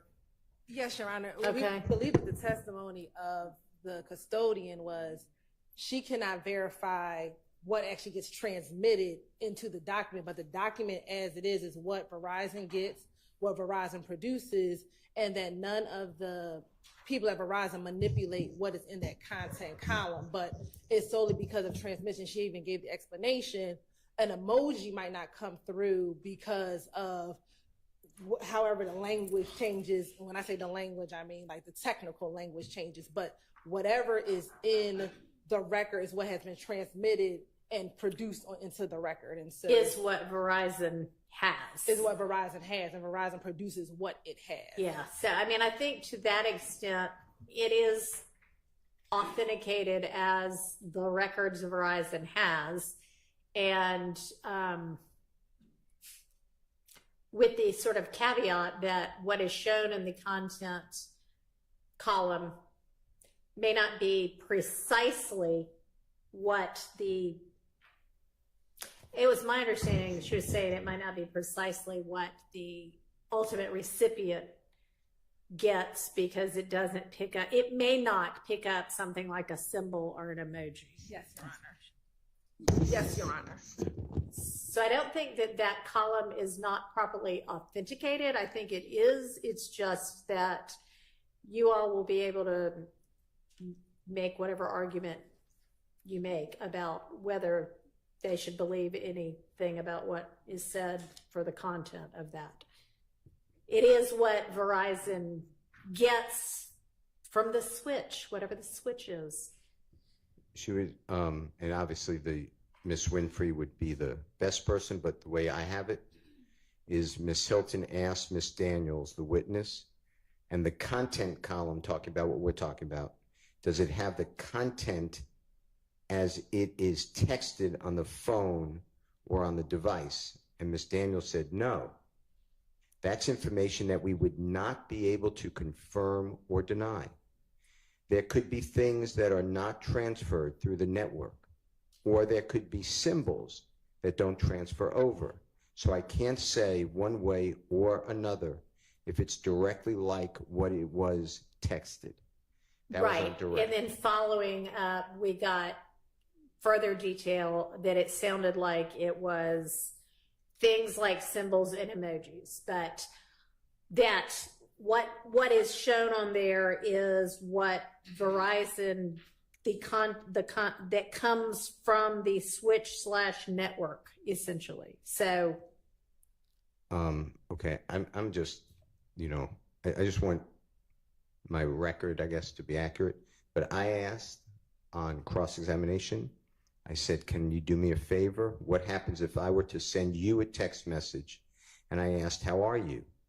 On the records, it may not come out like that. Is that what you're telling the jury? And her answer is, that is a possibility. yes. That has nothing to do with an emoji. That's the words. No, I heard that too. She said there could be a lot of factors, but I wouldn't have the factors to provide to you. I'm not able to provide that. I don't have that information to tell you, is what she said. Okay. So I would like you not to admit that column. Okay, well, it's somewhat problematic that you're only making the authentication objection now after the witness is gone. I'm not trying to, I thought we made it.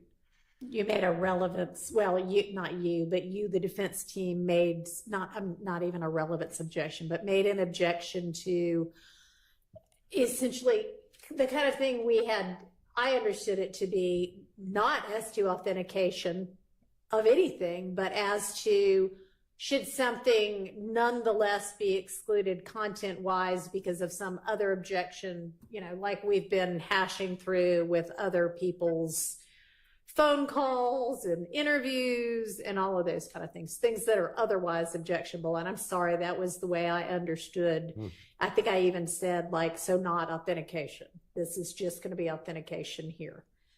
Well, I don't believe that witness. I mean, apparently you didn't mean that, but I didn't. Well, know I don't. that. No, I did not.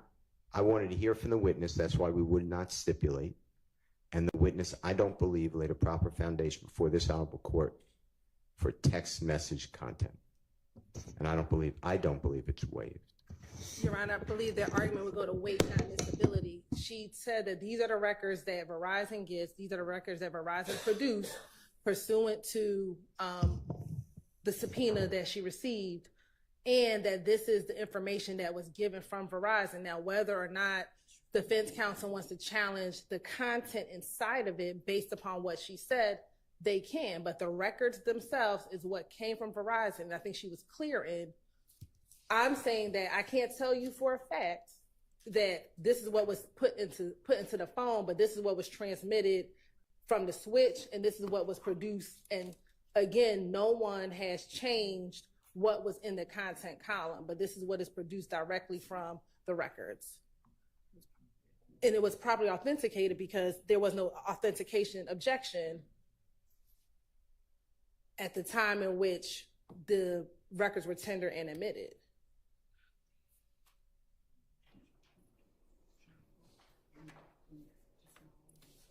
And these records have been provided to defense counsel, I believe, since 2022. So that column is there. So even when she began talking about it again, doesn't change the fact that the records themselves are authenticated. I mean, I really do think that if there was going to be an authentication objection to that column, even, that you could easily have alerted the court to the fact. And I know you were examining her about, well, is the content going to be exactly this, or, you know, is this something that if displayed to the jury and it says, how are you? It may or may not have actually said, how are you? But with regard to it being the record of Verizon, you should have said, I've got an authentication objection to this based on what she said. I'll look at a waiver issue, but Okay. I don't believe, you know, they put up the witness, it's their burden, and the witness did not come through on that column, in my opinion, and we voiced an objection. That's the part I guess I'm having a problem with, is the we voiced an objection part, because you did not say that you had an authentication objection when we were up here at the bench. Okay, so whatever was said at the bench is said at the bench, and then we blacked out, we mean the court blacked out, and now I don't believe that there's any reason to say that it's waived, because it was blacked out, not discussed, and the witness did not lay the foundation, in my opinion. And they may not be able to. I'm just saying, you know, the time to make the objection is when we still have the witness available. well, then, I mean, the witness was examined, she said on direct, then on cross, and then on redirect, and I don't believe that that portion, when a records custodian comes in and they say, I cannot verify the record, this is what I have, but I don't verify it, then they have failed. Well, she's verifying that this is the official record of Verizon. But I can't She's just verify saying, the content. I guess we can't verify that the content is exactly that the content but I mean, this is what she could have clarified if we had known that this was an objection. Yeah, I believe she did. I think she did clarify, because when the question came on cross, what she said is, this is the content that is given from the record, from the switch. So this is. We know what that means. She said network at some point, but I mean, I don't know. You're right. I can, if we need additional clarification, I can see if she's available to return. But again, she confirmed that the records that are entered are the records that are produced. That is what has to be authenticated. The content inside of it, she explained, as a Verizon wireless custodian, I cannot say this is what was texted in the phone. However, this is the documentation pursuant to what has been transmitted that comes in.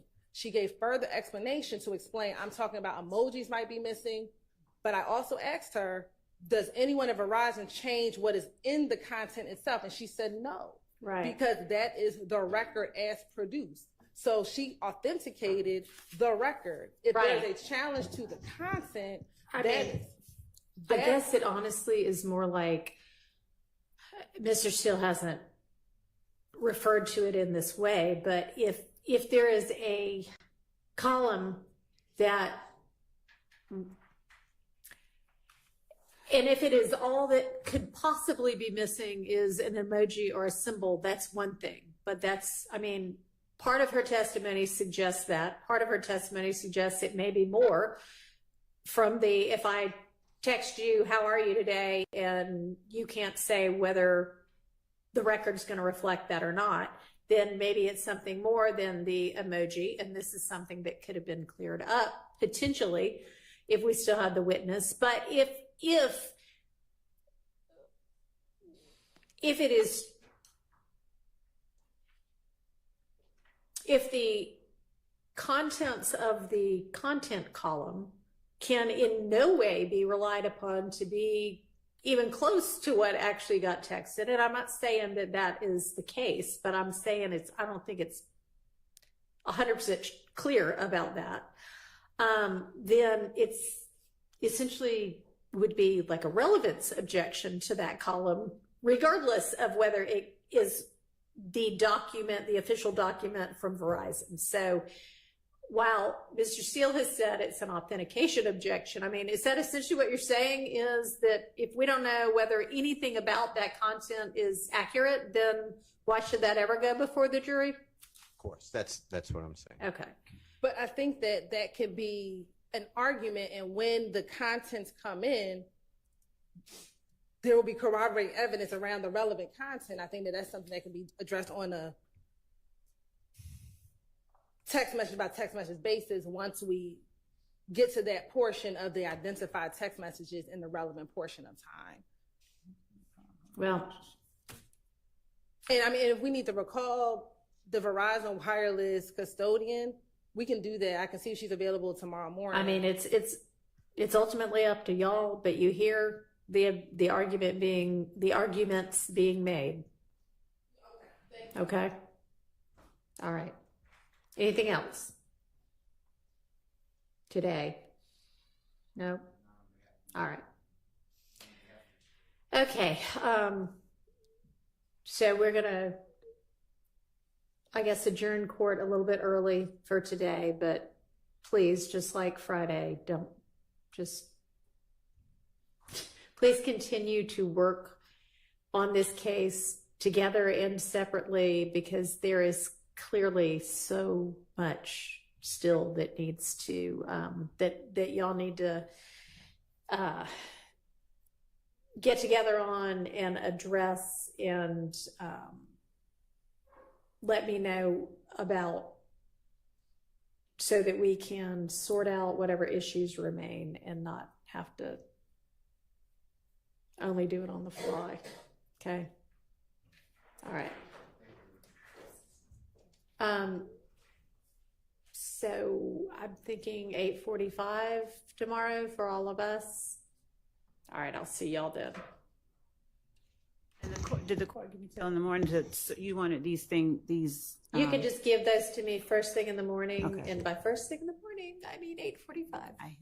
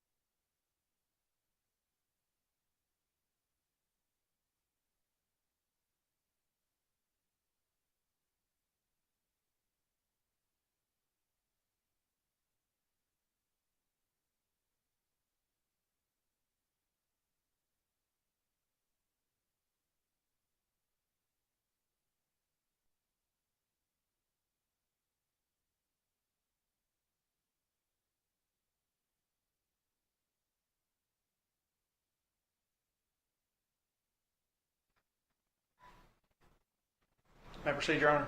Yes, sir. All right. Good afternoon, sir. Would you please introduce yourself to the jury? My name's Kevin Collins. And Mr. Collins, where do you work? I work Rankin County Sheriff's Department dispatch. All right. And you say dispatch. Explain to us just a little bit about what dispatch is and what you do as part of your job responsibilities. Basically, we take all the incoming calls from the county and the community, even some from the cities for emergency situations, and we dispatch proper personnel, whether it be medical, fire, law enforcement. And how long have you worked for Rankin County Sheriff's Office in that role? I started in the Sheriff's Department February 7th, 2022. Okay. And before February of 2022, did you have any experience working in that role in any other for any other departments or agencies? Yes, I did. Okay. Can you tell the ladies and gentlemen about that? I started with Hinds County Sheriff's Department in June of 2007. I worked 2 years at the city of Flowood, and then I worked Ysl County E911, a couple years at Mendenhall Police Department, and then the last 6 years before I came to Rankin County, I was a supervisor at the city of Florence. And you talked about some of your job duties and responsibilities. As part of your responsibilities and duties, do you dispatch fire services? Yes, we do fire services. Do you dispatch police? Yes. Do you, EMTs? That is done through Pafford. Okay. Who contacts Pafford in the event that EMTs are needed? We transfer the caller. In the perfect situation, we transfer the caller to Pafford so they can ask the proper questions. Okay. And I understand that over the years, maybe some of the training requirements have changed, but whenever you became a dispatcher, what were the training requirements in order to become a dispatcher?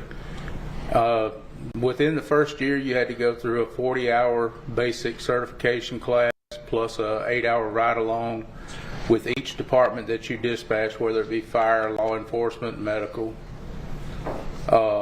In every continuous year, you have to do 48 hours in 6 different subjects for every 3 years to recertify. So did you do those initial requirements back whenever you started? Yes, I did. Okay. Did you ride along with those different agencies that you dispatched? Yes, I did. All right. And have you kept up your continuing education hours throughout the years? Yes, sir, I have. And who are you certified through? Who keeps up with that? Board of Standards and Training through the state of Mississippi. Okay.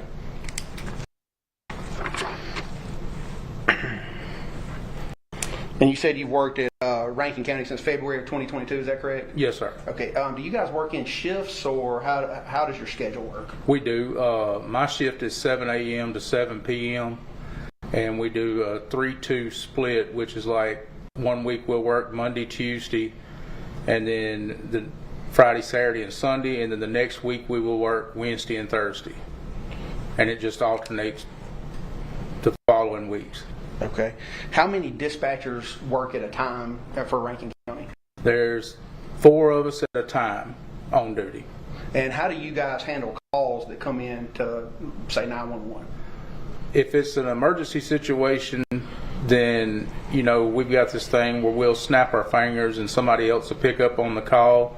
That way one of us can get all the information we can while the other one's dispatching it out. So is it possible that more than one person can be listening to the call at the same time? Yes. Okay.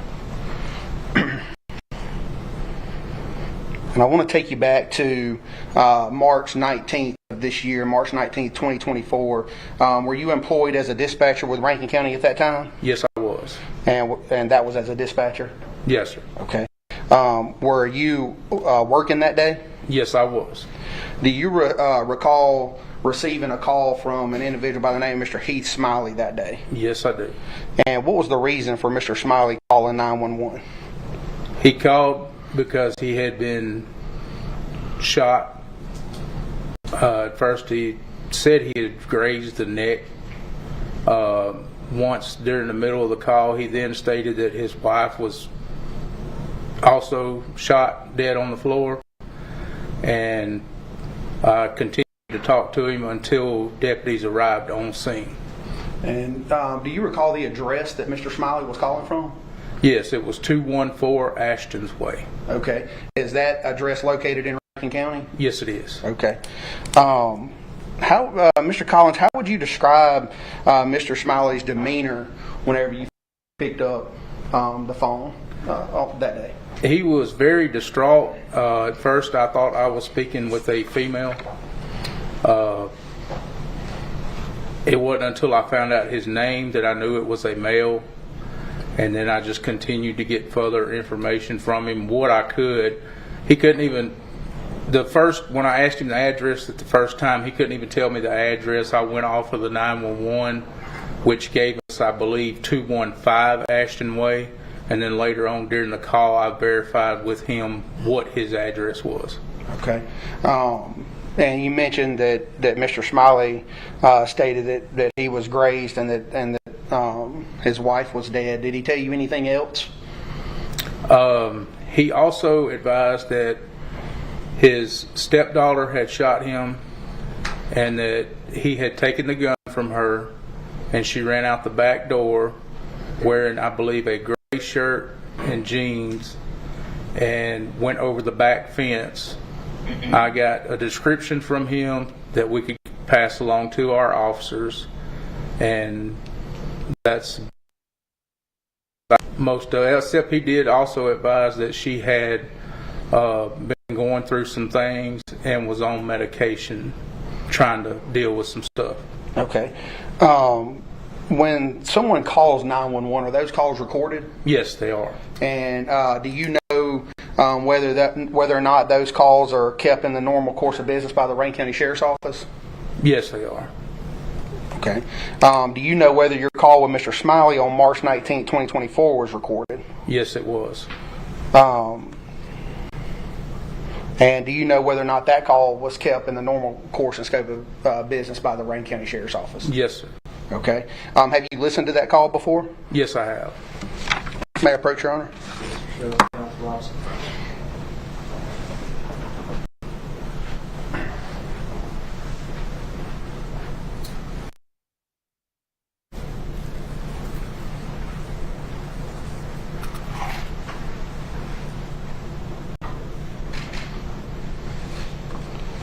Mr. Collins, I handed you an item. Do you recognize that? Yes, sir. It's a disc of the recording. And how do you know that's what that is? Because I initialed and dated it. Okay. Have you watched or listened to that call before? Yes, I have. And you said there are some initials on there. Are those your initials? Yes, sir, they are. Whenever you listened to that call, did it appear to be altered or edited in any way? No, it did not. Okay. Your Honor, at this point, we would move this disc in as State's Exhibit 1. Any objection? No objection, Your Honor. Be admitted S1, all purposes.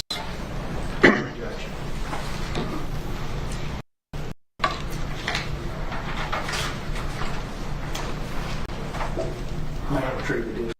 Yes, sir.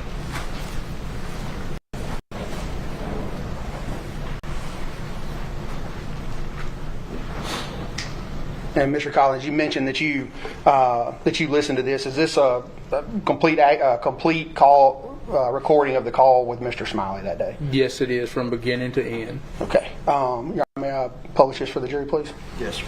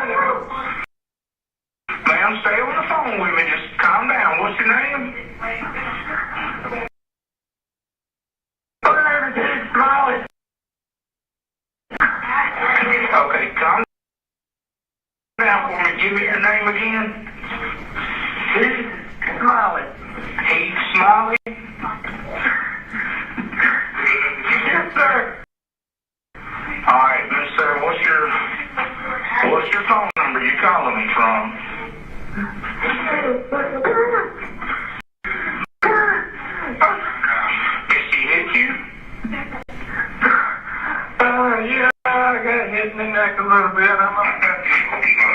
Okay, so did it graze your neck? Yes, sir. All right. And what's her name? Carly Gregg. Carly Gregg? You still have a gun on her? From her, she ran. You took it from her and she ran? Yes, sir.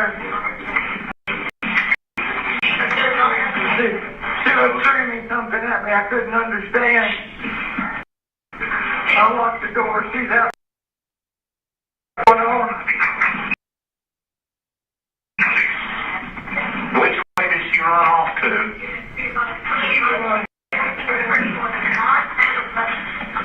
She ran into the backyard and went over a fence. Ran into the backyard and went over your fence? Yeah. What is she wearing? T-shirt, gray shirt and some jeans. Gray shirt and jeans? About how tall is she? 5'2". About 5'2"? What color hair?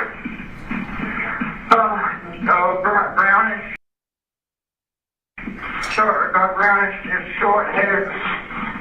5'2" with that door, she opened fire on me. And was just screaming.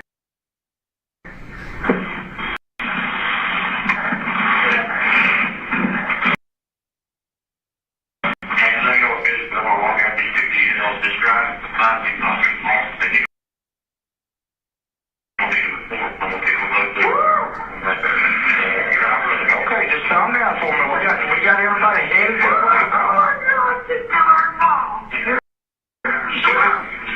She what? She killed her mom. She killed her mom? Yeah, that's what I'm screaming about. Where's the mom? When I do that, she tried to kill me. Where's the mom?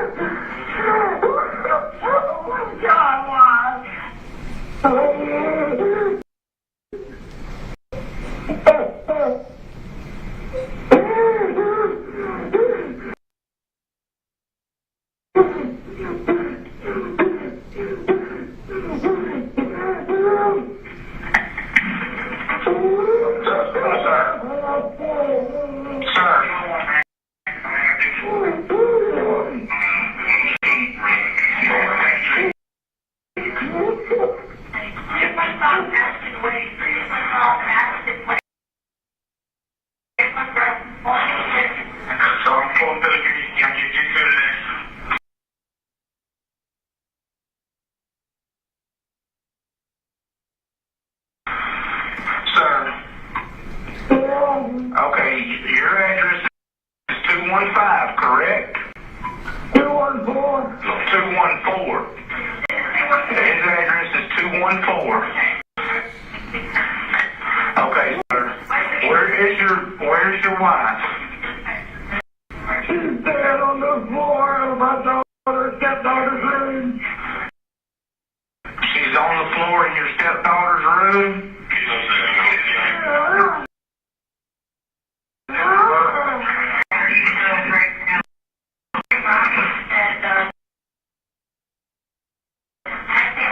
What's your wife's name? Ashley Smiley. Ashley Smiley?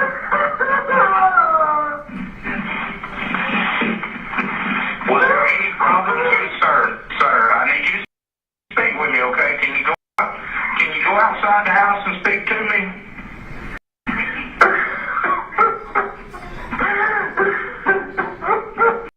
Okay.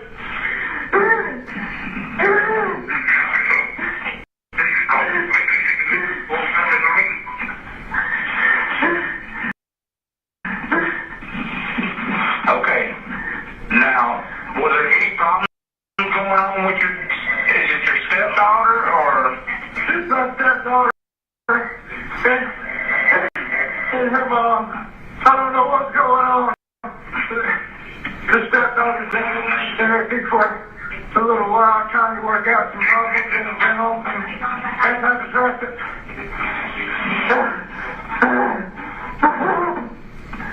Okay, and you say your wife has been shot?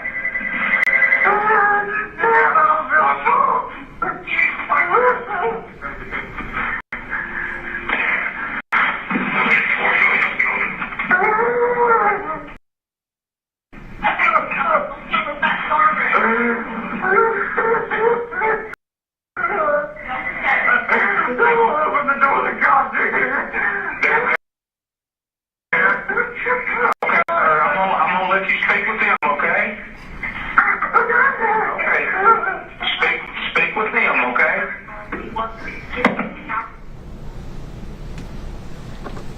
No further questions, Your Honor. Does the defense wish to use the projector for cross-examination? The defense has no cross-examination for this witness, Your Honor. All right. You may step down, sir. Are you going to use that with your next witness?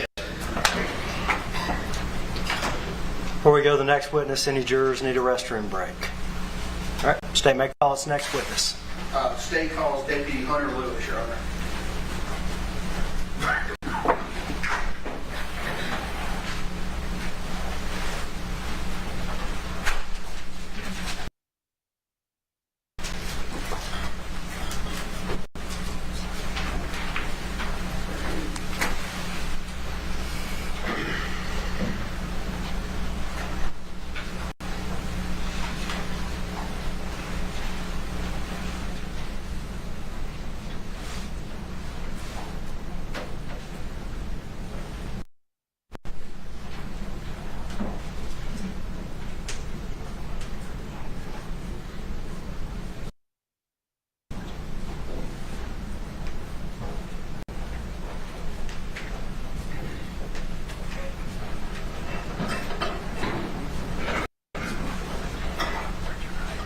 Do you swear or affirm to tell the truth, the whole truth, and nothing but the truth, so help you God? See, just yourself up to the microphone. Do you understand that you're now under oath and your answers will be sworn answers of the penalty of perjury? Yes, I do. All right, you may proceed.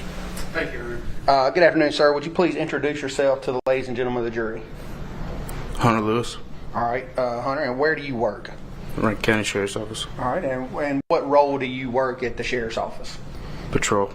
All right, and as a patrol deputy at Rankin County, what do you do on a daily basis? I answer 911 calls and assist the public when they call for assistance. Okay. How long have you been in law enforcement? Work anywhere other than Rankin County, or have you been Places. Okay, where else have you worked? I worked at Hines County, Flowood. Okay. And where did you start? Did you start at Hines County? Yes. Okay. What kind of training did you go through in order to become a certified police officer? Went to Mississippi Law Enforcement Officer Training Academy. Okay. And approximately how long is that training? 12 weeks. All right. As a patrol deputy now at Rankin County, do you complete any kind of ongoing training or continuing education? I do. And tell us just a little bit about what kind of training you go through. We have to do annual training yearly throughout the year. Okay. And what kind of topics does that annual training cover? Just different aspects of the job. Okay. Is it related to patrol or is it investigations? Tell us just a little bit about it. Patrol. Okay. Now, I want to take you back to March of this year, specifically March 19th, 2024. Were you employed as a patrol deputy at Rankin County on March 19th, 2024? Yes, sir, I was. All right. Do you recall receiving a call for service at 214 Ashton Way? Yes, sir, I do. Okay. Is that in a subdivision or where is that? It is. What subdivision is that? It's in Farmington Station, Norfolk. Okay. Is that in Rankin County? Yes, sir, it is. All Right. Did you respond to 214 Ashton Way? Yes, sir, I did. Whenever you arrived at 214 Ashton Way on March 19, 2024, were there any other law enforcement personnel there whenever you arrived? No, sir. So were you the first one there? Yes, sir, that's correct. Whenever you arrived on scene that day on March 19th at 214 Ashton Way, just tell the ladies and gentlemen of the jury what you observed whenever you were there. When I arrived, there was the door was locked, but I could hear somebody screaming and highly upset on the inside of the house. Okay. Did you later find out who was inside the house? Yes, sir, I did. Who was that? He's Smiley. At any point, did Mr. Smiley come outside, or tell us what happened next? Yes, I knocked on the door several times, announced who I was, and then he opened the door. Can you describe Mr. Smiley's demeanor that you personally observed? He was hysterical, highly upset, crying. Okay.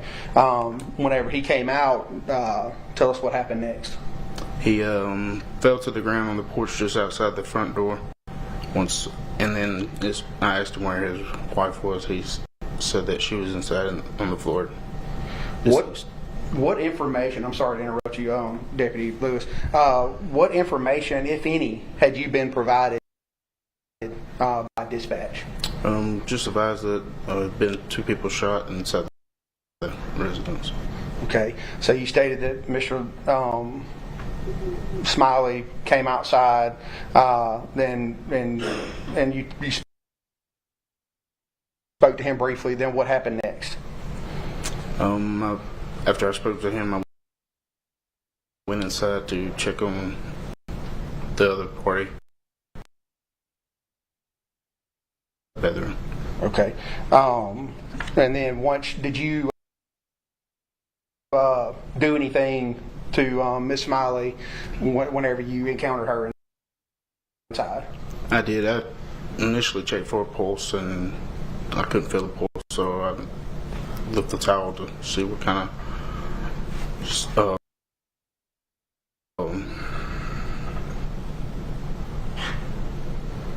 see what had happened, and that's when I noticed she had been shot in the face.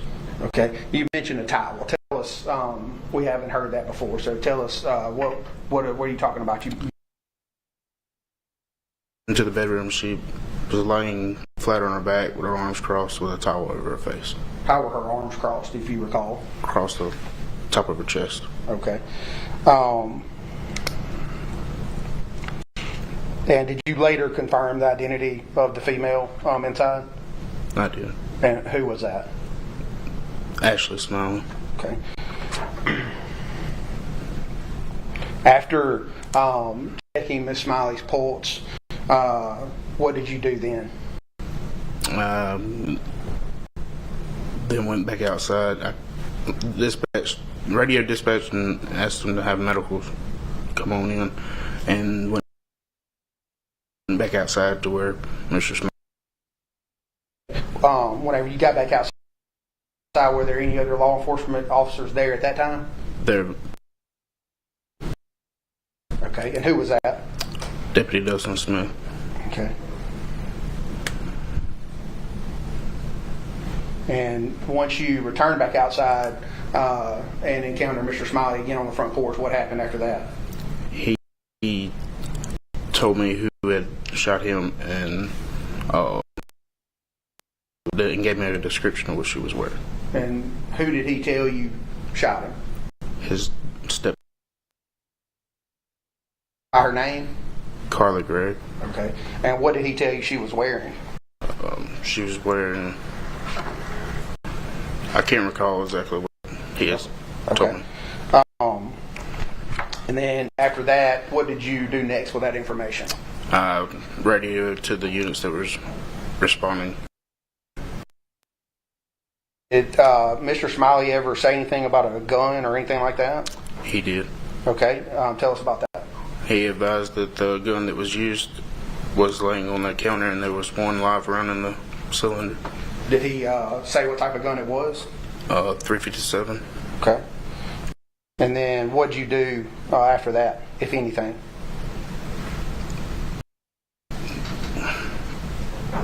I let the other officers know that about the weapon, and then had the crime scene taped off. Okay. And so how long did you stay out there that day? Until took possession of Miss Molly. Okay. And after, at some point, did investigators get there? What happened with that? When they arrived on the scene, they started taking photographs and processing the scene. Okay. Now, Deputy Lewis, as a patrol deputy with Rankin County, do you wear a body-worn camera? Yes, sir, I do. And tell us, when do you activate your camera? Anytime dealing with the public. Okay. On March 19th, 2024, whenever you responded to 214 Ashland Way, were you wearing body-worn camera that day? Yes, sir, I was. And did your body-worn camera, in fact, record what happened whenever you arrived there on the scene? Yes, sir, it did. Do you know whether that body-worn camera footage is kept by the Rankin County Sheriff's Office? Yes, sir, it is. Since March 19th, 2024, have you reviewed that footage? Yes, sir, I have. Okay.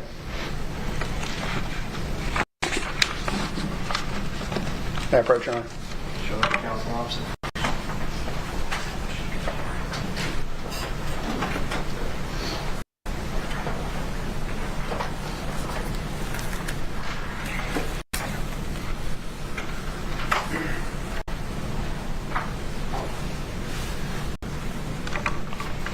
Deputy Lewis, I handed you an object. Do you recognize that? Yes, sir, I do.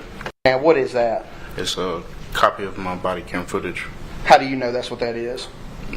Because I initially, after I watched it. Okay, so you watched that and initialed it? Yes, sir, I did. All right. That the footage that you watched on there, is that a true and accurate depiction of what your body cam recorded on March 19th, 2024 at 214 Ashton Way? Yes, sir, it is. Had that video been edited or altered in any way? No, sir. All right. Your Honor, at this time we would move this in as State's Exhibit 2. Any objection? No objection, Your Honor. Be admitted without objection, ST.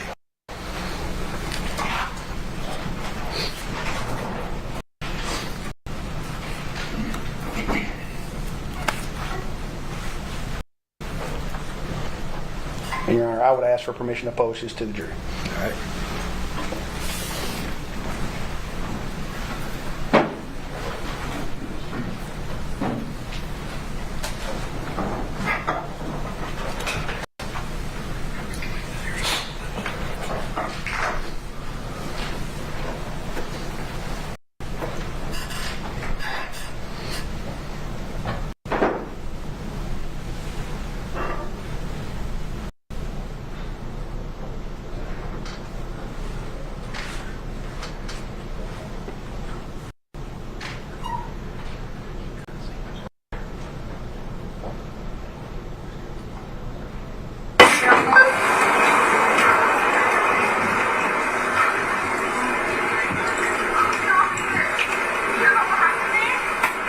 Yeah, go back inside.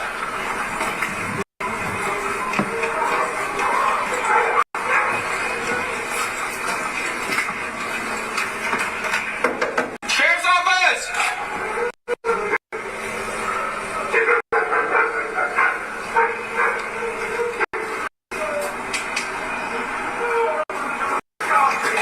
Sheriff's office!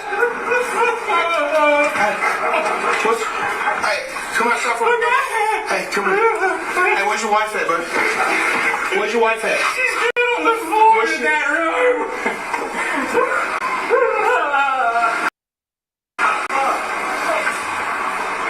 She's where?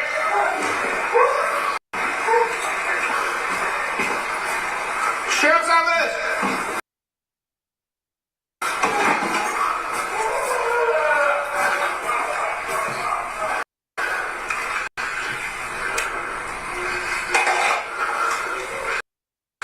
Hello?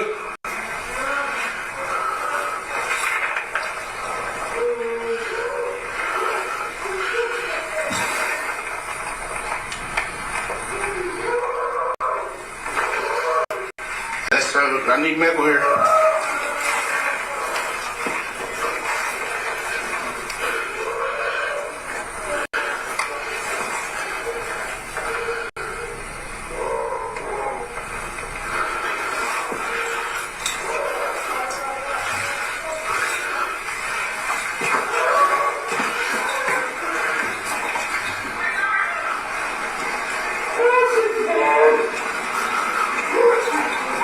I need you to go.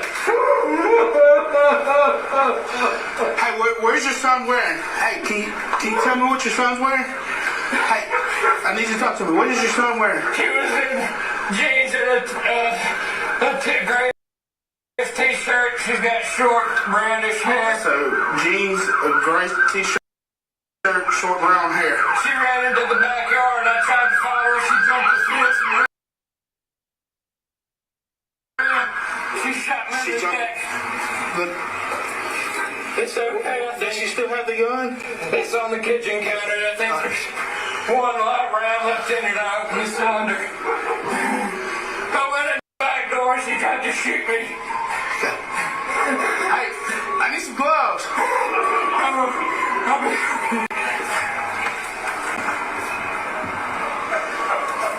Hey, he's saying that she ran towards Magnolia Place. Are you sure? He's grazed, but he's 10-2. It went through his shirt.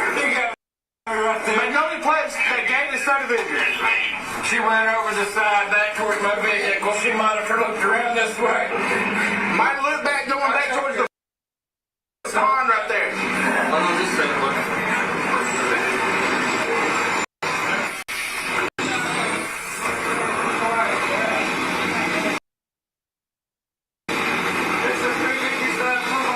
She does not have the firearm. The firearm is here at the house. Hey, he's been grazed, but he's 10-2. It didn't really not got me. She's laying in the floor with a towel.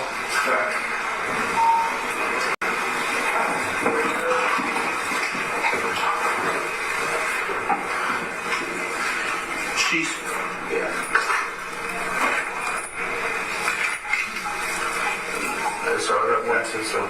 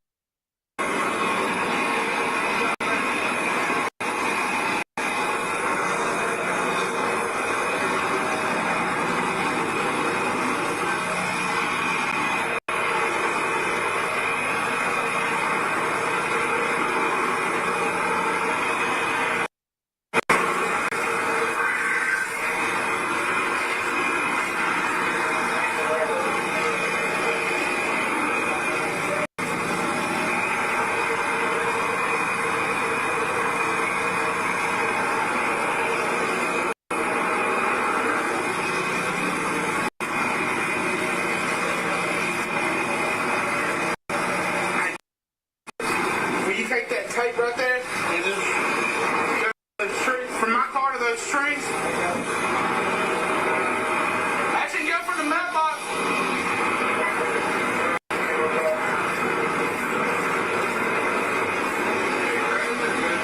Is it through? Yeah, it went in the front and out the back. It's a 357. C7? She have any kind of, what's her name, bud? Carly Gregg. Carly Gregg? How old is she? 14. She'll be 15 next month. Okay.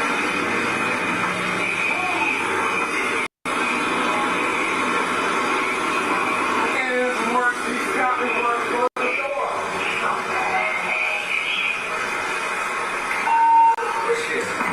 She jumped a fence, he said.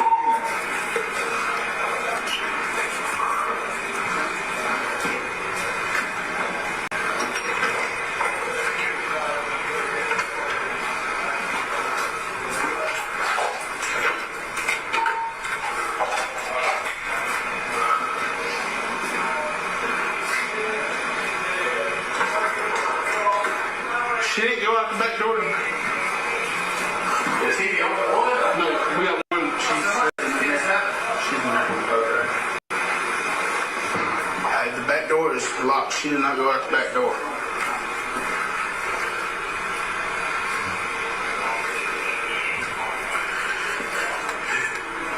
10-4, that's what he's claiming.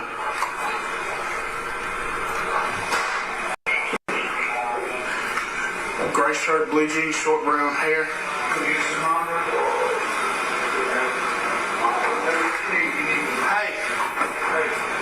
Hey, y'all do be advised, there's several firearms in the house.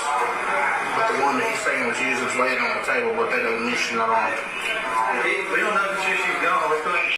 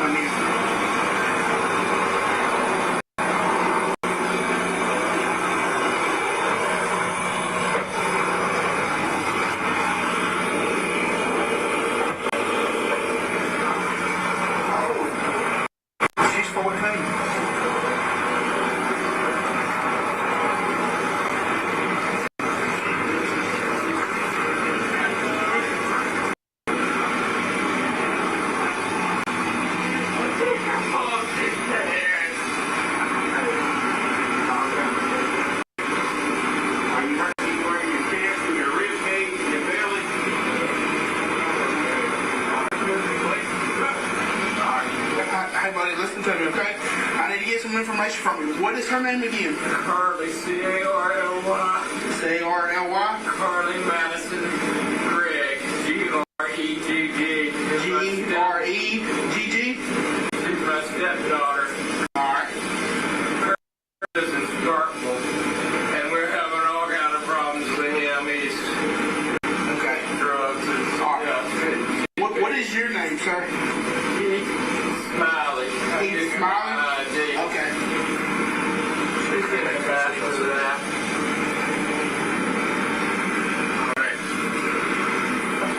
Hey. What's your wife's number? Name? Ash. Have you called her? Have you called her? Call her.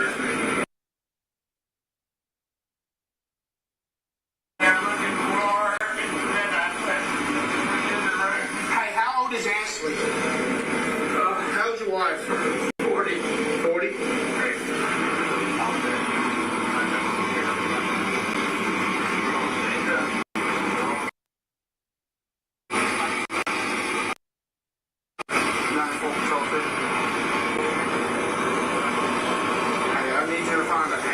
Ashley Smiley, 40 years of age, white female. Also, I got a 27 for the other victim. It's 801-151-492.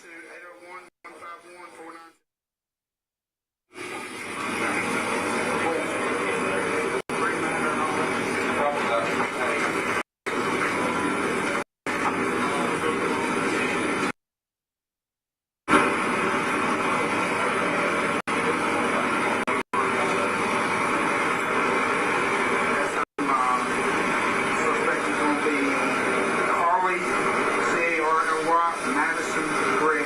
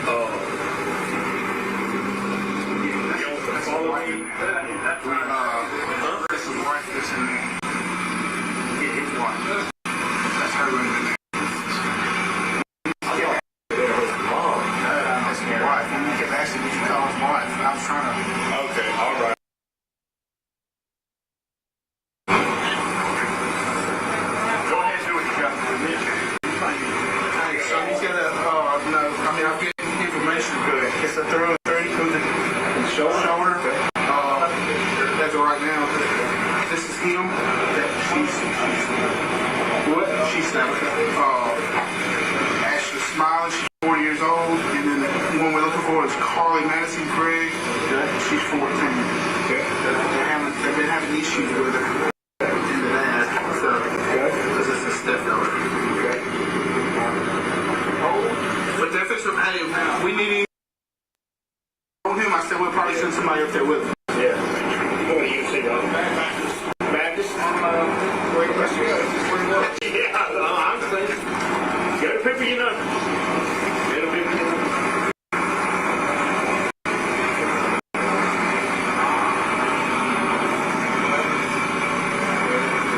I'm sorry about that. No, you're fine. That's why I was trying to just like. So you're gonna want to see. What? There's all little girls, mother. There's several guns in the house.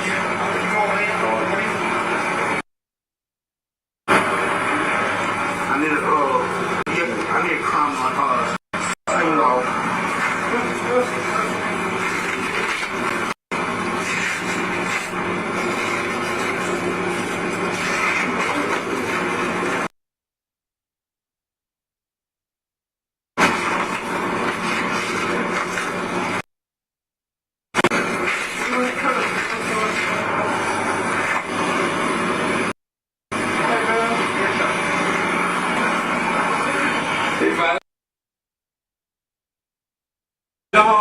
So we'll take care of that, okay?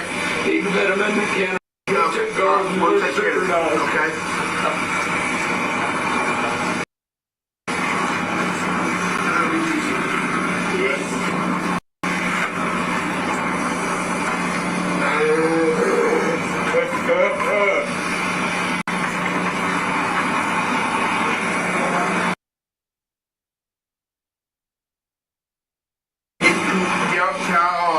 Y'all take a picture of that so y'all have it for y'all's information?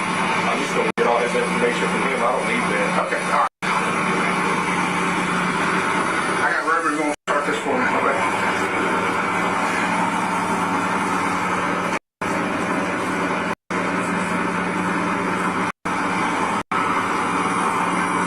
What's his name?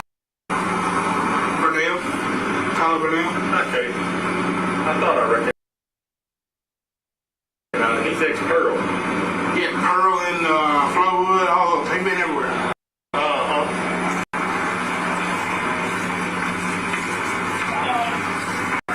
That be better? Yeah. Works for me. It's going to be, we use it up. I can get it from Burnell. Yeah, hey, turn around. Hey, y'all turn around real quick. You can take a picture. You know.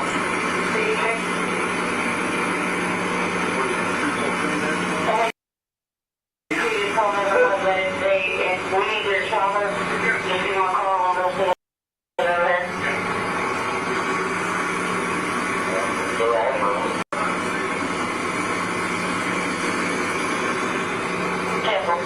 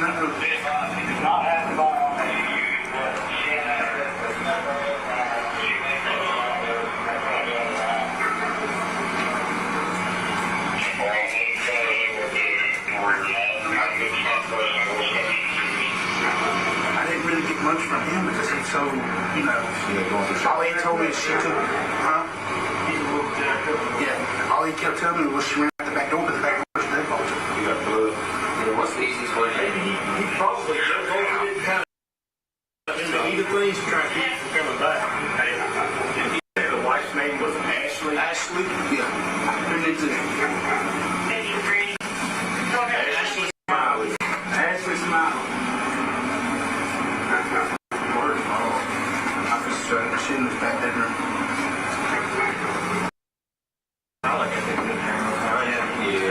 Hey Tyler, the gun that's used is right there on the counter in the kitchen. No. Nobody? No. They're still alive? Yeah. My dust hit.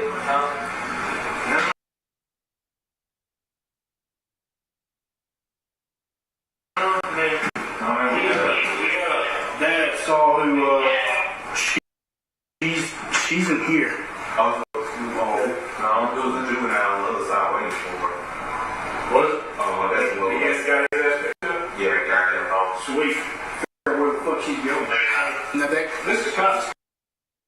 Hey, there's a bunch of cases and stuff laying right there. That closet's slim full of guns. So we know she may still have access to them.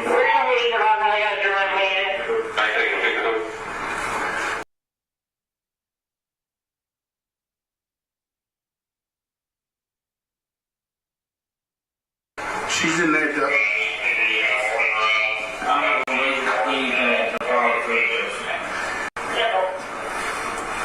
I mean, I couldn't get it up in the front door.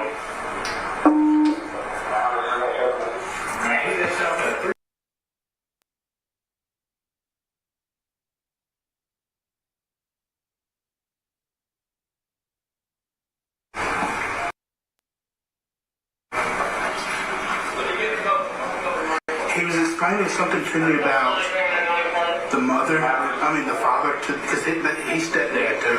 Okay. Yeah.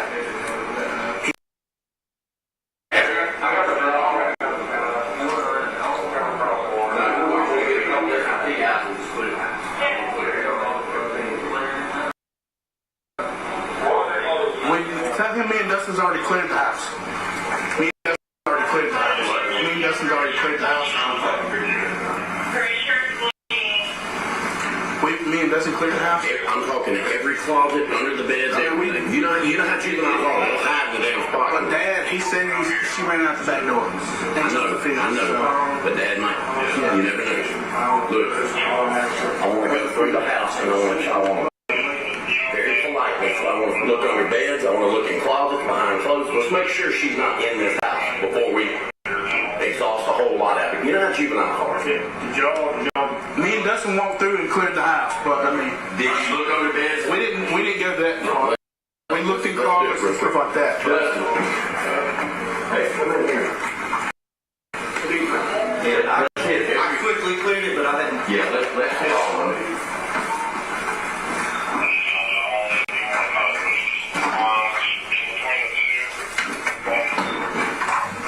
Clear. Thank you. That's mom. Yeah. Yeah.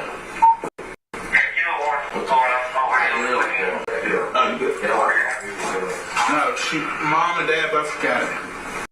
Dad both what? Got hit. Okay. And Dad's got her through and through on the shoulder. He's already in the ambulance. So is the 14-year-old? Yeah, the 14-year-old. Where is that?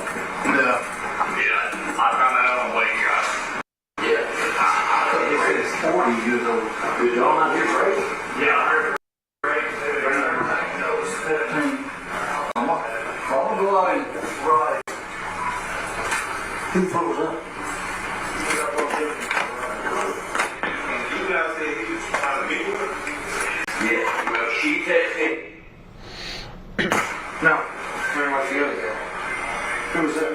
The one I was just talking to? Exit. Okay. Yeah. Exit for me on.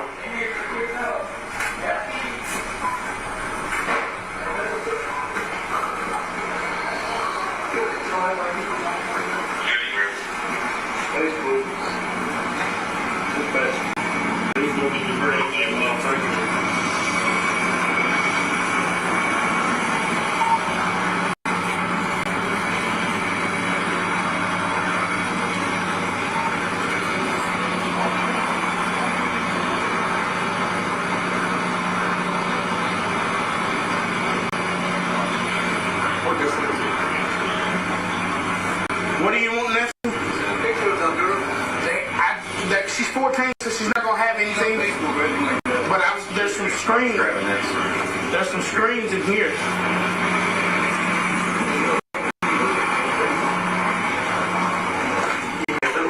You see, this thing right here is doing some pictures. Short now.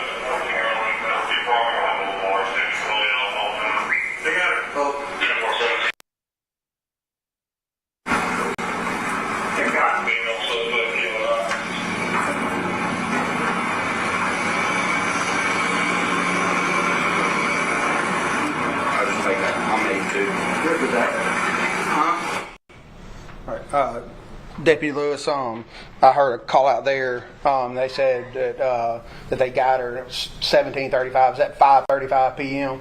Yes, sir, it is. Okay. And what did you know about whether or not custody at that time? I'm sorry, say that again. What did they mean whenever they said that they took her into custody at 17:35? They took her into custody at 5:35. And do you know who that was that they were talking about? Yes, sir. It was one of our interdiction units. Okay. And who did they take into custody? Carly Gregg. Okay. And I think the video goes on a little bit longer, but I think your testimony was earlier that you stayed out there until the coroner showed up. Is that correct? That is. And what type of things were you doing until the coroner showed up? Just help processing the scene and. Okay. Court's indulgence.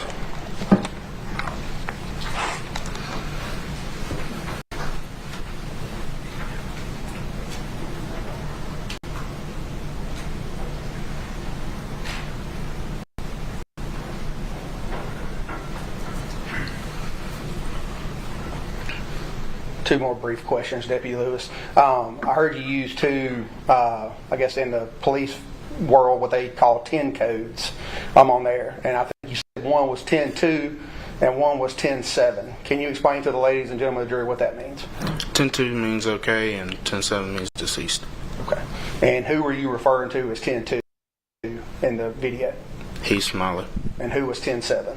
The mother, Ashley Smiley. No further questions, Your Honor. Cross-examination.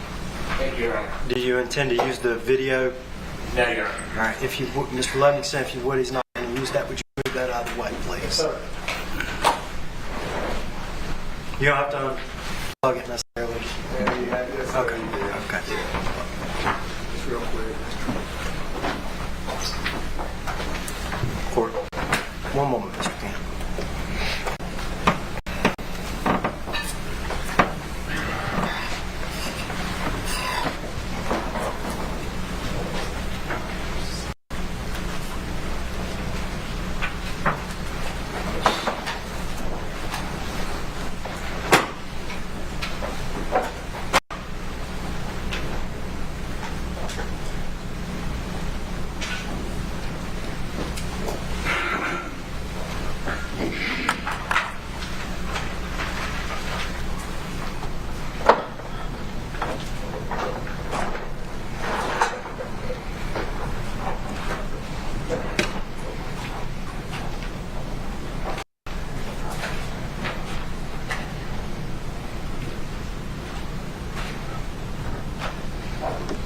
Cross-examination. Thank you, Your Honor.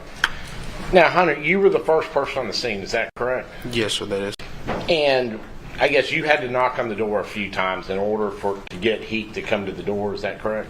Yes, sir. And I think when you answer, or I guess when he comes to the door, you see him and he's talking on his cell phone, correct? Yes, sir, that is. And at that time, he's actually talking to the 911 dispatcher, correct? Yes, sir. And then, did you have him go out? I wasn't 100% sure when I was looking at the video. Did you have him come out, or did he come out and sit down? Well, I asked him to come out. Okay. And so when he comes out, you notice he's been injured at that point. Or did you, I think you asked him if he was injured, or you were able to ascertain Yes, sir. that he was injured, right? Yes, sir. And then you had him sit down, is that correct? Correct. And did that because you're looking out for his safety, and if somebody's been injured, you don't want them walking around and possibly fainting and doing things like that, is that correct? Yes, sir. So you were having him get on or sit down, try to calm down, because at this point you're trying to get some information from him about what happened, correct? Yes, sir. And I noticed you ask him what happened. He's telling you that I guess somebody had shot him. Is that correct? Said that again, sir. You were asking what happened, and he said somebody had shot him. Is that correct? I don't recall that, sir. Okay. He didn't tell you somebody had shot him? Didn't you ask him what happened, and he said that his stepdaughter had shot him? Yes, sir. Okay. And I think it took you a couple times because you had asked, what does your son look like? And it took you a couple that you had to think to realize that it's actually a stepdaughter, not a stepson. Would that be correct? Yes, sir. And this is all on video, correct? I mean, we just saw the video. This is all on video. Yes, sir. That's what we would call a body cam, right? Correct. Okay. And you have certain policy and procedures with the body cam, correct? Yes, sir. And I think you had said when you first got up on the stand, you were asked about why you wear a body cam or what it is, and you said any time that you have interaction with the public. Yes, sir. And it's for your safety, and it's also for the safety of the I guess the public, correct? Yes, sir. And you have certain policies that say as long as you're out there, you can't turn that body cam off, correct? Yes, sir. And that's a Rankin County Sheriff Department policy, right? Yes, sir. And that's I guess if you're wearing a body cam, you are, I guess, and you're with the Sheriff Department, everybody follows the same procedures. Yes, sir. May I beg the court's indulgence?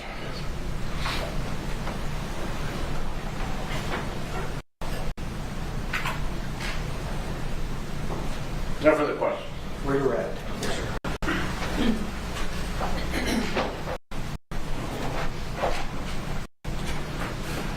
Deputy Lewis, Mr. Camp was just asking about body cams. Do you know whether investigators, in your personal knowledge, do you know whether the investigators with the Rankin County Sheriff's Office wear body cams?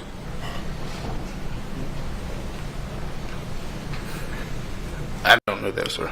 Okay. And the gentleman who showed up out there with the white shirt on, who was that?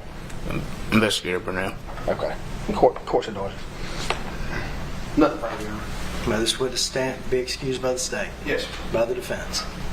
Yes, Your Honor. All right, you can stand down. I'll approach real quick.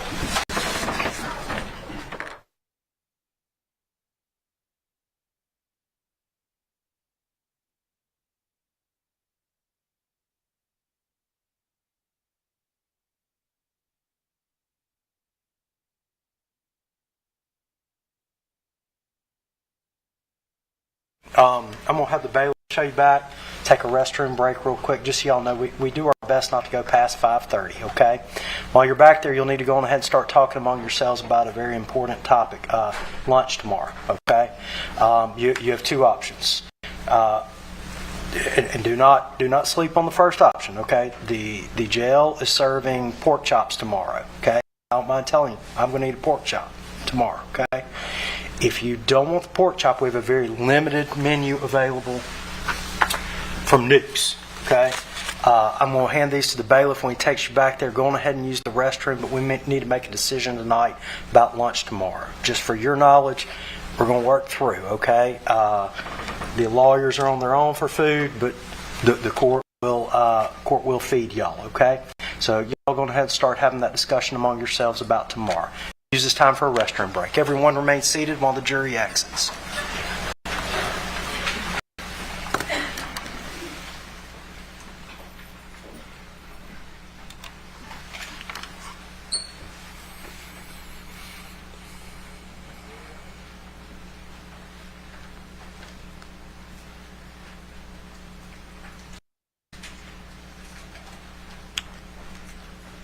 Mr. Bailiff, let me know when they're done with the restroom.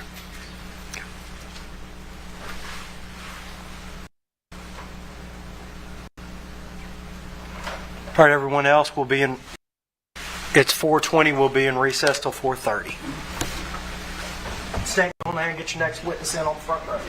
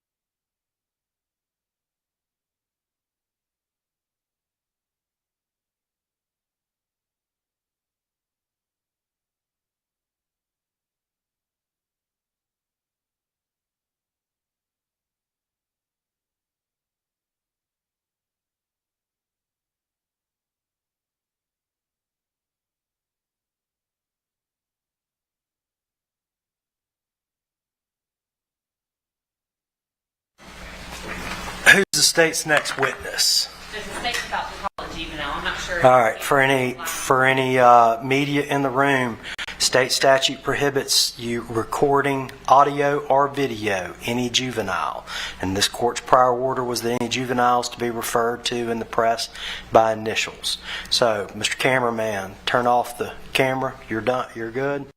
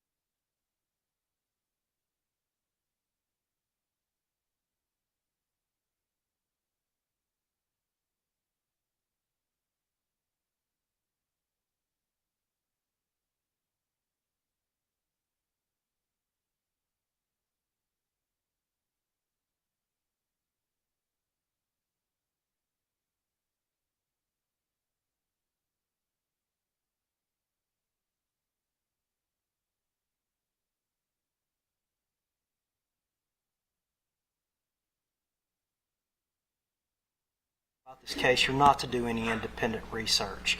And please don't go home and get on social media, okay? With those three admonitions, I'm going to turn y'all over to the bailiff, but I do need y'all to make a decision as to lunch tomorrow, because I have to order tonight, okay? If you're vegan or you have some special issue, you can pack lunch. These are the options that I have, okay? So just before y'all leave tonight, please make that decision. If you want to bring something, we'll provide you a refrigerator. We'll provide the way that we can. I'm going to ask y'all to be back in the jury room at 8:45 tomorrow, ready to go at 8:45. Everyone remain seated while the jury exits. Mr. Bailiff, take charge of the jury.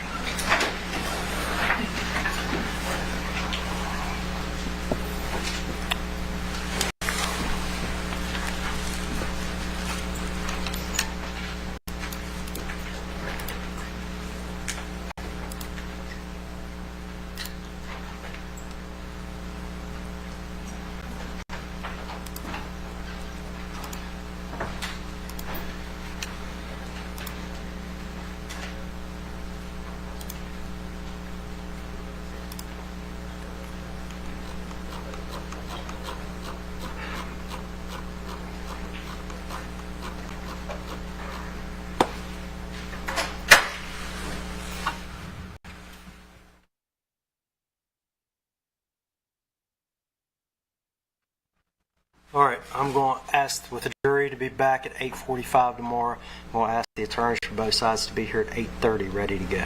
All right, along with your witnesses. We're moving along at a pretty fair clip, so if the defense has any witnesses, they may want to have them ready after lunch tomorrow. All right? Anything further from the state? No, sir. Anything further from the defense? No. All Sir, right. I apologize. I do have one other thing, just to make sure that the witnesses, the people that have been in the courtroom know that they're not allowed to discuss the testimony with potential other witnesses. There should be no discussion about testimony with witnesses from either side. All right. Anything further from the state? No, sir. From the defense? No, Your Honor. All right. We'll stand in recess till 8:30 tomorrow morning. Thank you.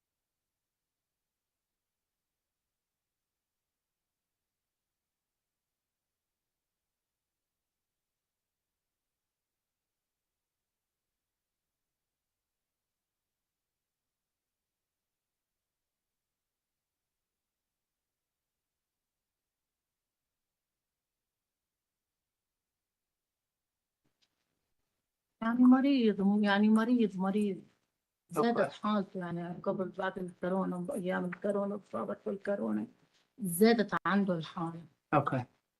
زاد عنده المرض بس ايش احنا ما إنه أطباء نعرف أو نشخص اوكي.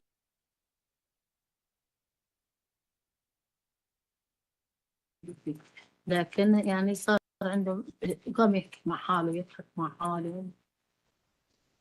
Okay. Yeah, he was. He was more careless. He would not care for himself, and his personality. He would speak to himself, and the condition that he had worsened. He was just sick. His condition after COVID increased. The sickness increased. But what's the sickness? I don't know. We're not doctors. You cannot diagnose it. But he would speak to himself. He would laugh with himself. The night before the shooting happened, was it Mother's Day? الليلة اللي قبل ما تحصل الإطلاق النار كان عيد الأم. أنا يعني في بلادنا نحن العربية كان 21 آذار هو كان يوم عيد الأم. Yes, in our country, in the Arabic country, it was Mother's Day. And did you and your family celebrate Mother's Day on that Sunday? بهذا اليوم يوم الأحد أنت وعائلتك كنا موجودين. عفوا أنت we're going to repeat sorry I was not allowed to complete the question عفوا سيدتي ما احتفلتوا بهاي المساء اليوم الأحد؟ عيد الأم. Yes. Yes, we celebrated. The whole family was there. And while your whole family is there and you're celebrating Mother's Day, is Ahmad being isolated and not talking with you all?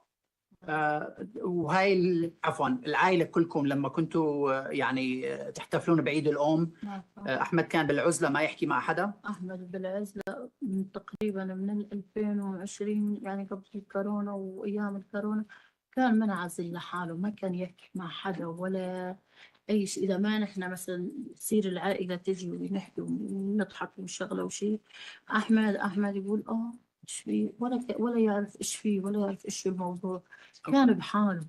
عرفت كيف؟ فنحن كان تصير حلو أو أحمد ويرجع لحاله. Okay. Yeah, I mean, he was isolated from 2020 and before COVID and during COVID, he was isolated and would not speak with anyone unless we would all come and speak with him and, try to laugh and to try to engage Ahmed. But he was not aware what was happening. He was alone. And we would call him and he would say, yeah, and then get back to what he was doing. The next day, the day of the shooting, did you have breakfast with Ahmad? اليوم اللي بعده يوم اللي صار فيه الإطلاق النار أكلتوا فطار مع بعض؟ سويت أنا الفطور وصحت الأحمد وكان محمد كمان صحت له وبركنا فطرنا أنا وأحمد ومحمد ومصطفى وفطرنا وكانت دغنه هيك كبيرة وشعره هالس ويعني تقول هوملس. فقلت له أحمد أنت ليش هيك حبيبي روح على الحلاق حلق إذا ما بقى عندك ما تدفع أنا بعطيك $20 وروح حلق. قال لي هيك بدك؟ قلت له إيه. ونحن فطرنا وشلت الأكل ونحن أنا ومصطفى رحنا نتسوى وهو ضل بالبيت على أساس إنه يروح الحلاق يحلق ويغير حاله. Okay. Yeah, I mean, I made breakfast and called Ahmed and Mahmoud and Ahmed, Muhammad, and called him too. We had Ahmed, Muhammad, and Mustafa and had breakfast, but his hair appeared to be very big. He appeared like he was homeless.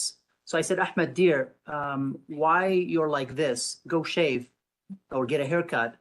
If you don't have money, I will give you $20. He said, that's what you want? I said, yes. Myself, Mustafa and I, we went shopping and he stayed home. And he was supposed to go to the barber and shave. Was that the last time you saw Ahmad until today? هل هذا كان آخر مرة شفتي أحمد لحد اليوم؟ Yeah.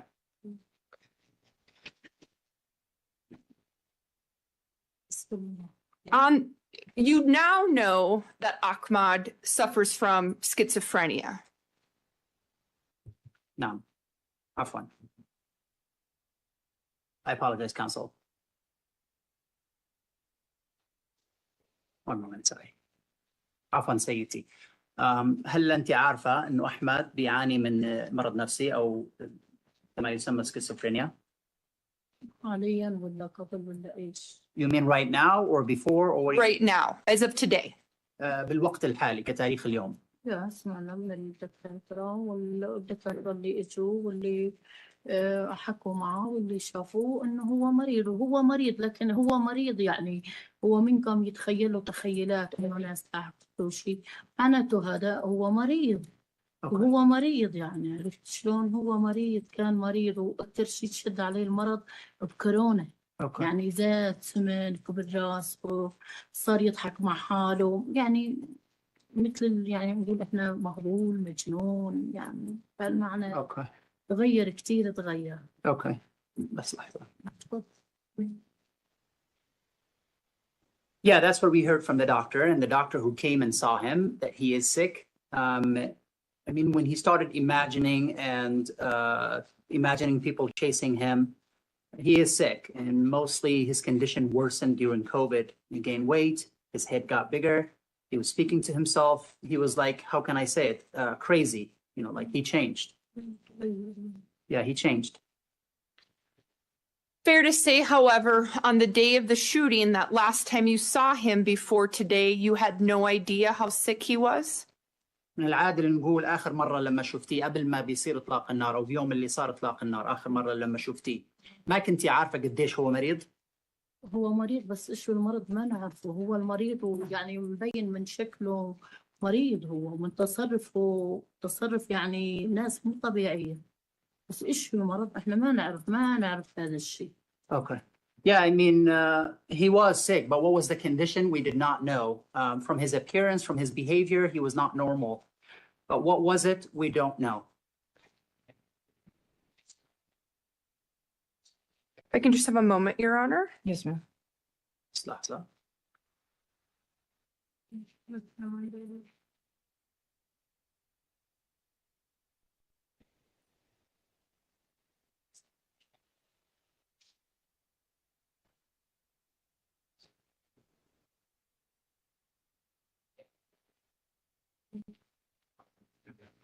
I just have one last question for you. بس عندها سؤال أخير لك. Do you think at the time that Ahmad committed the shooting, he knew right from wrong? تعتقدي إنه أحمد بالوقت اللي أطلق النار أو وقت الجريمة إطلاق النار، تعتقدي إنه هو كان عارف الصح من الخطأ؟ هو مريض، ما كان يعرف، أكيد ما كان يعرف الصح من الغلط، لأنه ما في إنسان عاقل يضرب أو يسوي أي شيء. هو مريض وزاد مرضه من صارت عنده الكورونا، ما بيميز شيء، يضحك نقول له على شغلات ما يسويهن ينسى، كسر الأغراض، يعني مريض، هو مريض وإحنا ما نعرف هذا المرض ولا نعرف، أكيد هو كان مريض طبعا مو طبيعي. Okay. إنسان طبيعي ما بيسوي هالشغلات. بسم الله. Sorry. He is sick. He did not know for sure. He did not know right from wrong. No sane person will do anything like that. He is sick, and his sickness increased during COVID, and he would not differentiate. His laughing, things he was forgetting. He was breaking items. He was sick. We did not know his condition, however. For sure, he was sick and not normal. Normal persons don't do that. Thank you. I don't have any other questions.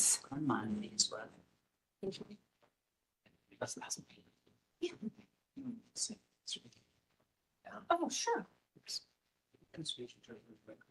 Sure, of course.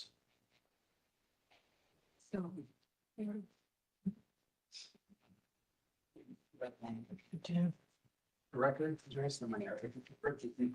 Thank you.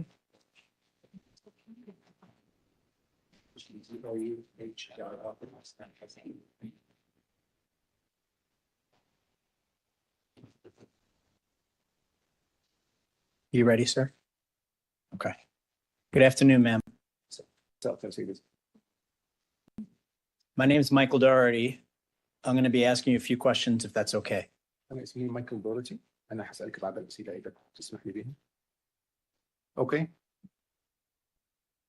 So after the shooting happened, I would imagine that you were very upset about what had taken place.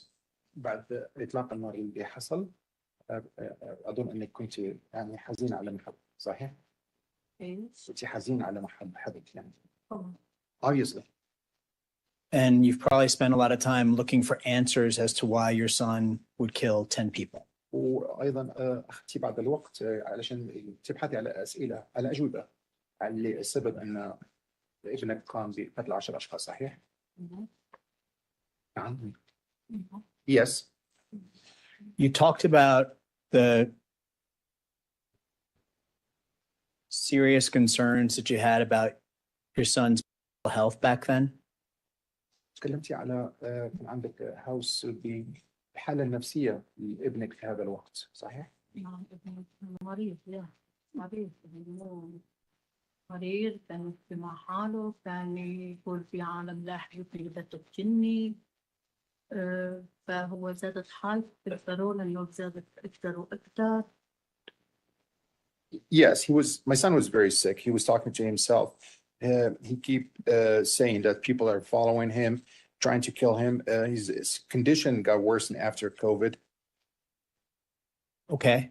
So I'm going to just ask you a few questions about that. هسألك بعض الأسئلة على هذا الموضوع. Your son never went for mental health treatment, right? هل ابنك عمره أخذ برنامج تأهيل نفسي أو علاج نفسي من قبل ولا لا؟ ما أخذ هو علاج نفسي لكنه هو مريض. No, he never took any treatment. He's sick. He's sick. هو ما أخذ شيء بس هو ما أخذ شيء ولا. I'm not aware if he was under any treatment, but he was sick. He was very sick. Okay. Do you recall when the investigators first interviewed you on March 24th? تذكري لما المحققين تحدثوا معك في يوم 24 شهر مارس شهر 3؟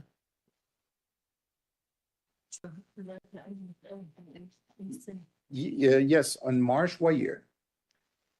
Sorry, 2021. It was a day or two after the shooting. 2021 يعني يوم أو يومين بعد الحادث صحيح. تذكري؟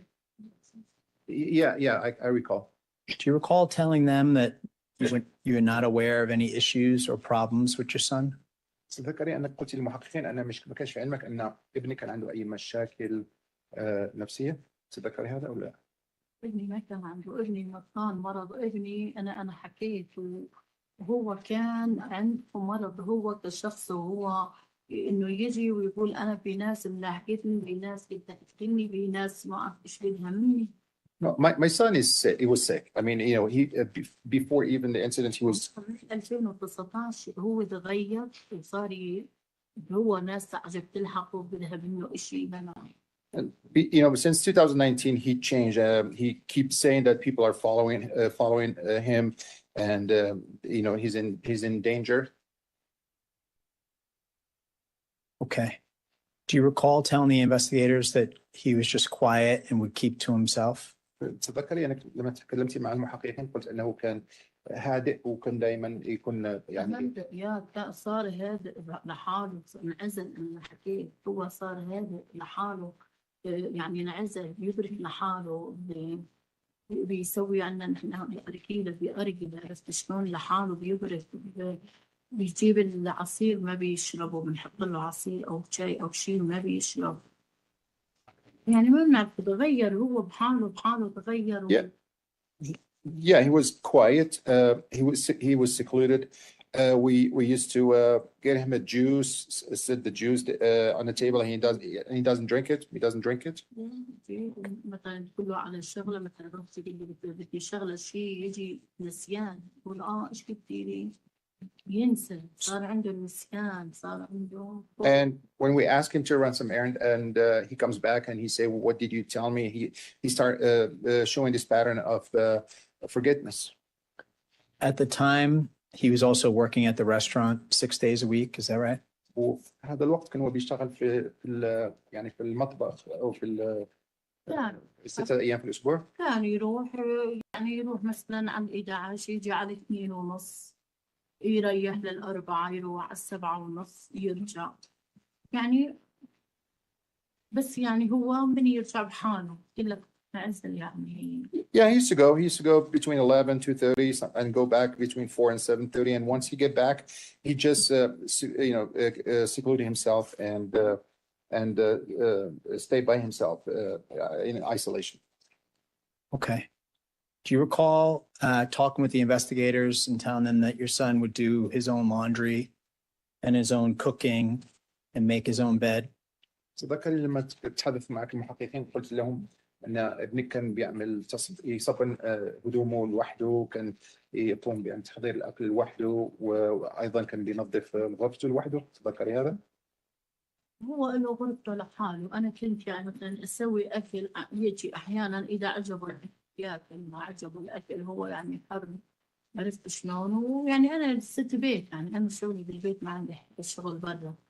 بس هو قلت لك تغير وصار عنده يعني صار يقول أنا ملاحق. هذا أكثر شيء أول، يعني أول البداية يقول أنا ناس ملاحقتني، ناس بدها تفتني، ناس ما أعرف إيش بدها مني.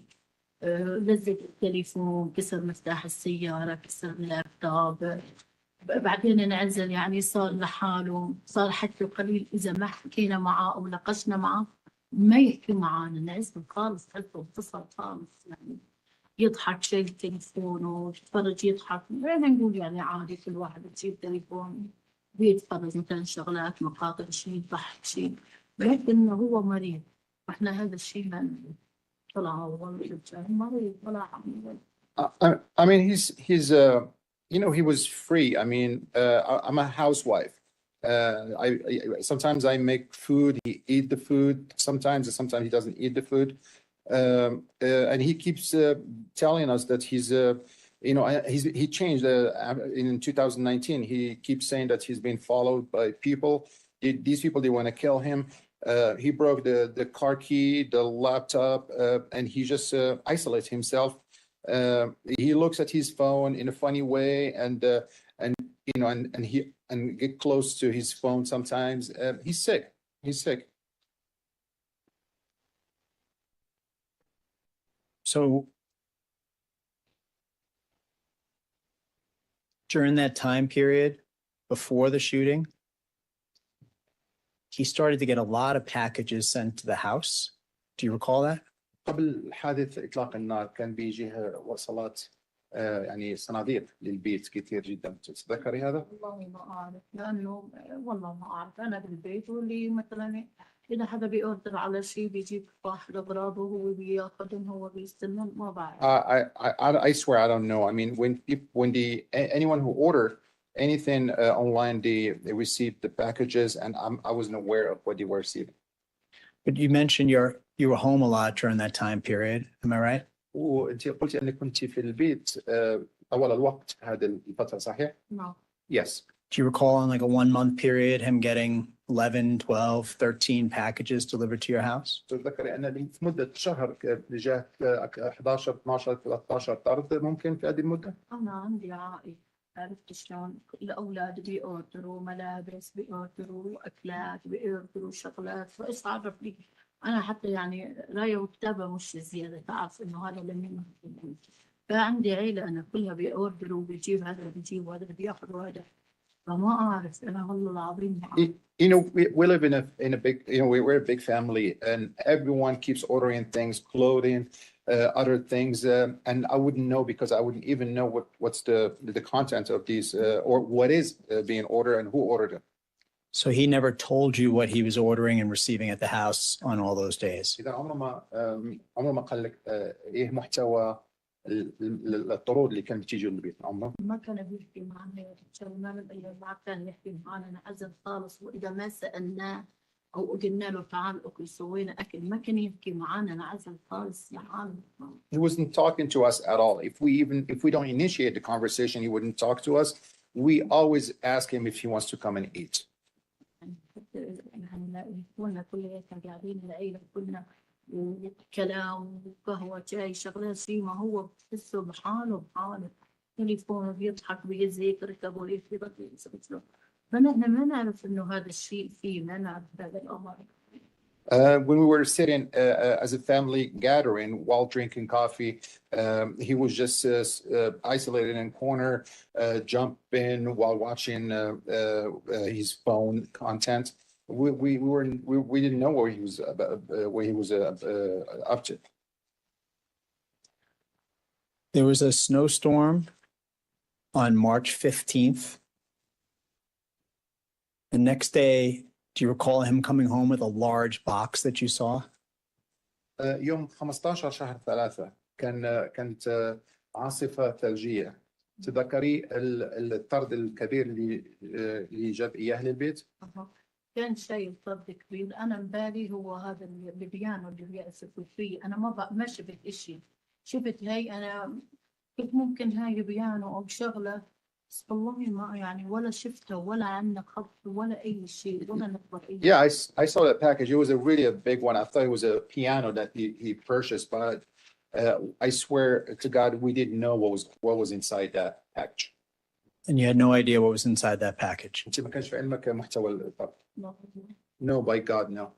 Okay. And you told the investigators you thought maybe it was a violin that he had purchased. أنت قلت أنها ممكن يكون هذا الآلة العازفة. أنا قلت يمكن يعني هو أكيد يعني. Yeah. ما عندنا نحن هذا الشيء يعني إنه يجيب إنه شيء أو باله شيء. هو ما هو يعني مريض كان شكله والله العظيم شكل المهبلين يعني. Yeah. يعني تحسه مجنون يعني. ما هو شكله إنه يروح يجيب يروح يشتري يروح يسوي. ما نعرف ولا خبرنا ولا عنا علم ولا عنا أي شيء. حتى قلت لك لما نفاش هاي البكسة والله أنا فكرت هاي العاصفة اللي بيعزفوا فيها. Yeah, I was under the impression it was a violent or a musical instrument. I'm telling you, even when you look at him, he looks really crazy. He cannot, he can go about his daily routine in life. And when he had we had that box delivered, I swear I didn't know. I swear I didn't know what was inside. I thought it was violent. Had he ever played violin before that day? هل عمره لعب بهذه الآلة العازفة من قبل من قبل؟ لا ما جابها قبل ولا شيء. بس إنه أحيانا الواحد ممكن يقدر إنه يجيب يلعب أو يتعلم شغلة ممكن. لأنه هو مش طبيعي يعني وضعه كشكله كوضعه مش طبيعي. No, he never played before. But I mean, first I thought it was someone wants to. I thought he just wanted to pick up on a new hobby. He's not normal. He do things that normal people don't do. So that's what I was thinking. Probably he's just taking on a new hobby. But isn't it true that a little while later, ma'am, you realized that it was an assault rifle? ولكن سيدتي هل صحيح بعد مدة تفاجأتي وعرفتي بأنه كان مسدس؟ أنا ما أعرف إذا في عنده. أنا ما أعرف والله أي شيء إذا عنده مسدس ولا عنده أي شيء. No, I didn't know. I'm willing to swear in front of God and everyone else that I didn't know it was an assault rifle. الشيء ما نتفاجأ. أنا لما صار الشيء هذا نعرف ابننا مريض ما عم يركز. بيخربط صار بالكلام بينسى بيضحك. كورونا صارت كورونا وسكرت كل الابواب وهذا كل اللي نعرفه. هو مريض. We were surprised by what happened. Our son is sick. He can't focus. He keeps mumbling. He became forgetful. He smiles. He makes funny faces after COVID. And everything. After COVID, everything completely changed.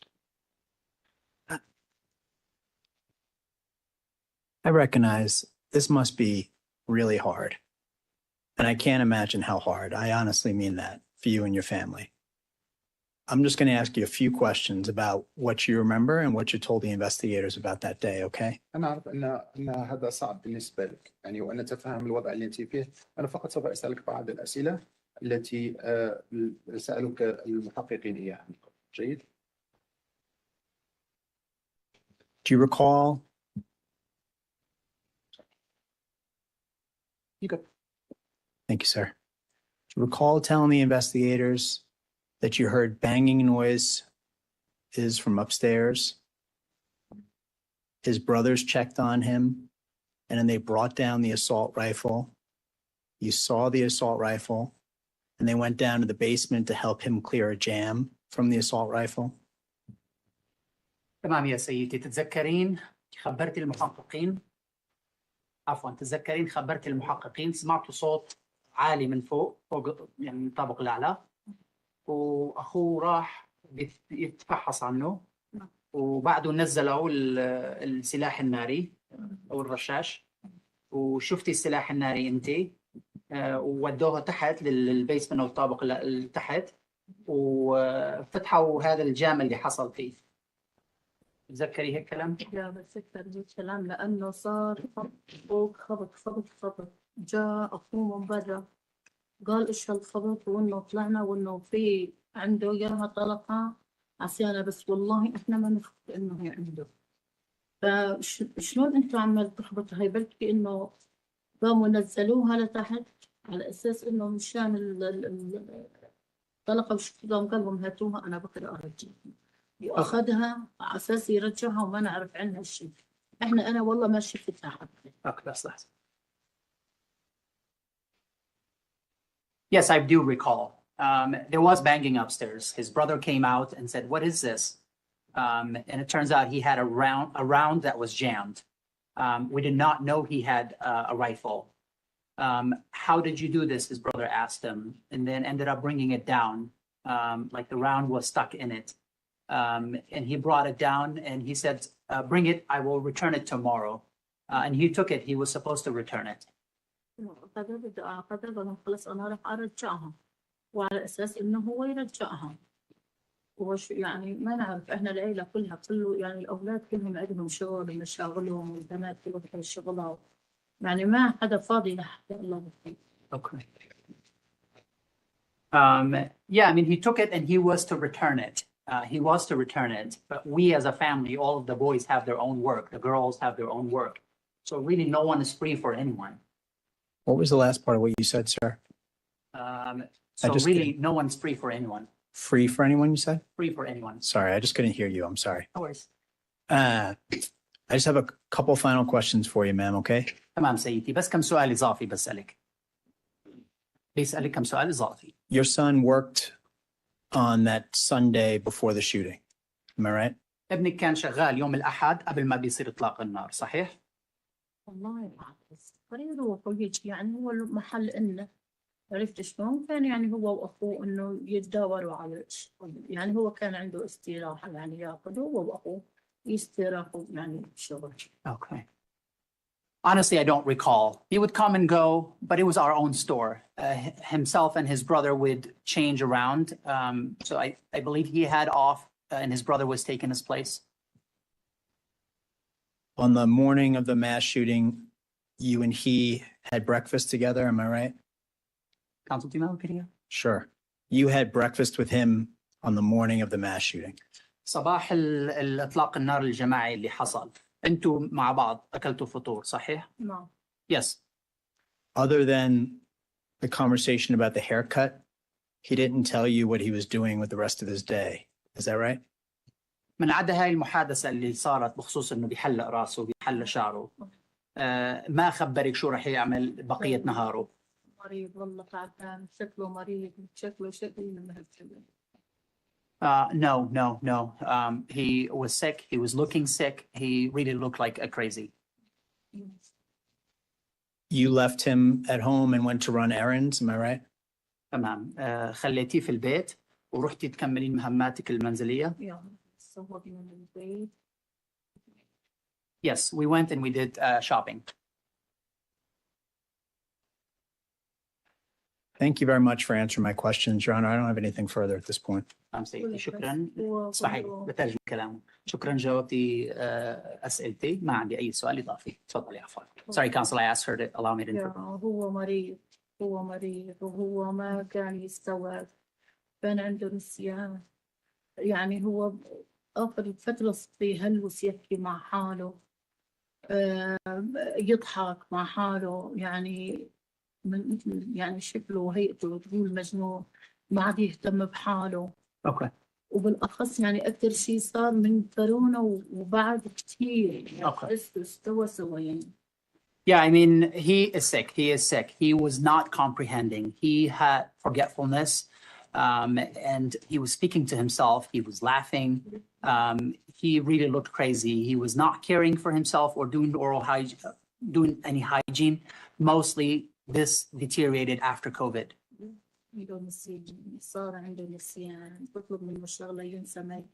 There's no question before the witness. Thank you, Honor. Ms. Harold may have some more questions. I have no redirect, Your Honor. All right, ma'am, you are excused. Free to go.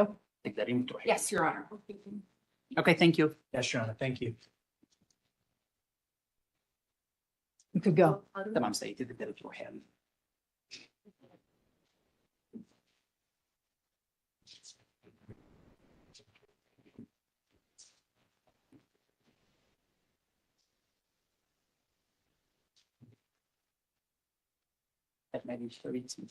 Yes, thank you.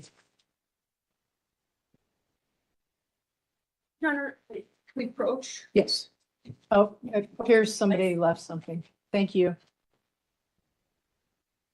Sure, come on in.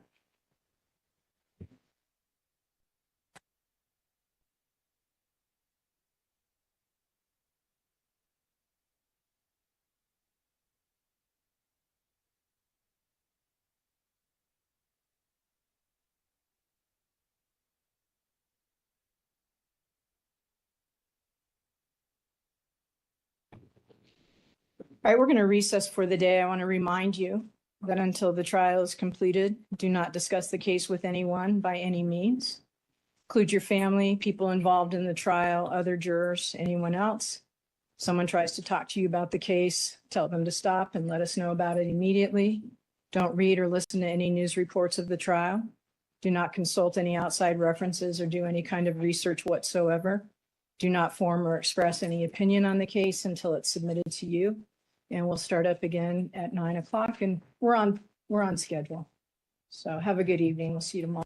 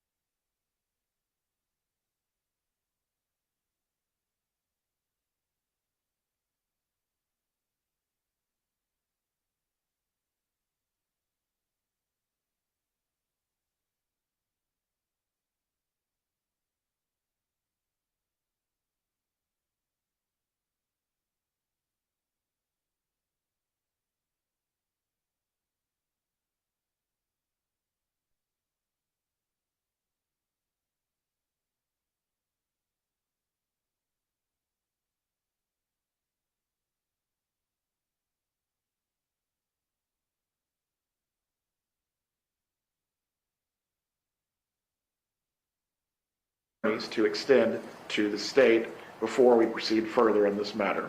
No, there was. Very well. You may be seated.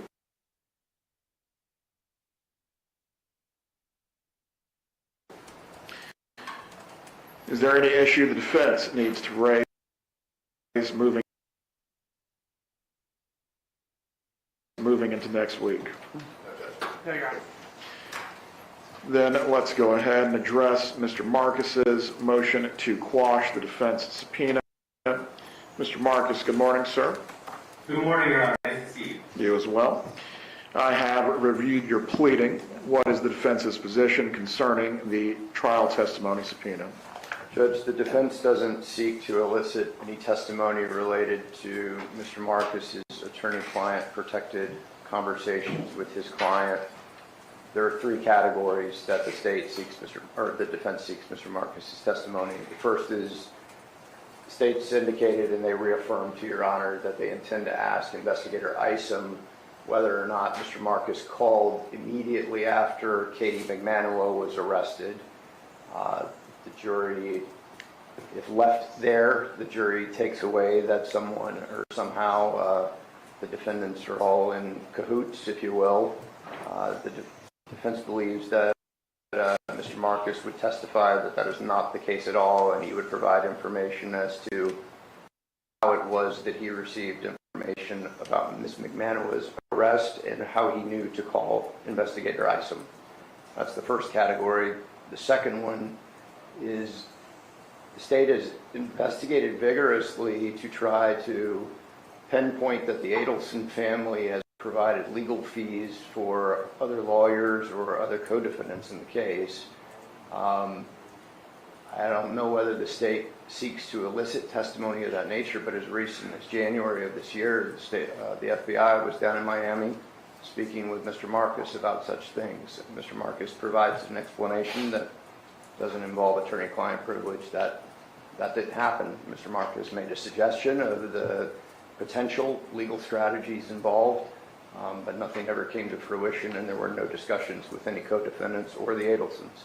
And then the third category, Judge, is there's a text message between Mr. Marcus and his client, Charlie Adelson, at the time, about him having seen or bumped into Katie McManua outside of his office, and there's a comment about something to the extent of it being a coincidence, but there was no conversation that was had.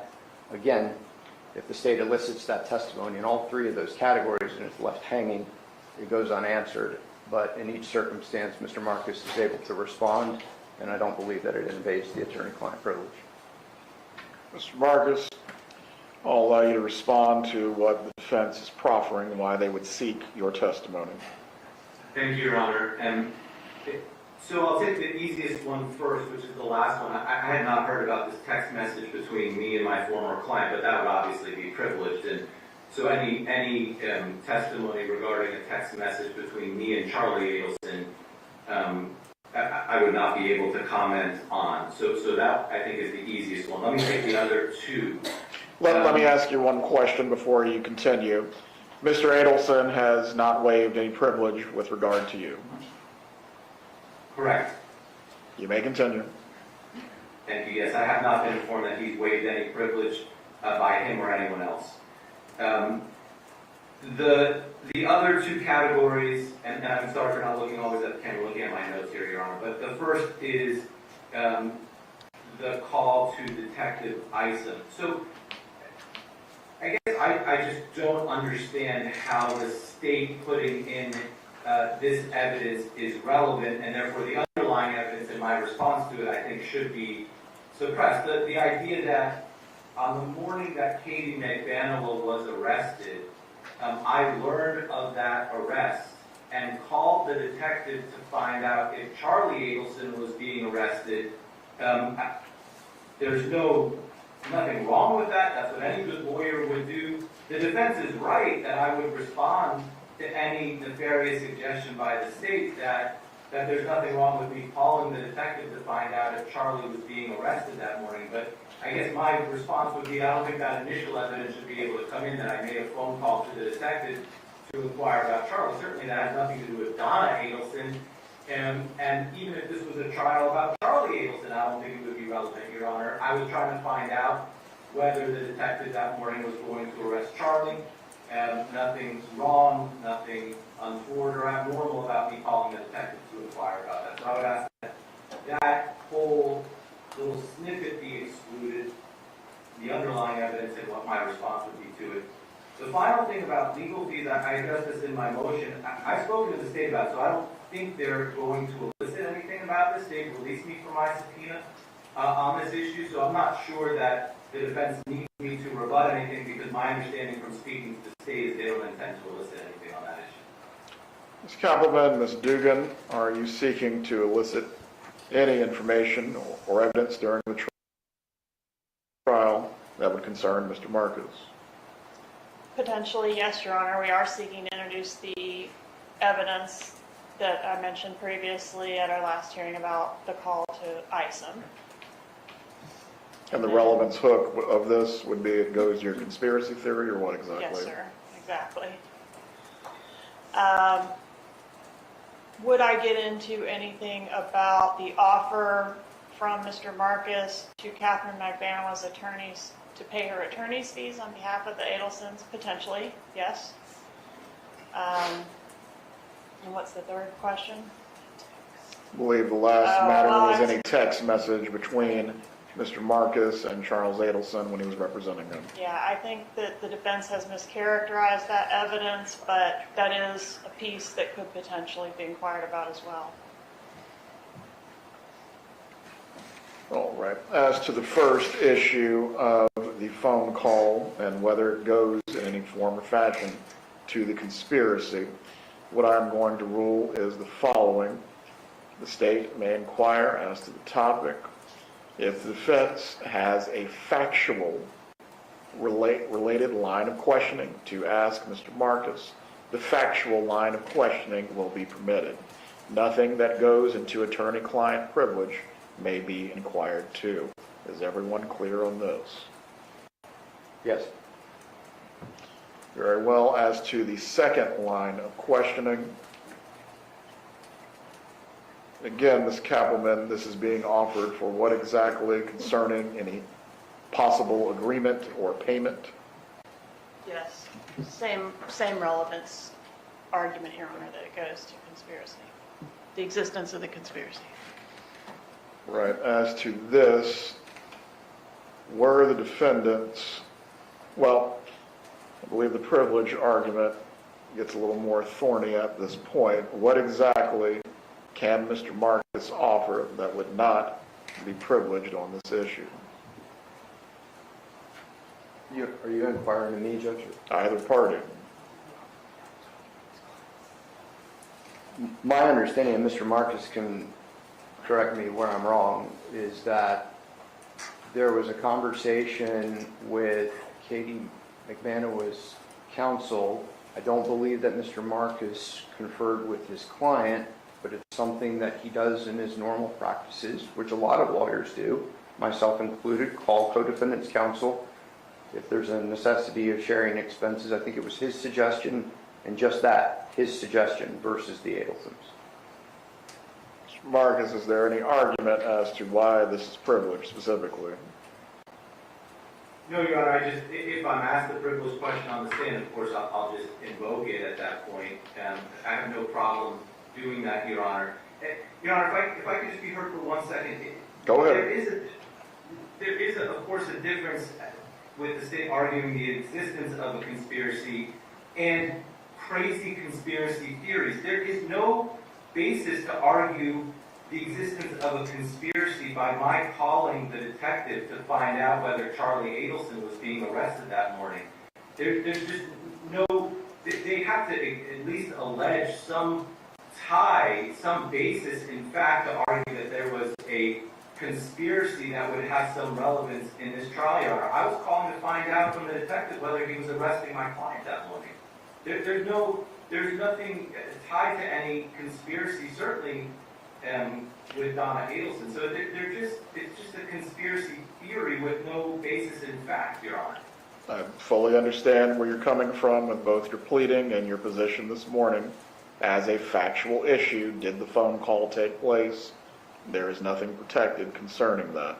How that fits into the larger narrative of what may be admissible or not, yet to be determined. The state, they have their fair opportunity to put on their case. If further objection needs to be raised at that time, I will address at the time. But as to the pure factual issue and whether or not you have knowledge on that topic that does not go to privilege, that is where they will be permitted to inquire. That is where the defense will be permitted to rebut. Nothing more, nothing further. As to the second issue of the offering of fees, is there any privilege that you can assert concerning this, or this was just an idea between you to the other attorneys? The latter. As to that topic, factually, it may be inquired into. How this again fits into the larger weaving of the evidence. If there needs to be an objection at that time, it may be raised, but on the pure factual issue, state may inquire, defense may rebut.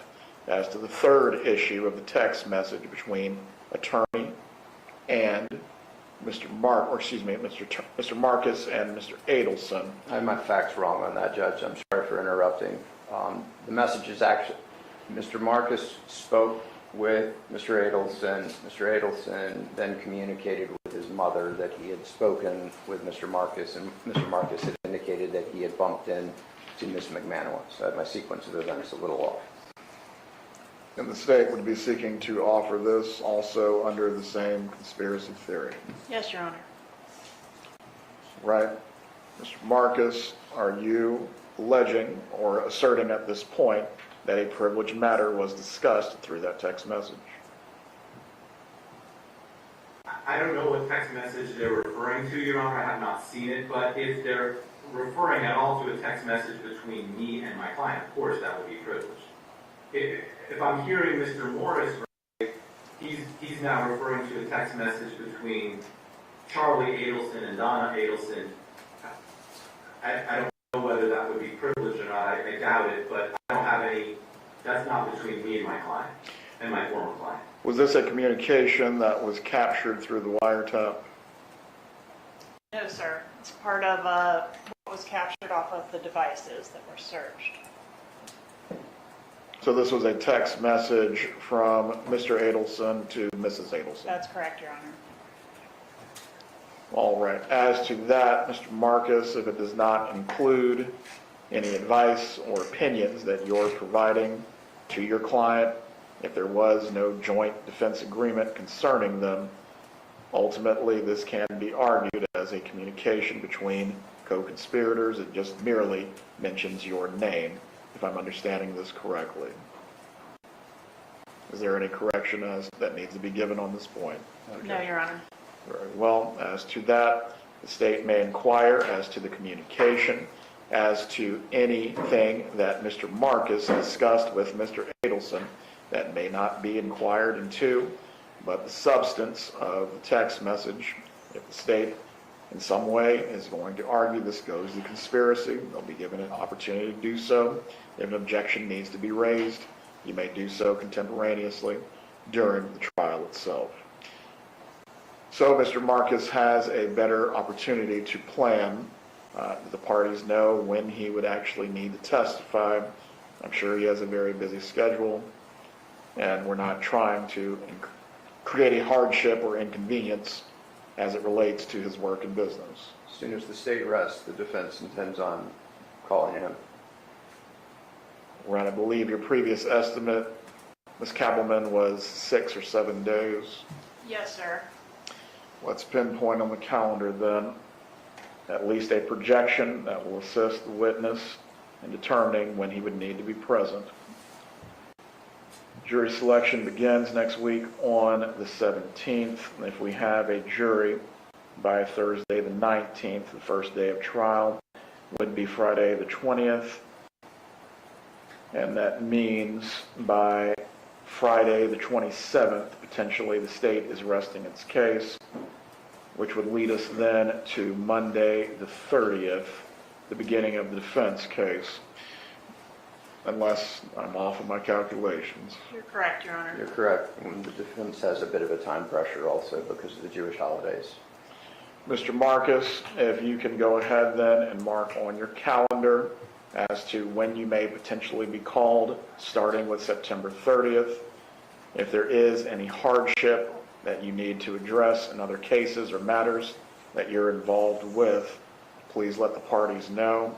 If it's another state court matter, perhaps I can pick up the phone, free you up.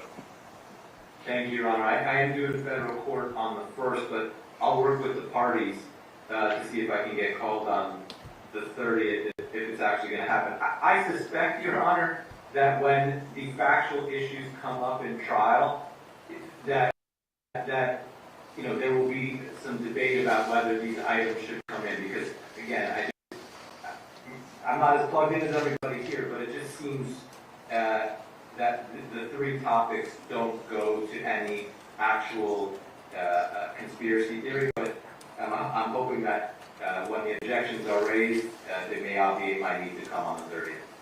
All right. That concludes the motion to quash the subpoena. Have a good day, sir. Thank you, Your Honor. Nice to see you. Bye.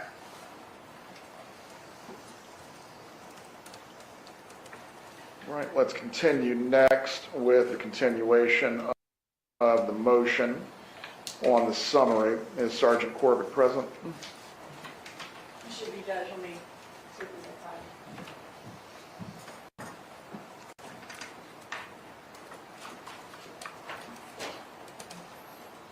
Oh, and also, so the record is clear on this matter, the motion to quash the trial subpoena is denied as to all factual issues in which Mr. Marcus would have personal knowledge and can testify relevantly. I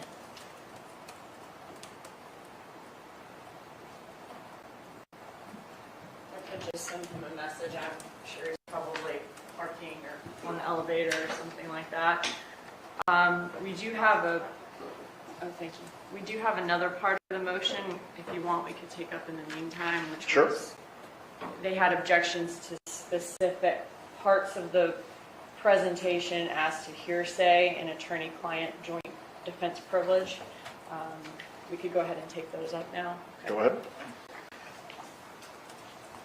May I approach, Your Honor? You may. Judge, it's changing the document, so it's based on what I have so far. So there may be more that comes up in trial, but based on what I have right now. You've reviewed it all, correct? What's that? You've reviewed all of it. Correct? I've reviewed all that we have as of now. Right, go ahead. So I think it's page 20. It's an email between Donna Adelson and Renee Griggs. And below it, it's in response to an email from Renee Griggs to Donna Adelson. It's hearsay. What is this being offered for? Judge, in that email, the defendant explains that she is stressed about her daughter not being able to relocate, that her daughter, I think, doesn't realize how much it will affect her life, Donna Adelson's life, their whole family's life if this doesn't happen. The comments from the counselor that are concerned about her stress levels, I think, just add context. That's what we would be asking for the whole email to be admissible for. And so you're not offering it for the truth of the matter asserted, or you're offering it as a party opponent admission of some sort? Yes, we're offering Donna Adelson's comments as admission by a party opponent, also a statement against interest about how stressed she is about her daughter not being able to relocate and how much it will affect her family if it doesn't happen. The therapists, or life coach's comments that are also contained in the email would only be there for context. Very well. As to that point, Mr. Rauschenbaum, I will permit slide 20 if there is any limiting instruction that you wish to give concerning Mrs. Griggs' responses as only providing context to what the admission may be. That would be appropriate. But if these are party opponent admissions, they are permitted. Judge, may I briefly just respond and be heard? Go ahead. The problem isn't Donna Adelson's comments. We don't have a problem with that. Those are statements against interest. And they're not confusing at all. They say exactly what they just said. The problem is Renee Griggs's email to Donna Adelson, which is hearsay. It doesn't give any additional context to what she says. You can understand Donna Adelson's admissions by her email alone. So you're saying part then of this is just a response from Griggs to your client? No, it's a chain, right? So it's a chain of emails between the two of them. We have no issues with Donna's part of the chain coming in. The problem is Renee Griggs's chain doesn't. It's not confusing what Donna's saying. I can read it to you. She says exactly what they just said. So if you never heard what Griggs says, she says, "I'm stressed about my son, but honestly, I'm more stressed about Wendy and what will happen if she doesn't get relocation at the June hearing. Her life will change drastically if she has to remain in Tallahassee, and so will ours, and not in a good way. But I'll tell you more about it when we talk. Hope your mother is doing better or at least stable, Donna." So if you just allow that in, which we don't have an objection to, that's a statement that Donna Adelson's making, you're okay.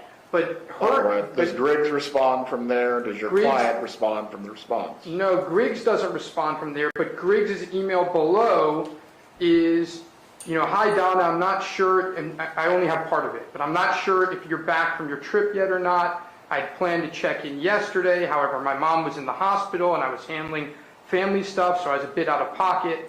More than anything else, I want to see how you're doing. It seems as though you have a great deal of weight on your shoulders. I could both hear and feel it on our phone conversation the other day. I'd really like to be able to help you shed whatever it is that feels so heavy. Please know I'm thinking of you and looking forward to our work together whenever you're ready. Take good care, Renee." I don't see how that isn't blatant hearsay without any exception. It doesn't, you understand again, the relevance that they just put it in for is exactly what Donna Adelson's email says, which we don't have a problem with that piece of it. Ms. Dugan, what exactly context is being provided by Mrs. Griggs' first email before Ms. Adelson responds?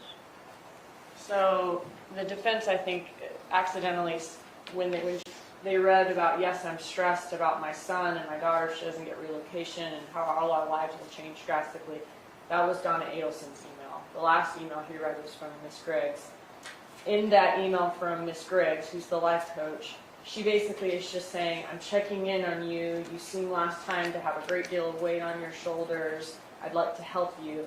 And that's when Donna Adelson talks about how stressed she is and how much their lives will change drastically. So I think that the life coach's email just gives Ms. Adelson's comments a little bit of context as far as explaining why she's kind of pouring her heart out there and explaining why she's been so upset. How much further does this chain go beyond? I'm not seeking anything more than this page. I think there is more of this chain, but this is the only page I'd be asking for. All right. I'll reserve ruling on this for now. I'll look at it again when I have my thumb drive and can review the slide in its entirety. Go ahead. Judge, I think the next item we have, I think we've gotten new slides on this, but I'll go, I think for ease, we'll go on the slides that you have, because it's the same issue. If you go, it's slides 255. We don't actually have new slides on this, I apologize. It's slide 255, where Agent Corbett is estimating how long travel takes. We're moving to exclude that based on speculation. Stugan, did Sergeant Corbett do a calculation or in some other way develop this information that can be demonstrated as reliable? Yes, sir. So on this slide, we have actual versus optimal travel of Wendy Adelson on the day of the crime. The actual travel is based on the events in her call detail records, where it shows the cell towers that her phone is communicating with as she leaves her house and goes on her way that day from by the crime scene to ABC liquor store and up to lunch. That's based on call detail records. And also other evidence like an ABC receipt that she had that day. For the red dotted line, that's the summary of the shortest route. So we're saying this is the actual route versus the shortest route she could have taken from point A to point B, her home to where another liquor store is in the restaurant. What he uses to show travel time or miles is a company called, or a mapping company called Ysl, which is, and if you need to hear more about it from Sergeant Corbett, he'll be here in just a second. But basically that is a software that Florida Department of Transportation uses for their mapping and mileage calculations. He uses this very regularly in all of his mapping and travel calculations in all of his presentations. And he knows it's reliable because several times he's tested it himself. He looks at where the map says the travel time should be in the miles, and he does the drive himself. So he's been able to personally test this several times, and it's been accurate. And what we have in this slide is, one is call records, the other is the summary of the shortest route, and it's literally just saying, hey, this is point A, this is point B, and this is the mileage according to Ysl, and this is the minutes it should take. And it's twice as long as the actual, or twice as short as the actual route. All right. The sergeant also will be able to testify as to his knowledge of this program, its use, and the fact that he is qualified to use this program. Yes, sir, and I can ask him those questions today if you'd like me to, but he regularly uses this program and has knowledge of it, is qualified to talk about it, and has had personal knowledge of testing its accuracy before. All right. On this issue, Mr. Rauschbaum, you're essentially objecting that either the sergeant does not have an accurate calculation or in some way misuses the program. What exactly are you getting at? May I have one moment, Your Honor? Go ahead.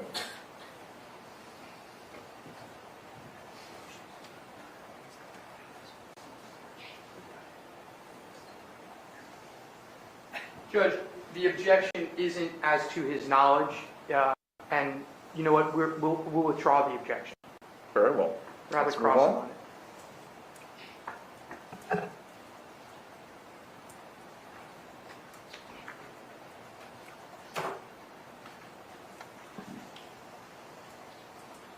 Judge, the next one, and let me just confer with my co-counsel for 1 second. Go ahead.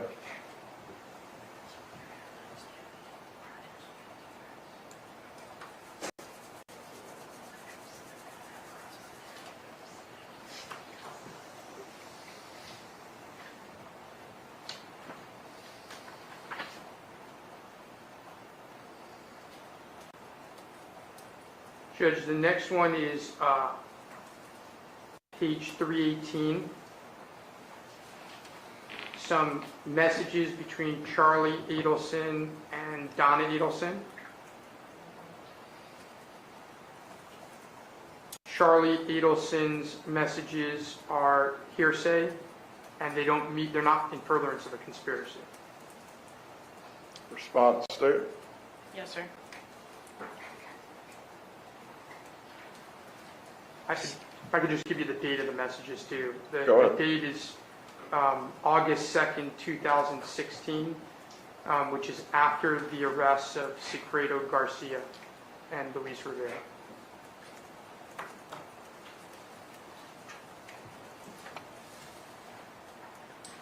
Stugan.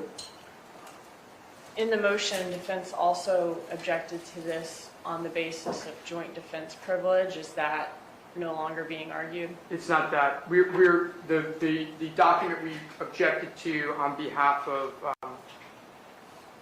joint defense privilege is a, hold on, let me just double check. Is a different one, and we're going to withdraw that objection given the court's ruling earlier today. Okay. This doesn't have to do with that because it doesn't mention This Mr. is just Marquez. hearsay, okay. This is just hearsay. All right, so Judge, on page 318, what we have are co-conspirator statements. This text message is it says, this is from August of 2016, so this is going to be after the arrest of Garcia and Rivera. It says, from Charlie Adelson to Donna Adelson, did you see in the paper where the state star witness that rented the hotel room is a convicted cocaine dealer? Maybe those guys were just up in Tallahassee buying drugs and just in the wrong place at the wrong time. Maybe the coke dealer did it because Danny didn't pay for his drugs, just like he stiffed everybody else he did business with. This whole thing is just crazy. Then Donna Adelson goes on to say, I didn't see which paper. Charlie Adelson says, Tallahassee Democrat. Miss Adelson says, wow, I've stopped reading everything. Charlie Adelson says, the guy admitted to selling them cocaine and hanging out with them. And Donna Adelson says, OMG, exclamation point. Our argument would be that this is co-conspirator statements. This is nothing more than co-conspirators celebrating another possible explanation that does not involve them for this crime. They are theorizing about another possible explanation for Dan Markel's murder, and this is showing just their theorizing and celebration of something that doesn't involve them that could explain the murder.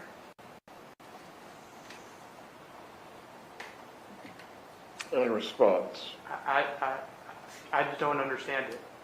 I mean, it is, I mean, I can show you the text messages in its entirety if you would like me to bring it up, but that's not what's happening here. And I don't even... I'll review it with my thumb drive as well when I go through the slide deck. The problem, Ms. Dugan, that I'm drawing with this,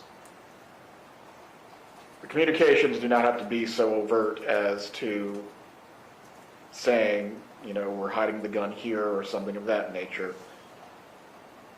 But them essentially mocking, I guess, the drug dealer or the fact that someone else has been arrested in furtherance of their conspiracy.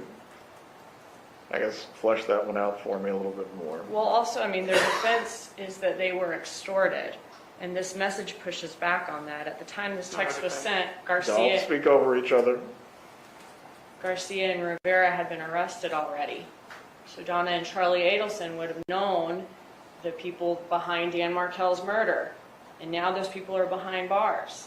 And now, so why, if they've been extorted by these people for the past several years, why are they theorizing about another possible explanation for this murder? They know what happened to him. Those people have been extorting them for years, and they're arrested. Why are they now trying to say, maybe he was killed by a cocaine dealer for stiffing him? Why are they theorizing and celebrating something that doesn't involve them? All right, so I follow your logic. You're not offering this for the truth of the matter asserted, but rather to rebut any theory the defense is planning to present about a extortion conspiracy of some sort. Right. Yeah, I'm not offering it to show that the state star witness was a cocaine dealer. Maybe Dan Markel was killed by a cocaine dealer, or that's what Charlie Adelson actually thought. It's to push back on extortion. As to the basis of which it's being offered, Mr. Rauschbaum, what is your argument? The key is you got to look, and I'm happy to hand it up to you. You have to look at what Donna Adelson says. She doesn't say any of that. She's asking what paper, and I don't know what you're talking about. So it's Charlie Adelson's statements after the conspiracy, the alleged conspiracy, after the arrest, after the murder, and Donna Adelson doesn't respond in any way to what he's saying. She doesn't have a clue what he's talking about. All right, as to this slide, I'm going to reserve for now. I cannot ask you to show your defense or what you plan to argue, but ultimately, if any way, if it comes down to your client was relying on the statements of Charlie Adelson in some way concerning her behaviors and how she conducted herself and whether she in fact knew of the extortion, if the state plans to rebut the extortion theory of the defense, it is permissible as to that basis, but not for the truth of the matter asserted. If a limiting instruction needs to be given, it will be given as to that specific slide. You may continue. The next one, Your Honor, I don't have a page number. Let me see if I can figure it out. I think it's 321. It's very small writing, and it involves text messages between Donna Adelson and Wendy Adelson after Charlie Adelson's conviction. Again, the text messages by Donna Adelson are fair game, but the text messages by Wendy Adelson are hearsay. And the timing of it is critical. It's after the verdict. It's actually the hours after the verdict in Charlie Adelson's case. So I'm not sure how it could be in furtherance of a conspiracy. Stay.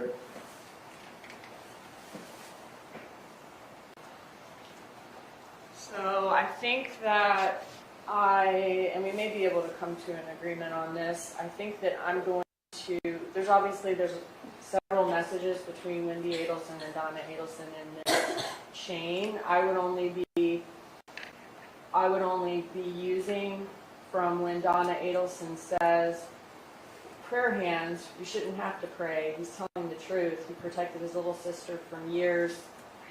To your brother protected you for years, now you're not guilty. I wouldn't be offering anything after that.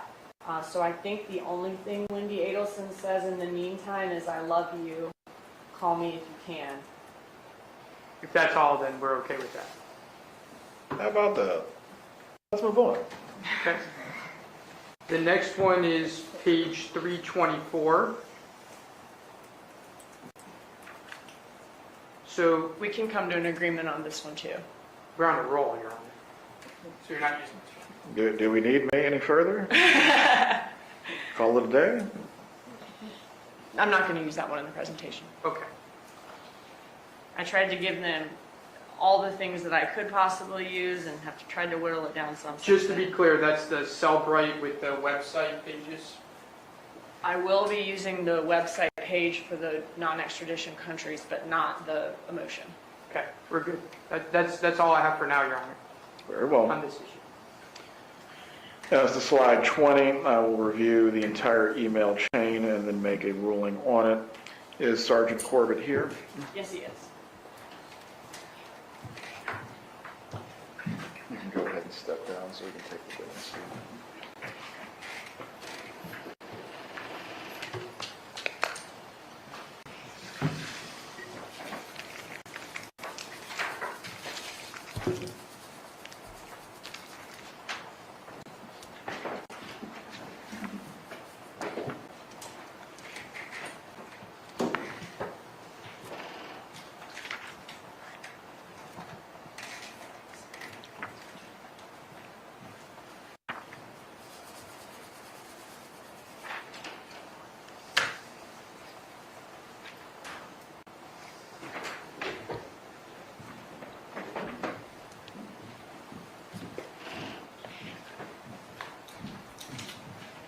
Sergeant, please raise your right hand. Do you swear or affirm the testimony you will give today will be the truth? I do. You may take your seat. Thank you, sir. Ms. Dugan, I will allow you to inquire. The only thing that I would ask is that you hit the points that essentially were at issue in the last hearing. If there's other examination you have for the sergeant, you certainly may get into that as well. Okay. You may inquire when you're ready. Thank you.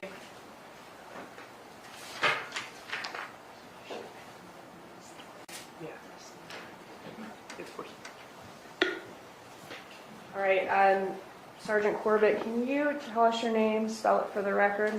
Certainly, it's Christopher Corbett, and that's Corbitt. Okay, I know you've provided testimony a lot of times in this court, but just for the record, can you tell us where you work and what you do there? Certainly, I'm a sergeant with the City of Tallahassee Police Department, and I supervise the Technical Operations Unit. Okay, and we're not going to be asking you for any opinions today, I don't believe, but just for the record, have you been qualified as an expert previously in the field of historical communication records analysis? I have, yes. And about how many times? 118. Thank you. All right, so I want to go through a few different things that we see in your summary quickly, or types of things. One is going to be call detail record summaries. The next is going to be the plotting of location. The next is going to be, I want to touch on your routes, something that came up earlier today. And the next is going to be emails and texts. For summaries, in this case, did we receive phone records for Wendy Adelson, Charlie Adelson, Donna Adelson, Harvey Adelson, Sigfredo Garcia, Catherine McVanwell, Louis Rivera? Yes. And did all of those phone records come from each party's respective carrier or phone company? They did, yes. Were each of them accompanied by a certification of business records? They were, yes. Are the phone records in this case voluminous? Yes. I mean, about how many pages are we talking about? Or just, I mean, hundreds, thousands, something like that, ballpark? Ballpark is in the thousands. Just one set of records for Charlie Adelson is 4,400 pages, PDF pages. There's probably around 190,000 records that, if you put to pages, approximately maybe 8,000, and that's, I think, on the low side. In the summary that you prepared for the state and a copy has been given to the defense, which is the same copy that you were deposed on a couple of weeks ago, in your summary, were you able to narrow the parties' communication events by focusing on what law enforcement sees as significant days in the planning and execution of this murder? Yes, I was. Now, in the presentation, do we see call detail record summaries of communication between the parties? You do, yes. All right, I'm going to mark this as States 1. I've shown it to defense counsel. This is just is this an example of one of the slides that shows the call detail record summary? Yes, it is. Okay. And if I could publish to the court. Thank you. Is there an objection to this exhibit? No, Your Honor. It is admitted as a part of this motion hearing. Thank you. All right, so in your presentation, do we see several call detail record summaries, just as we saw in Exhibit 1, throughout the presentation for the parties' communication on significant days in the murder? Yes. All right, is Exhibit 1 an image of how those look? Yes. Is that how they look, though, when you get them from raw records from the phone company? No. What do you do to make them easier to read and put them in that format? How do you do that? First and foremost is assembling all of them together into one database or one pool of information. We will assign names or subscribers to the numbers so that we can recognize which party is speaking with which party. We have to evaluate each of the events to determine if they are valid communication events or if there may be routing events or voicemail events, and those may or may not be included. We would remove duplicate events in a summary like that. If two parties or two subjects are speaking to one another, we would have both of those events. From one party's record, it would be outbound, the others would be inbound. So we would eliminate one side of that so that we could show that it was one communication between the parties, and then it would be assembled in something that's much easier to understand and read, which is the format that you had in your exhibit. After each one of those call summaries in the presentation, or after most of them rather, are there slides that show photos of the parties with arrows depicting the communication and then showing who communicated with who, the time that happened, and the amount of time they spent on a call? Yes. Okay, and what I'm going to show you, or what I'm showing you, I'll label as States 2, is States 2 how those, an example of how those, I guess like a chart of the phone communication looks in the summary? Yes. All right, at this time I move States 2 into evidence. Any objection? No objection. States 2 is admitted at this time. May I publish to the court at this time? You may.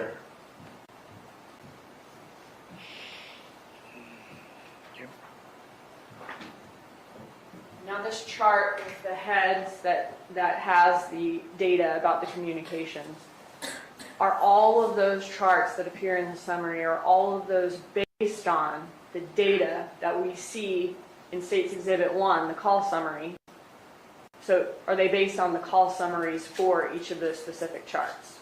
They are based primarily on call summaries. Some of those would also include maybe text messages from another source, an iCloud return or a Cellbrite report. There may be calendar entries and things like that, primarily from the call detail summaries. Okay, meaning that that's going to track a communication, whether it be a text or an email, that occurred between the parties. That's correct. And then you're saying that some of the charts with the heads and the arrows, when it contains the content of a text, that content would be from a Cellbrite report. It could be, yes. Okay. Regardless of whether it was from a Cellbrite or from the call detail records, is all of that communication in those charts from voluminous records, whether it be from a Cellbrite or from a call detail record from a phone company? Yes.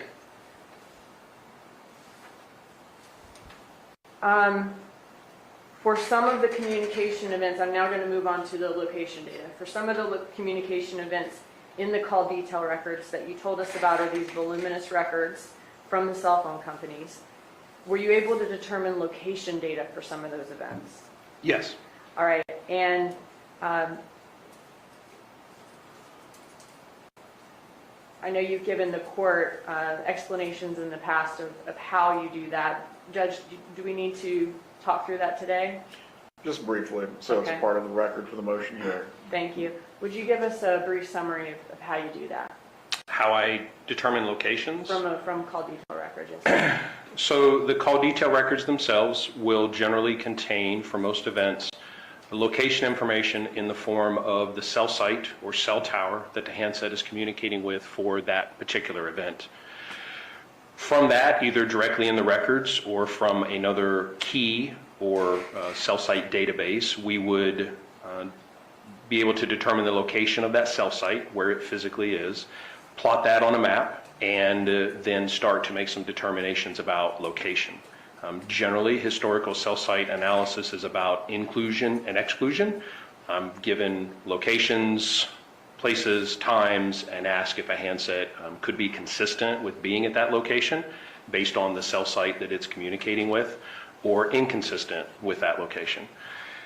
In addition to the cell site, we're also generally provided a side or a sector of a cell site. Most of our cell sites are broken down into multiple sides, and so that helps us kind of further narrow down where a handset may or may not be.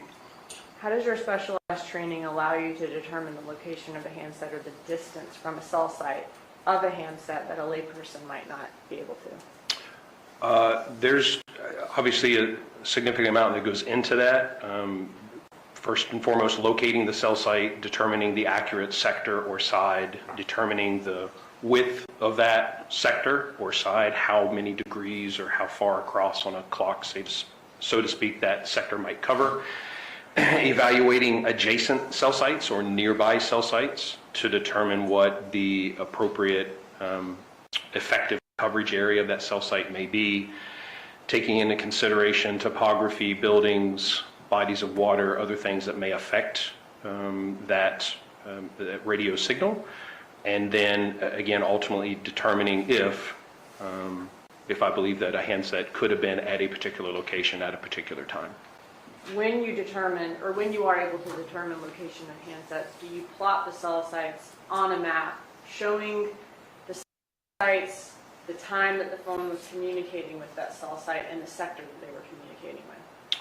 Yes, sometimes we don't need to be as granular as the sector, and so sometimes we only plot the cell site itself. That may be good enough for the point, or there are times, yes, that we will indicate the sector as well. Okay. And do we see those maps throughout your summary? You do, yes. All right. Do you use other things besides just call detail records to help you determine the location of a handset or who may be operating a handset at the time of a certain communication? Yes. Okay. In this case, did you use, let's start with, are there some examples of text in this case between the parties that helped you form an opinion on a party's location? Yes. Okay. Are some of those examples if Charlie McVanois and Catherine, I'm sorry, Charlie Adelson and Catherine McVanois are making plans to meet up, and do you help or do you look to that text message to help you determine their location, and you then look at the call records and maybe see evidence of a meetup? Yes, absolutely. Okay. Or if you see a text message that says outside the house, can that help you determine a party's location when you're looking at the call detail records to see if their location is also consistent with being outside the person's house? Yes. In the summary, we also have, in addition to texts that have location data, we also have traffic tickets, car rental agreements, GPS pings of a rental car, Premier Jim still shot from footage, bank records of Rivera showing a picture of him at an ATM. I guess were some of those, I guess like a bank record, could that be part of a voluminous record as well? Yes. Some of those arguably not part of a voluminous record, like a traffic ticket or a rental car agreement. Would you agree with that? Sure. Okay. Why were those included, though, in your presentation, all those things that I just named, in addition to the text with location? Again, the cell site analysis is about locations and times. So, for instance, the rental car agreement for the first rental car provides a location and a time. It's an address of the rental agency and a time that the car was rented. So this allows me to take that location and time and compare to the call detail records. I can look at the locations of the involved parties to determine who was present, who drove to the rental car location, who did not. The citation afterwards, the location of the citation tells me that Mr. Garcia was in a different location than Ms. McVanois, because we don't have Mr. Garcia's cell site locations in that time frame. So the location of the traffic ticket helps me understand that after the rental, he went somewhere different than she did. Helps me understand that at the time of the rental, where other parties were. Mr. Rivera was still at his home. Mr. Adelson was nowhere near. So we can determine again who was present, because that rental agreement gives me that location and time to compare records to. It's also the type of event. So it's a, picking up of a rental car. And so as we look at the call detail records and who may be communicating with who in that time frame, understanding generally how car rentals are conducted, knowing that Mr. Rivera or Mr. Garcia ends up with the vehicle, Ms. McVanois takes him out there, it's presumable that they're both in the car together heading to that event. So I expect really to see communications between them. Nor I might not expect to see communications between Ms. McVanois and Mr. Adelson, because she would be in the company of Mr. Garcia.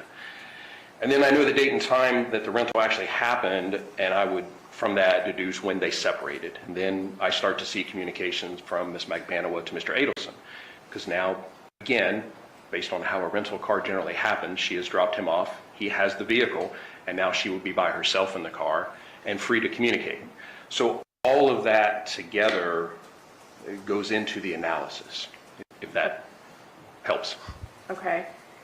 Does the documents that you just spoke about, along with the other car rental agreement and traffic ticket, GPS ping, the Premier Gym footage, the ATM picture, do those documents help you determine cell phone location and help you form your opinion on where the cell phones are and who is using them, and put the communication around them in context?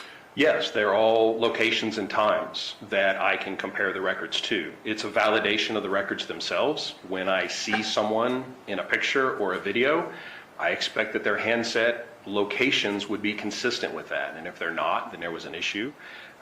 In this case, they are consistent, so that's a validation of the records themselves. Yeah. Okay. I was going to touch on the routes, but now I'm remembering that objection was withdrawn. Is the court requiring any questioning on the software he uses to route? Okay, thank you. You may lay any record, though, you think is necessary. Okay. At this point, I don't think any is necessary, but if it comes up later, we can. Emails and texts were the next things I wanted to touch on. In your presentation, are there several emails involving statements by Donna Adelson? Yes. Were all of the emails provided by Google, which is the company that Wendy Adelson and Donna Adelson use to service their email. Yes, Does that contain a business record certification? it does, yes. Now, why were the emails included in this presentation? They were included to illustrate the content, and as far as potential motive or events that were occurring at particular times during the investigation. Do the ones that were chosen involve Donna Adelson's interest in the custody battle or motive in this case? Yes, Are the amount of emails in this case from Google voluminous? they are.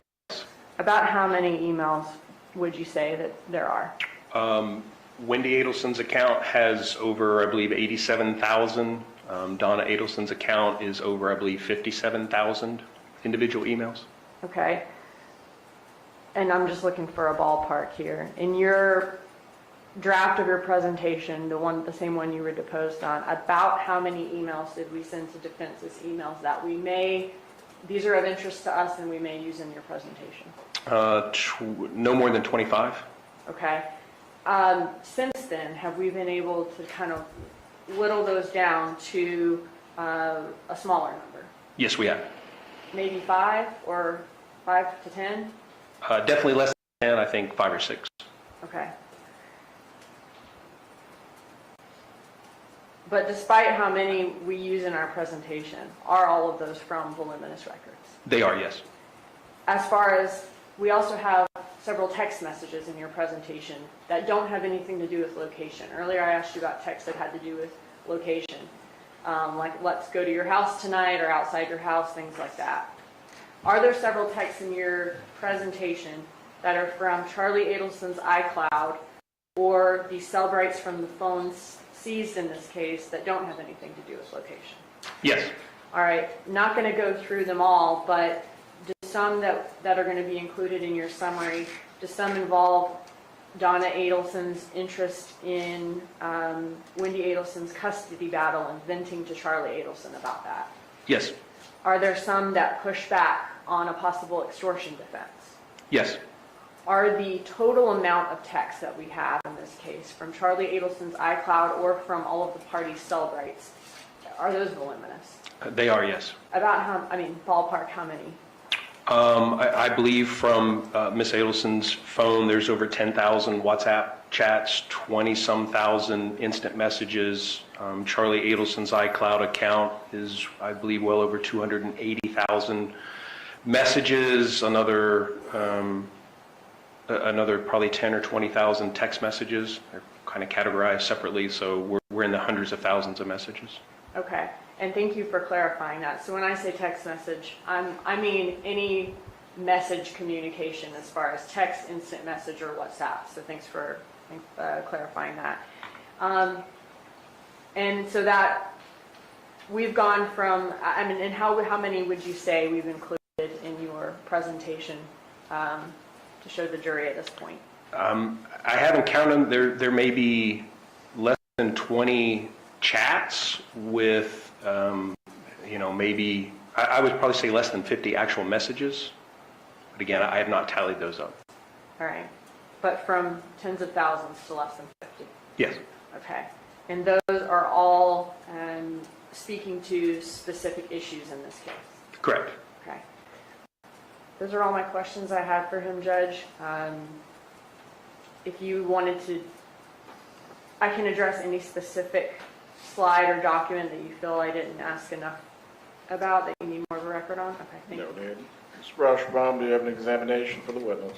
Very, very briefly, Your Honor.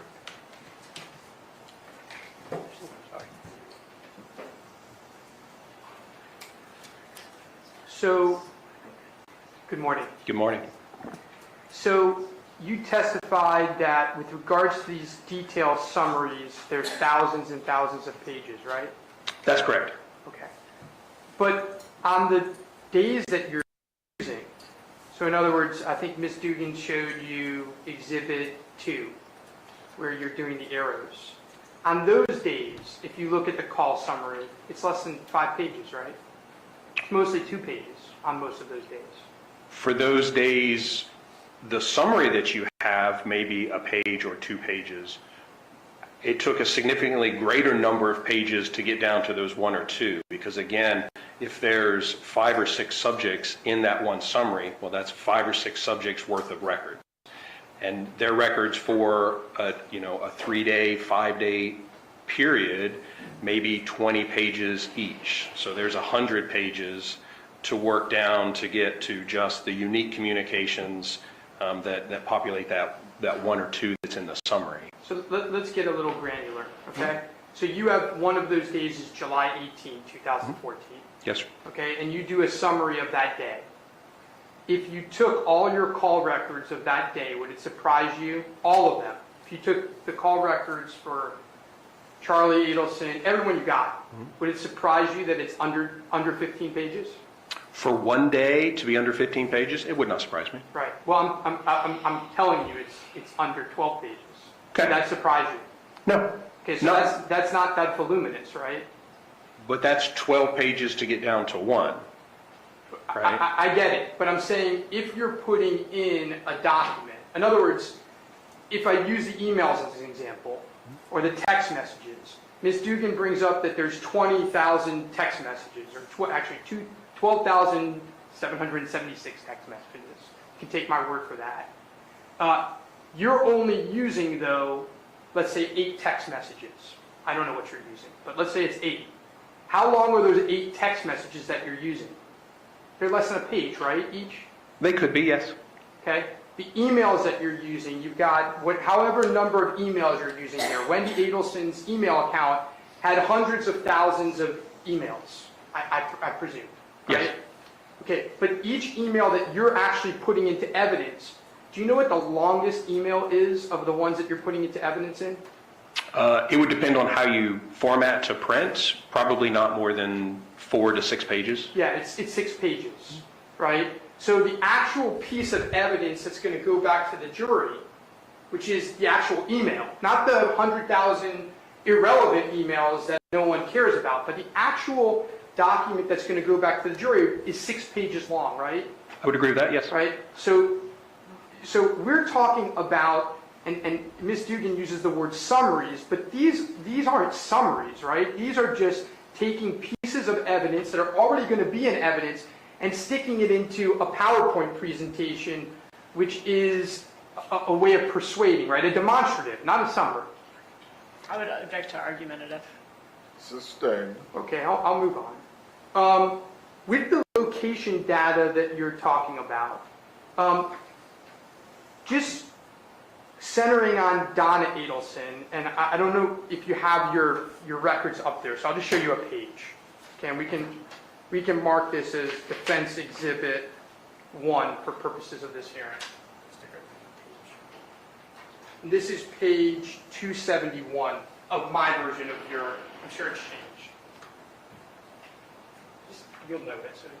Yes, sir. Okay. Judge, may I approach? Right.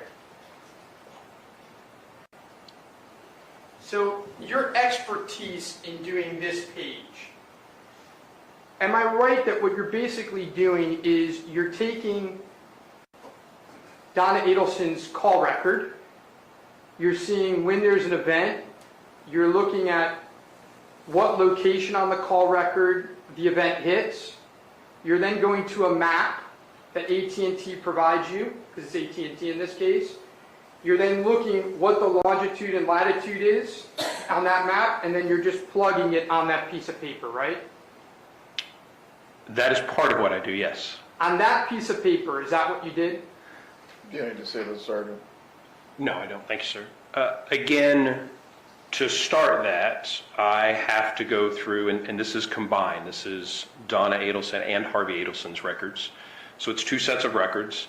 So I go through the records to find the relevant time frame, and there's 3 data sets for each set of records. There's voice calls, there's data sessions, and there's text messages. So I isolate out each of those 3 data sets for the 2 sets of records, and then I have to evaluate those records for what I consider to be valid location information. And so a number of records are eliminated based on my understanding and knowledge of AT&T records.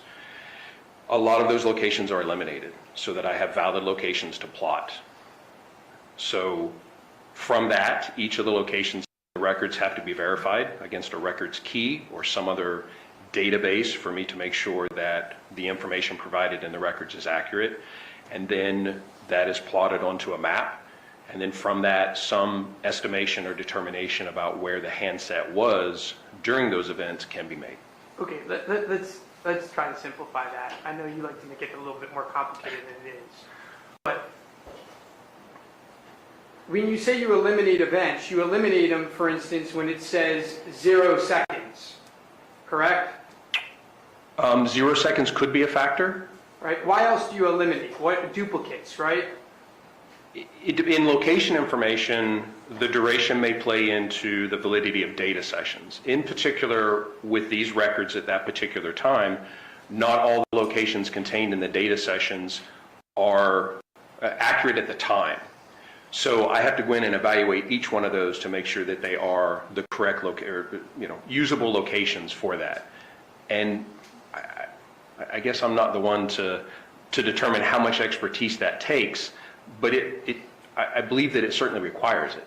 Well, on that piece of paper, which is all Donna Adelson's, everyone that relates to Donna Adelson looks like that, okay? So on that piece of paper, would it surprise you that all you needed to do for that piece I of would paper? object to relevance to what would surprise him. Okay. Please I'll re-ask your question. rephrase it. On that piece of paper, you can see those times directly on either Harvey Adelson or Donna Adelson's chart. You see a call or a text message. Yes. You go and you look at what time it is, right? It says 8:15 next to the call. Correct. And then to the right of it, it gives you a longitude and latitude It does. for each of these. And then you take an AT&T map and you plug in that longitude and latitude, which is what you did, right? Well, I don't take an AT&T map. I take the mapping software that we use, the Esri mapping. Fair enough. You plug in that longitude and latitude, and it spits out a point to put a dot on a map, right? It does. And so, even though it can be difficult, I'm not saying that there aren't examples that are difficult. In the ones that you're doing for Donna Adelson, it's on these pages. It's as simple as that. It's as simple as looking at the data, plotting it in, and doing dots. Again, I don't know that I'm the one to quantify what is simple or difficult. But I will tell you that if you took her records and you plotted every event in that time frame, you would be plotting some incorrect locations. So it at least requires the recognition of valid locations at the very minimum. So tell me, on that piece of paper, what events were invalid that you got rid of? Because I don't think there were any invalid on that piece of paper. I don't think there are any other cell site data that showed up. I think those are the only ones that showed up. In that sequence, that travel sequence in those Tell me what you eliminated. time, there are a number of data sessions, and I would have to be looking at the records themselves, that are continuous data sessions. And so they show locations, particularly from Mr. Adelson's cell phone, as I recall, of data sessions that originated at his office. And those data sessions continue to show the original location, even though the times increase. And so You're talking about Charles Adelson. I'm talking about Harvey Adelson. It showed him at his office on that day? It did, yes. On July 18th? As I recall, Are you sure about that? I don't want to say office. There are, if I can look at the records, there are data sessions that originated earlier in the day that continue to show the original location. Okay. Let me ask you a more simple question. On the actual exhibit that you're using, which starts at 8:15, I think, it plots, I think, 4 locations. On those 4 locations, were there anything that you had to eliminate in between those 4 data points? I don't recall specifically. I could look at the records and tell you, but I do not recall if there were other things Well, in do you that have the time. records in front of you? I have my laptop. I could pull them up. It will take a minute, but Sure. Go ahead.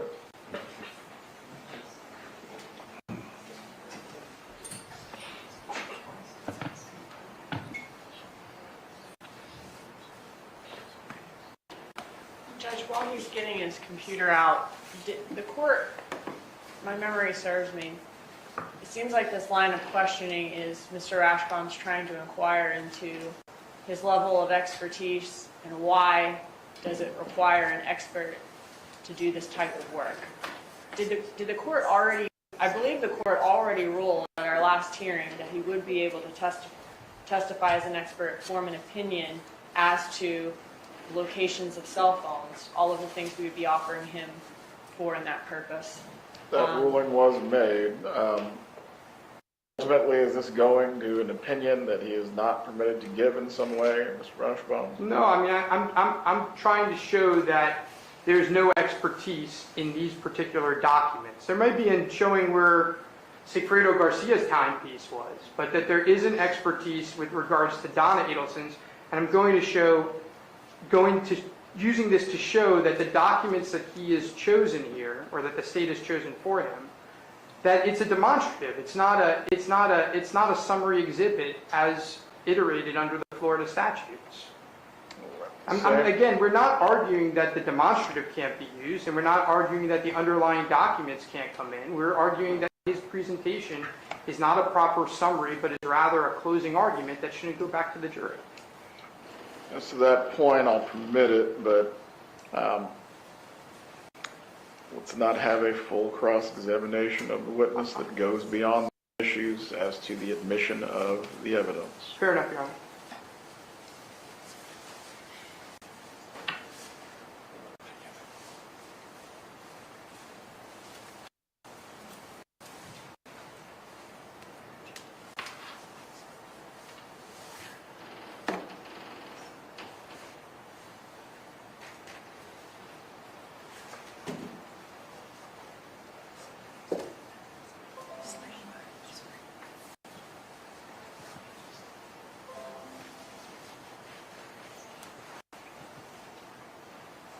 Sergeant Corbett, if it's difficult to pull up, we can move on to. Not difficult. It will be a little time consuming again. Let's move on. I think we've made the point. Okay. Sergeant Corbett, these emails and these text messages that you pulled, how were they chosen? Did you choose them? I did not choose them, no. Okay. Who chose them for you? They were ultimately chosen by the state attorney's office. Okay. May I have one moment, Your Honor? Go ahead. I have no further questions. Any redirect examination for the sergeant? No, sir. You may step down, sir. Thanks, sir.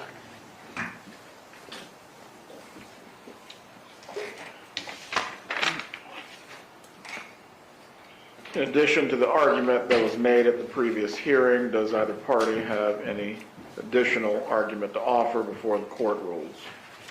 Very briefly. Or did you want the... Whoever's ready. You are the proponent, Ms. Dugan, so you get the first crack.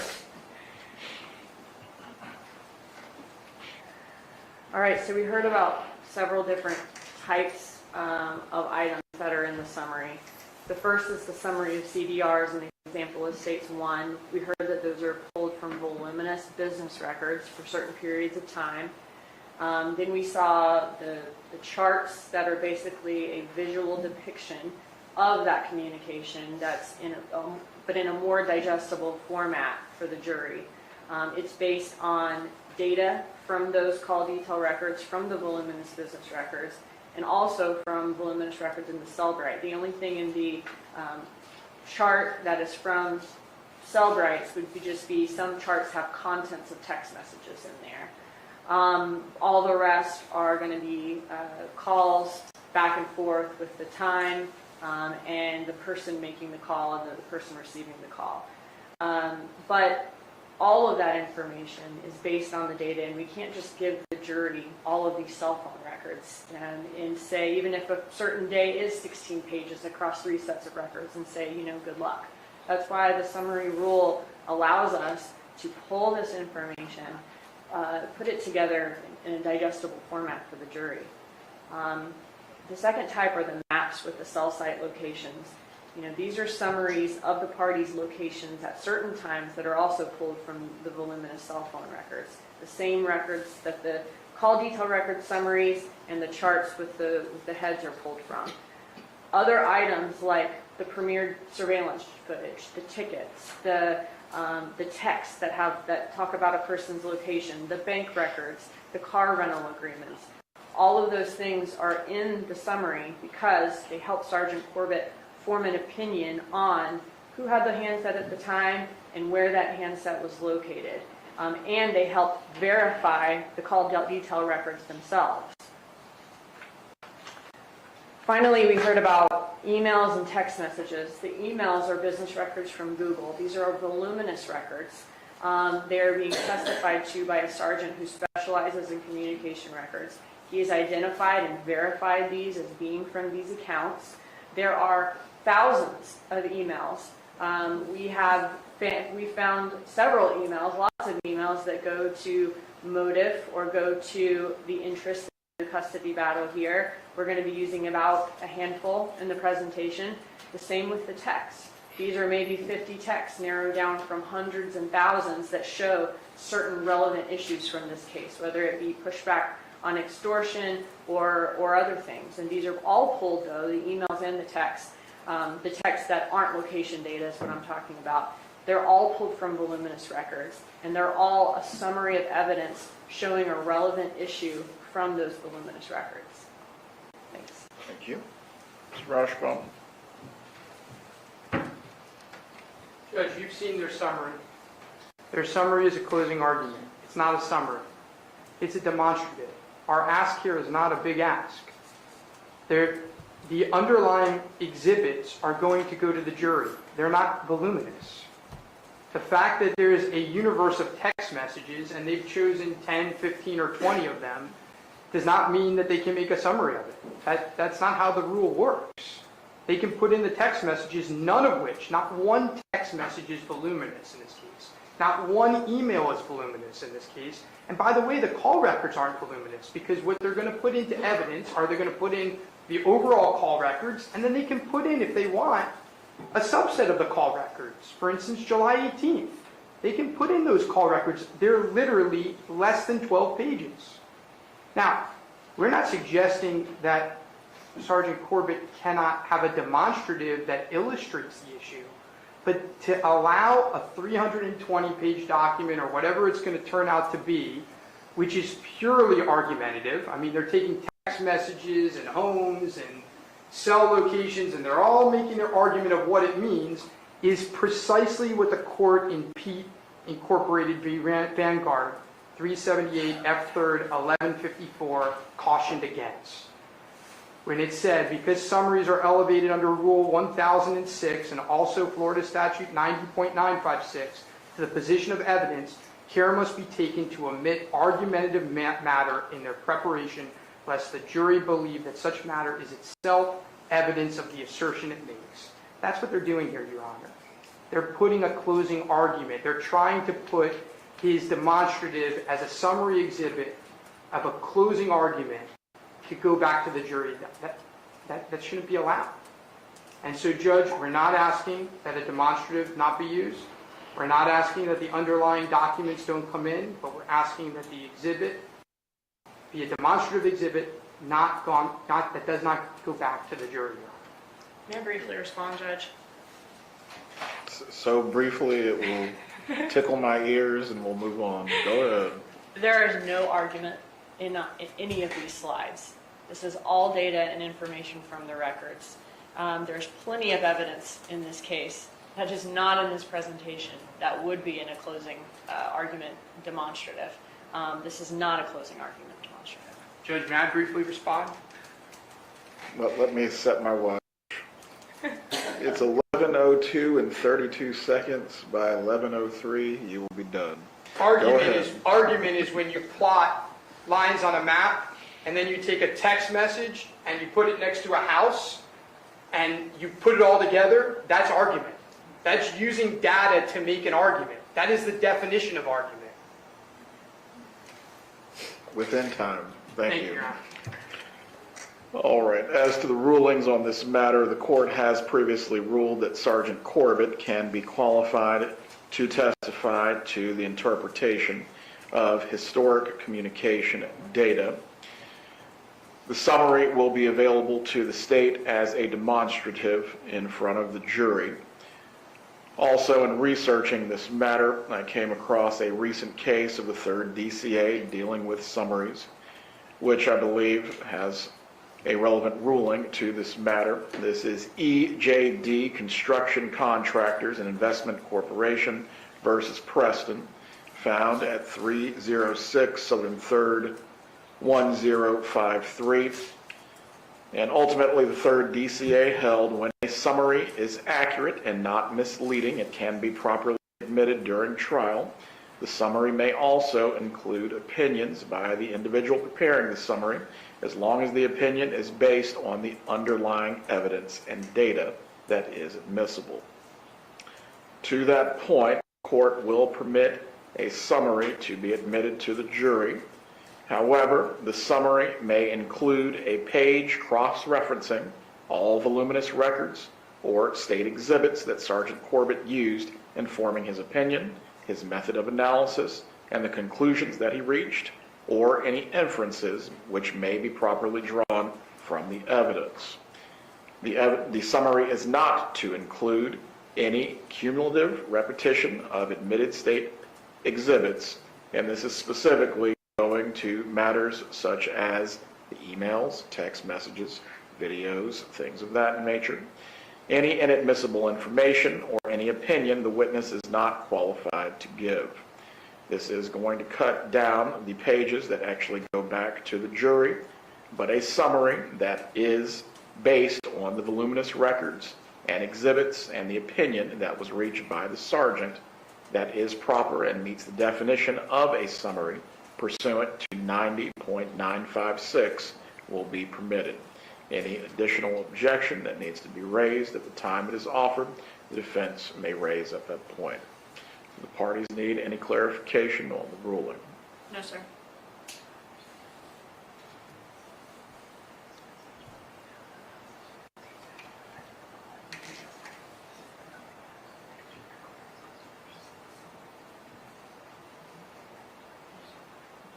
And just so it's clear, as far as the call record summaries, and I believe the arrow charts, those will be permitted as far as being in the summary itself.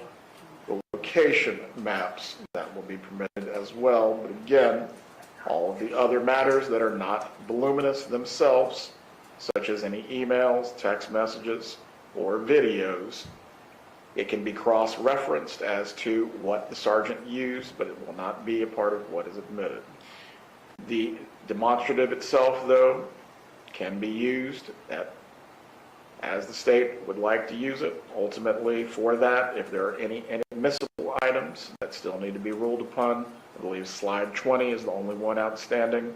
I will give you a ruling on that matter before it is used even as the demonstrative. There are no questions. We are finished at this time. I will see everyone on Tuesday morning at 8:30, and we will begin with the jury selection process. The process will be, as we did in the last trial, going through the same 5 questions dealing with pretrial publicity and any hardship. The parties will be permitted to examine the prospective jurors based on the court's questioning. Anything that we need to address before we finish? Nothing from the state. Judge, there is just one scheduling issue. Go ahead. And look, maybe trial will go quicker. I'm hoping it does. But based on what I'm seeing, October 3rd is Rosh Hashanah, the Jewish holiday. And just wanted to I see. believe the court is closed on that day. Perfect. And I'll sit down now. I'm not going to make you work on a holiday, Mr. Rashbaum. Yes, ma'am.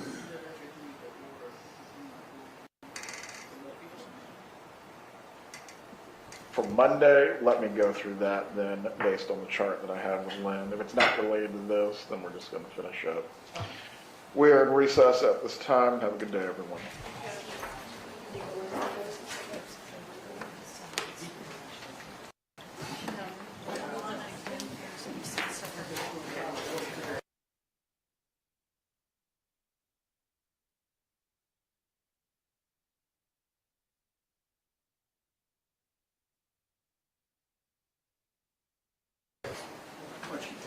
Yeah, I was like,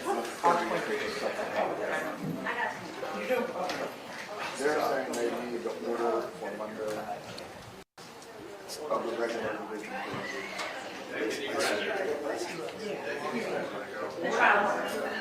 Oh, yeah. I'm gonna get it out as soon as I get back. We're exactly your smart. Yeah, I'll send it. The motion hearing.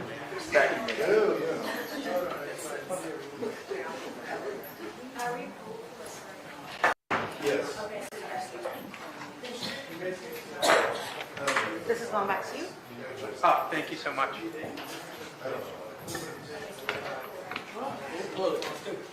Put this in here before I forget.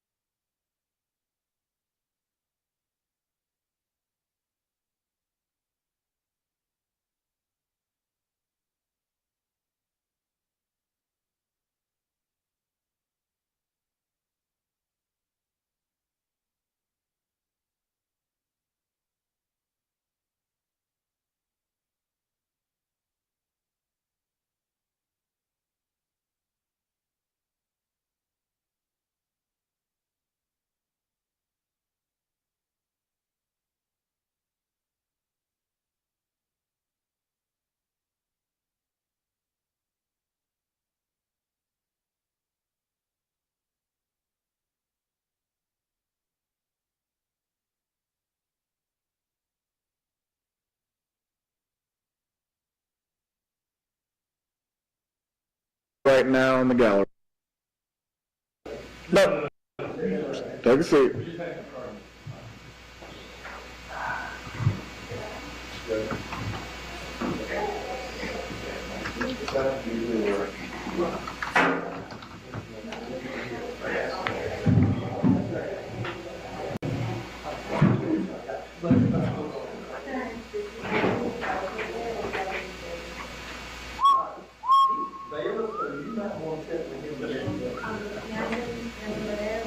No, we're only gonna have one. She is with us, but I get, okay, you go get that. This whole first row is for media? Yes, sir.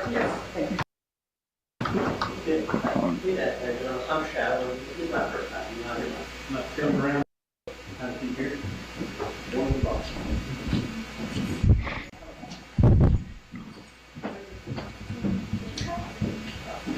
You live in that, so. What's that? You saw that. Yeah, That's so- how it worked, right, so. It's all good.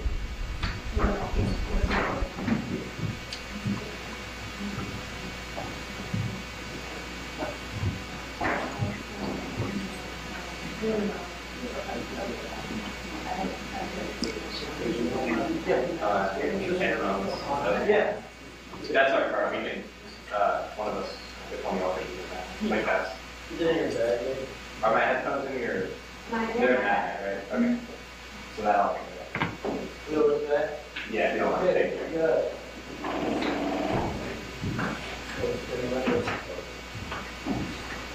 Oh, Matt, can you turn on the TV? You were in there, so.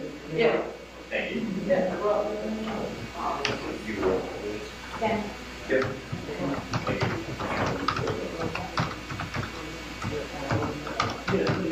Probably.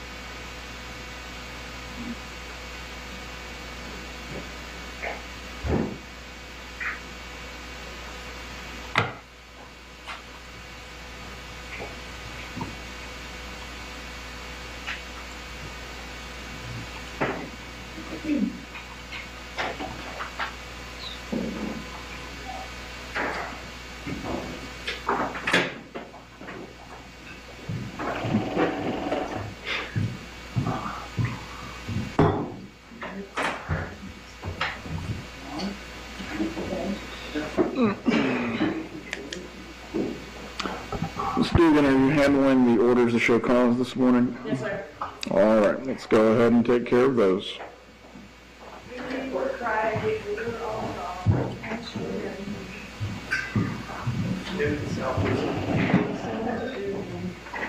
Once again, she was right. All right, let's go ahead and start with State versus Leroy McNair, 2024 CF 853. Mr. McNair, so you understand, oh, go ahead, I'm sorry. Had the wrong person. Good morning. Good morning, Mr. McNair. The reason why we're here having this hearing today is I received an affidavit from your pretrial officer concerning the positive drug screens. Mr. McNair, you understand you are not permitted to take any illegal drugs while this case is pending. I was. One moment, allow me to swear you in. Please raise your right hand. Do you swear or do you affirm the testimony you're going to give this morning will be the truth? You can lower your hand. Go ahead, Mr. McNair. I had got some teeth pulled, and I've been cleaning ever since that one, so I don't know where you're coming from. But I don't know, because you can see my record, all my records negative. Well, Mr. McNair, as it pertains to you needing any prescribed medication for a procedure such as having your teeth pulled, you can take a narcotic substance if it's been prescribed. What's being alleged in the affidavit is cocaine. There is no doctor who prescribes cocaine. No. What I'm going to do, Mr. McNair, I'm going to treat this as a final warning. Instead of taking you into custody, I'm going to remind you once again, while this case is pending, no illegal drugs. If there are any more positive drug screens at this point, moving forward, you are going to be taken into custody because this is a violation of a material condition of your release. Do you have any questions about this whatsoever? No, sir. When is the next case management for Mr. McNair? September. He is set for docket sounding. I don't know what the date is, though. It's 9/12. And Ms. Walter, you do have adequate contact with Mr. McNair? I do, Your Honor. Stay in contact with your attorney, sir. I will see you at your next court appearance. Remember what I've told you today. Yes, sir. Have a good day. All right, you too.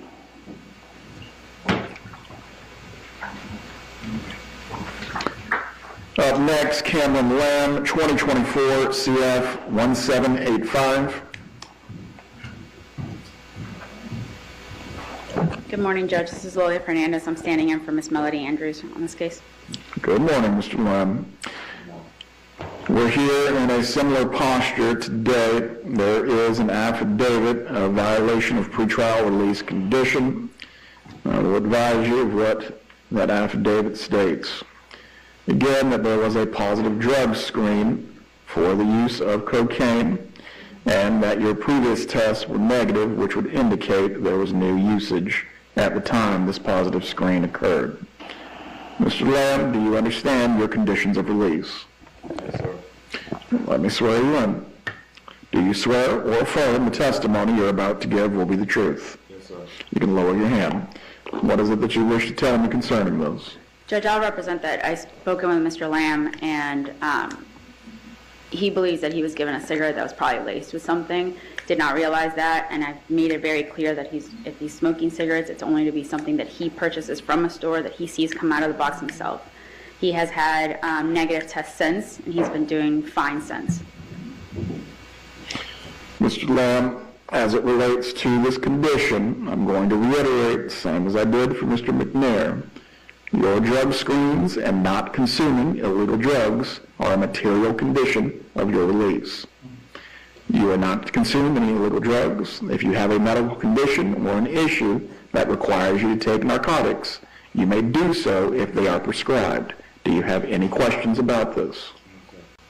From here, Mr. Lamb, same warning that I'm giving to Mr. McNair.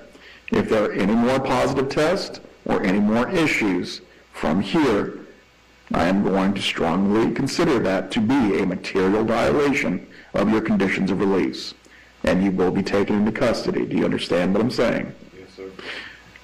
Ms. Fernandez, do you have adequate contact with Mr. Lamb? Yes, I do, Your Honor. Even this morning, I let him know of the room change, and he was here waiting for me.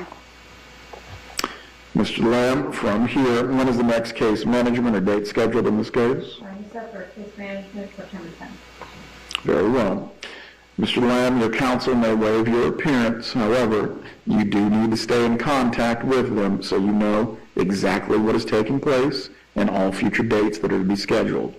I do not want there to be any future issues with drug testing. Are we clear on this? Yes, sir. Have a good day. Thank you.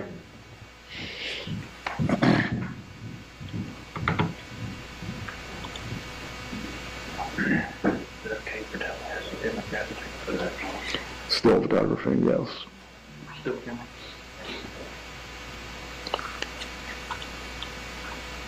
All right, let's turn to the other matter scheduled for this morning. Case number 2023 CF 3226, State versus Donna Adelson. All counsel of record may make their appearances. Georgia Kappelman for the state, Your Honor. Sir, how are you doing for the state? Daniel Rash, on behalf of Mrs. Anderson. Alex Morris on behalf of Mrs. Ailey.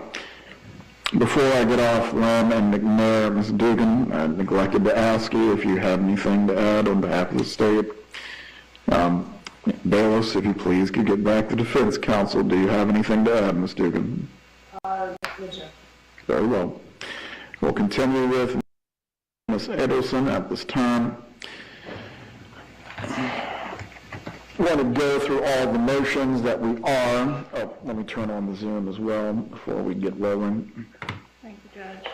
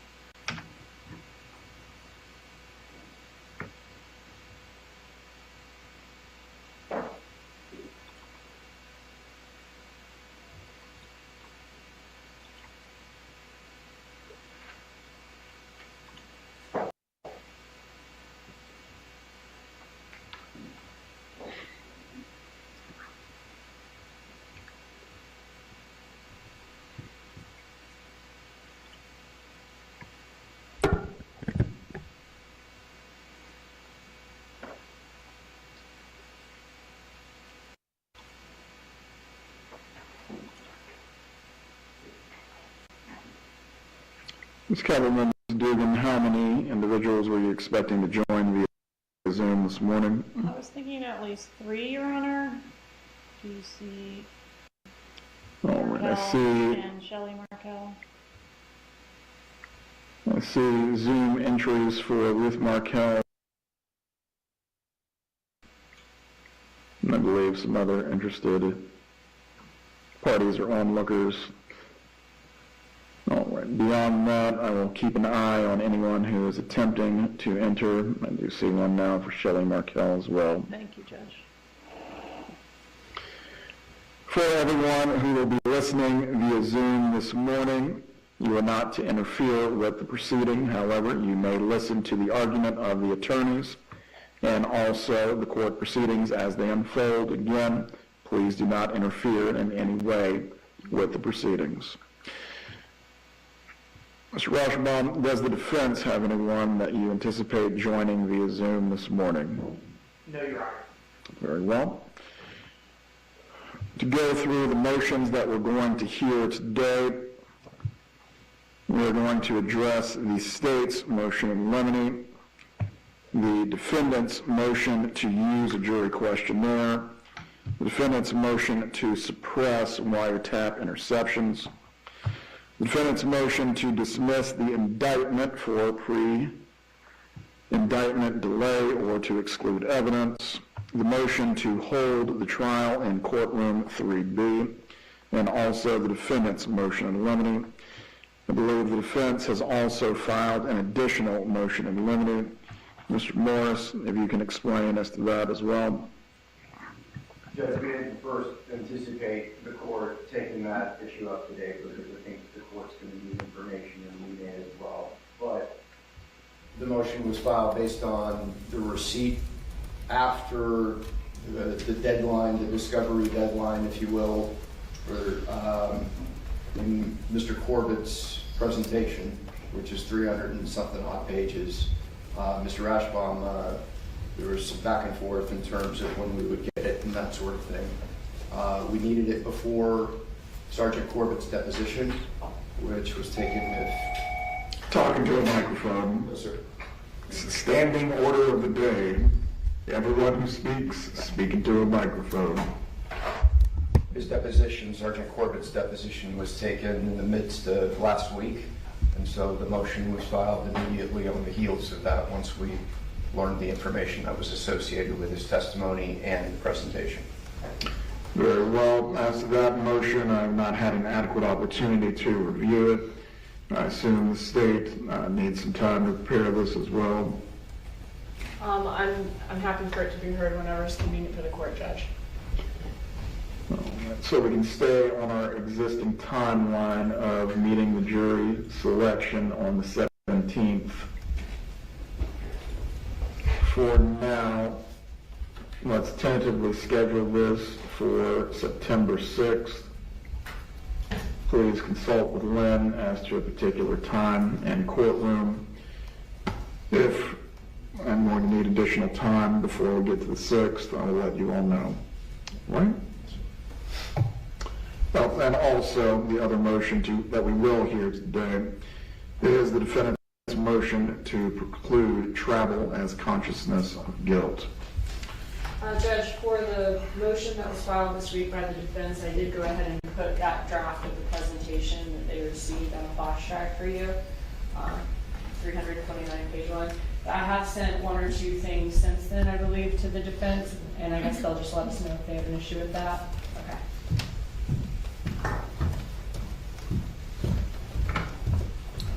Right, thank you.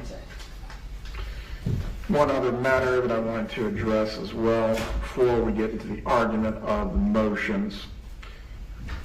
Mrs. Adelson, previously I have addressed with you the fact that you are waiving any conflicts as it would relate to the representation of Mr. Rauschbaum.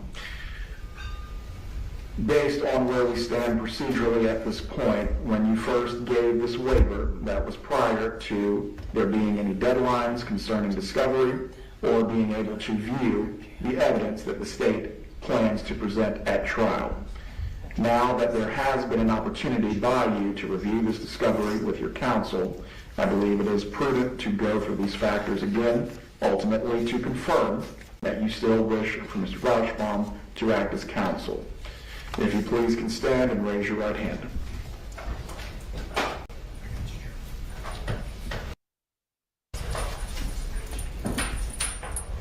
Do you swear or affirm the testimony you're going to give will be the truth?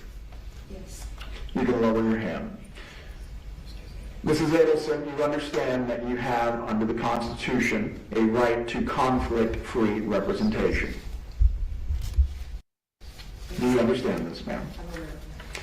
Do you also understand as well that one of your attorneys, Mr. Rauschbaum, previously represented your son in a case or a similar case in this matter? Yes. Do you understand that he has a duty to hold in confidence certain aspects of that representation? I understand that. Do you understand as well that this could create a potential or actual conflict as it relates to your representation in this trial? Yes. As to that conflict, do you realize, or I should say, do you understand that this could affect your defense in some way? Yes. Have you had an ability to consult with other counsel as to whether you wish to have a conflict-free counsel?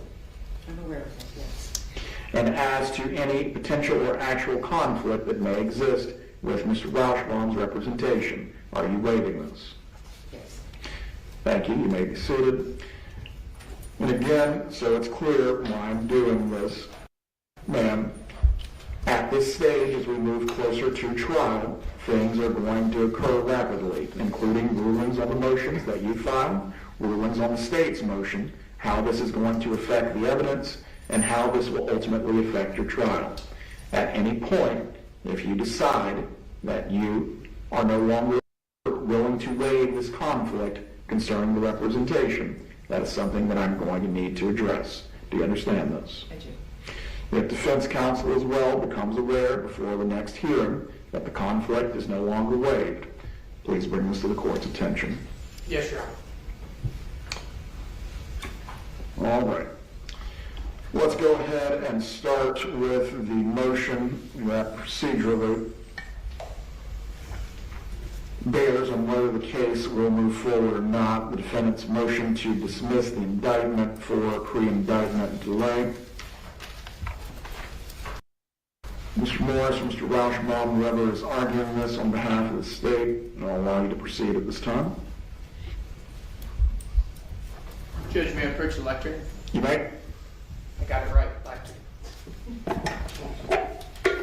A+ for use of grammar. Go ahead, sir. So, Judge, you've read the paper, so I'm not going to go into too much detail other than what's said. I don't want to repeat myself too much, but just to point out a couple things. Here, there are two components that need to be shown. You need to show prejudice. Well, you need to show a delay, first of all. That's clear. I think that's clear on the facts. Murder was in 2014. Donna Nielsen was a suspect in 2016. An affidavit was released in 2016 showing she was a suspect. You'll see the evidence in this case. We've had an opportunity to review the exhibits the state intends to present is the exact same, pretty much, evidence that existed in 2016, that existed in 2019 in the trial, the first trial, Catherine Magbanua and the others. So you do have a time delay. What we have to show is prejudice. So before you continue as to that, and really all the details as to this matter, specifically, when are you alleging the first time is Ms. Adelson could have been charged? She could have been charged in any time. She could have been charged in 2016, right? She could have been charged. They had affidavits for arrests of certain individuals that they didn't do in 2016. So she could have been charged in the first indictment of Catherine Magbanua, Sigfredo Garcia, and Luis Rivera. She could have been charged at any point in time from there on forward. The reason I ask the question is because the motion makes reference to 9 years, but ultimately, when someone can be charged is when the clock starts ticking, at least by the logic of your motion, correct? I mean, yeah, look, she could have been charged any time after 2014, right? I don't know. I wouldn't go that far. I'm just saying, look, this is not, and to be clear, this is not a statute of limitation. There is no statute of limitation. There is none. So we agree with that. But she could have been charged any time after the murder. But what's clear is that the evidence that they're using today, they had in 2016, right? Much of the trial in 2019, 2022, and 2023 is the exact trial that we're